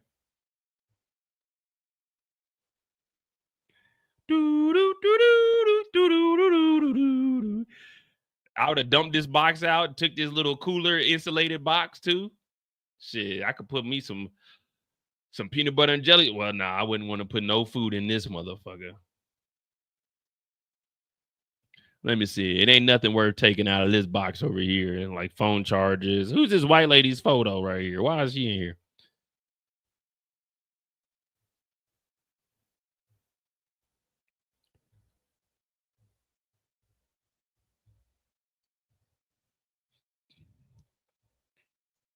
On 9/11, there was a watch store when going into below ground zero.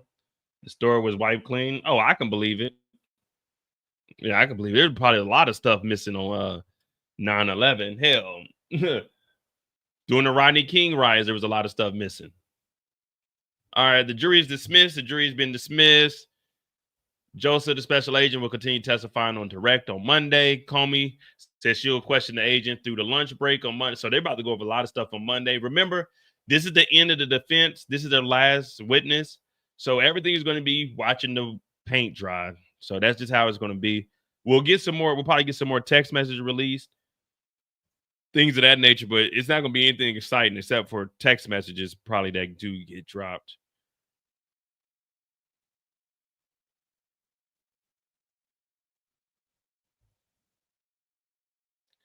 How many more on direct, Miss Comey? To midday Monday, I hope Miss Garagos can finish cross by the end of Monday, then Rule 29. What is the Rule 29?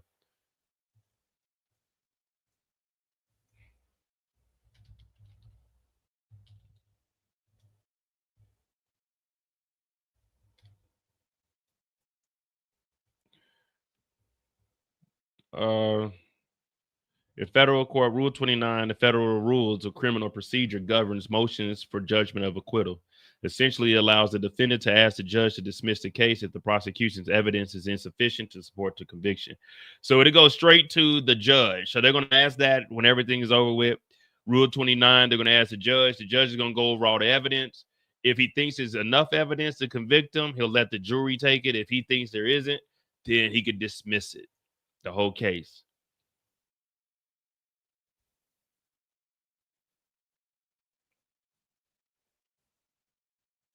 So it has to be at the close. So the timing, the defendant can file a Rule 29 motion at the close of the prosecution's evidence, at the close of all evidence after a jury verdict has been returned.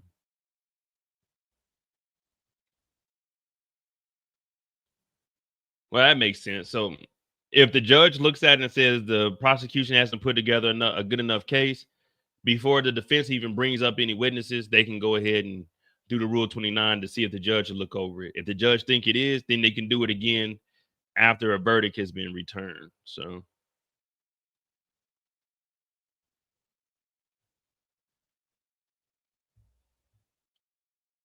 if the judge grants a Rule 29 motion, the defendant is acquitted of the charges. If the motion is denied, the case proceeds and a jury verdict will be considered. All right. So after Monday, the judge, they're going to ask for a Rule 29. They just said the defense would be done Monday also with the reader of it, with the cross of the special agent.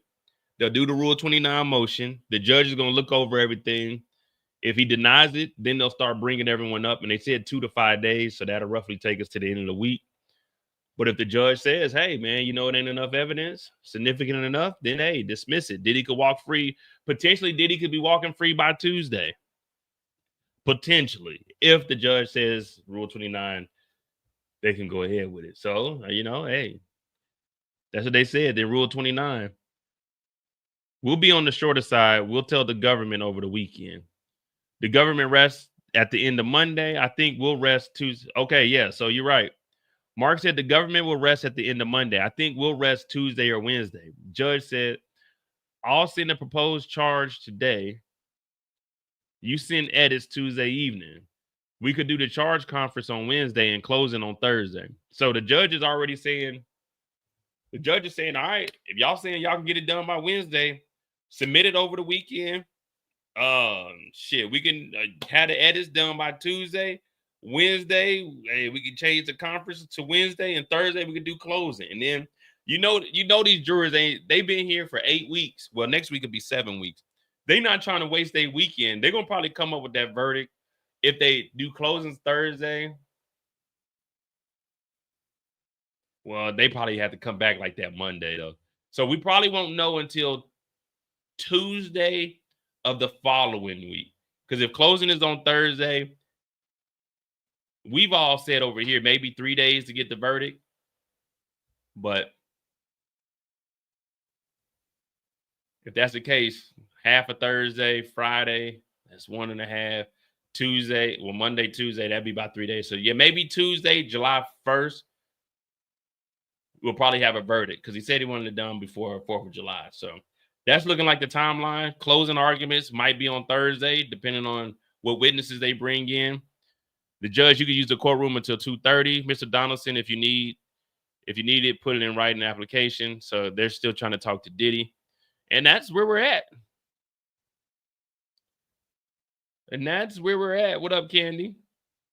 I don't know, guys. We got to have, remember. Well, I don't know. Maybe y'all can correct me. Thou shall not judge or something, right? Thou shalt not cast a stone or something of that nature. I'm not really that good with the Bible or anything like that. But he should not judge it. So Diddy could potentially be walking out of here Tuesday as a free man. Andy Dufresne crawled through 4 football fields of sewer. Straight sewage. And came out clean on the other side. So Diddy could potentially walk out of here Tuesday. Y'all know who Andy Dufresne is? Do y'all know who Andy Dufresne is? Andy Dufresne was an innocent man. Andy Dufresne went through hell and back. Andy Dufresne went toe-to-toe with the sisters. Andy Dufresne committed one of the largest frauds we've ever seen. But Andy Dufresne escaped and came out clean on the other side.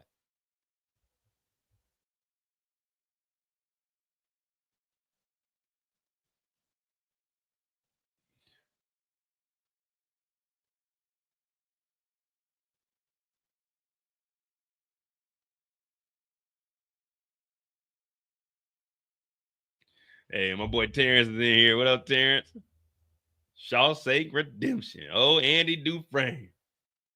He said, if you love your wife, man, you'll put it in her name. Would you smart talking me? I should throw you off this roof. Andy said, no, I'm just saying. If you trust her, you can put it in her name. You can write off those on taxes. You can give a gift up to $10,000 a year. You can pay your child each year, and then you can pay off their college fund. You can write that off on your taxes. Get back to work, punks. You the smart banker that killed your wife. Well, some people say that, but if you trust your wife, you can put it all in her name and you could not file any taxes on it. I could do your taxes for you for a small fee for me and some of my colleagues. Your fucking colleagues. Yeah, some of my guys over there. You just, at the end of this, you just give us 4 suds to watch back and let us feel like a man in this summer heat. Hey, get back to work over there. All right, Andy. We could set you up in the basement. Yeah, that's one of my favorite movies, man. Shawshank Redemption. Andy Dufresne. That motherfuckers in there fighting the sisters. If you ain't watched Shawshank Redemption, you ain't lived, man.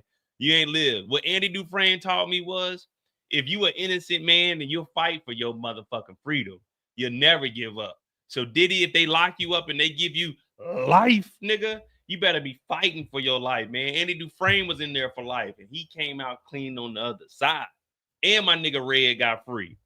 Red did his time like a real nigga. Red went in there and told the parole board, it don't matter what I tell you. It ain't gonna change nothing. I do believe I'm a changed man. Red was the man you needed to know. Red was the man you needed to know. You needed smokes, Red can get it. He said, I need some little rocks. And like, what you gonna do with those? Get high? Nah, I can't give you none of that to get you high. Red out there throwing that baseball. Red was a big dog on the block. Yeah, you gotta watch Shawshank Redemption, man. I can watch that movie anytime.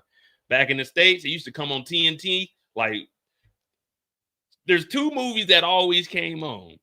On BET, Baby's Boy. On TNT, you have motherfucking Shawshank Redemption.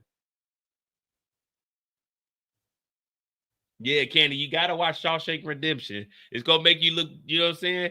You feel a certain type of way when you get done watching that. Like, damn, man, they did Andy wrong. Old boy was like, yeah, I was in with my partner. He told me that he did it. Damn, man, they were using my boy Andy. My nigga Andy stole them clean ass shoes too. Ooh, that nigga opened up that bank account. All right, we can watch. Matter of fact, we can probably. Ooh, I get back Sunday. I don't know, man. Sunday, all right, Sunday, I can try to watch Shawshank Redemption. If you haven't watched it Sunday, that'll be the movie. Tonight at, I want to say 6 p.m. Eastern, we're going to do BMF. I'm going to do it Sunday. I'm going to have together a video of Tyler Perry. There is the Fat Joe video up.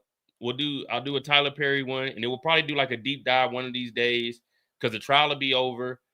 Friday, next week, Squid Game season 3 drops. I'm gonna try to have episode 1, 2, and 3 on Saturday, Sunday, and Monday, and then I'll have the rest of them for the rest of the week. Tonight we're gonna watch BMF episode 3, commercialmo.com.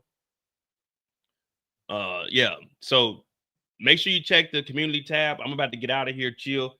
Check the community tab. We'll watch BMF episode 3. I'm gonna watch that live. I'm not gonna do an actual live on YouTube. We'll just watch the episode because I haven't watched it. We'll watch that. I'll talk some shit and I'll let some people come up and y'all can talk about what you guys like about the show. But I'm gonna try to do a little bit later just so everyone will have a chance. Shawshank Redemption, very good movie. Eric, I'm gonna re-upload season 2 of Squid Game. Yeah, because that Saturday would be episode 1, so 8 days would be till Friday. Yeah. So I'm gonna re-upload all of season 2 of Squid Game. So if you just need a refresher of that, and then I'll have all of those broken down, and then we'll be back on the regular schedule. Diddy trial will be over with. Make sure, matter of fact, before you get out of here, subscribe to The Mo You Know is pinned in the chat. We need like 80 subscribers. We'll have 1,000. So that means we gained like, I want to say 150, almost 200 subscribers just from the Diddy trial on that channel. We'll be able to monetize that channel. We'll get back to doing documentaries, and we'll be back on our regular schedule. And then moving forward, unless it's a big trial like this, it'll just be all on my other channel. So this channel will just be like entertainment. I can talk about this stuff. We'll get back to the reviews and recaps and things of that nature. But we'll do that. Oh, we watched Life. We watched Dead Presidents. Life, Dead Presidents. House Party. And we watched another movie. Oh, did we watch Friday? I mean, not Friday. Players Club, didn't we? Life, Dead President, House Party. And I think we watched, I want to say it was Players Club. I can't remember. But anyway, hit that like button, hit that subscribe button. I'm Mo.J. Have I watched Ibiza, Linda? Ibiza. Nah, what is that? Is that a movie? No, I don't think I have. I think I remember that if I have.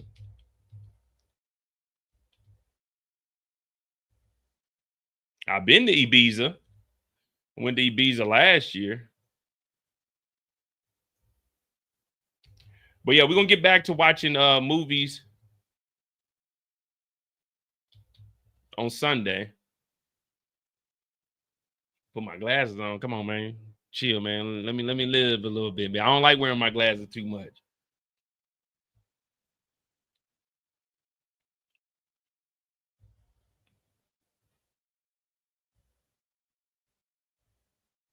All right, let me get up out of here, man. Let me give you some chill time. We got like 4 hours. Oh, yeah, and we watched The Best Man. So Dead Presidents, House Party, Players Club, and Best Man. We watched all of those. Yeah. So we'll do Shawshank Redemption on Sunday.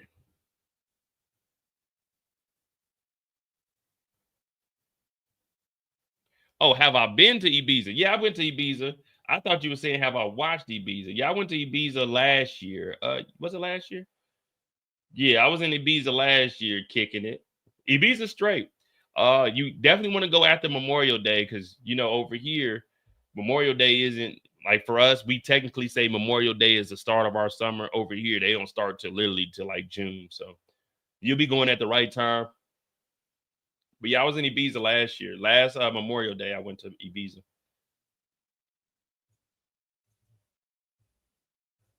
Ibiza, Majorca. Sunday, I'll be getting back Sunday around 2 or 3. So it won't be till like 9 o'clock, maybe my time. So maybe like 3 p.m. But don't hold me on that. Because like I said, man, y'all know I'll be in Frankfurt tomorrow morning. I got to get up, go to this sneaker con. Because my homeboy, wins and losses, he's in the Discord. He has a booth. My homeboy that does the grills, Tay, he'll be up there. So I'm going to go to the sneaker con. And then from there, that's 30 minutes west of me. I got to drive there, and then I got to drive an hour and a half to Frankfurt. There's an event that I'm invited to out there.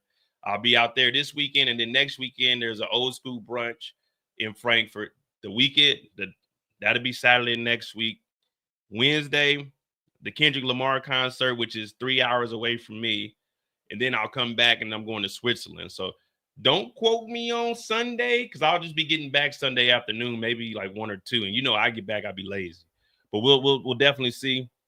It's the summertime, and man, I got to make the best of my summers because we don't get a lot of sunshine here. So I got to do everything I can, and like from June till the end of August, that's all the time we get. After that is raining season, raining. But hit that like button, hit that subscribe button. We'll be back on Monday for the trial. We'll be finishing up hopefully by Thursday. We'll get a verdict before the 4th of July. Hopefully that Monday or Tuesday we'll get the verdict. We'll be done with this. We'll be back on the regular scheduled program, BMF tonight at 6 p.m. Eastern. And that's life, guys, man. Hit that like button, hit that subscribe button. I appreciate you guys. Support the channel, cash that's pinned in the chat. Remember, don't drink and drive. Always have a plan. Stay safe. and do the damn thing. You can rap, but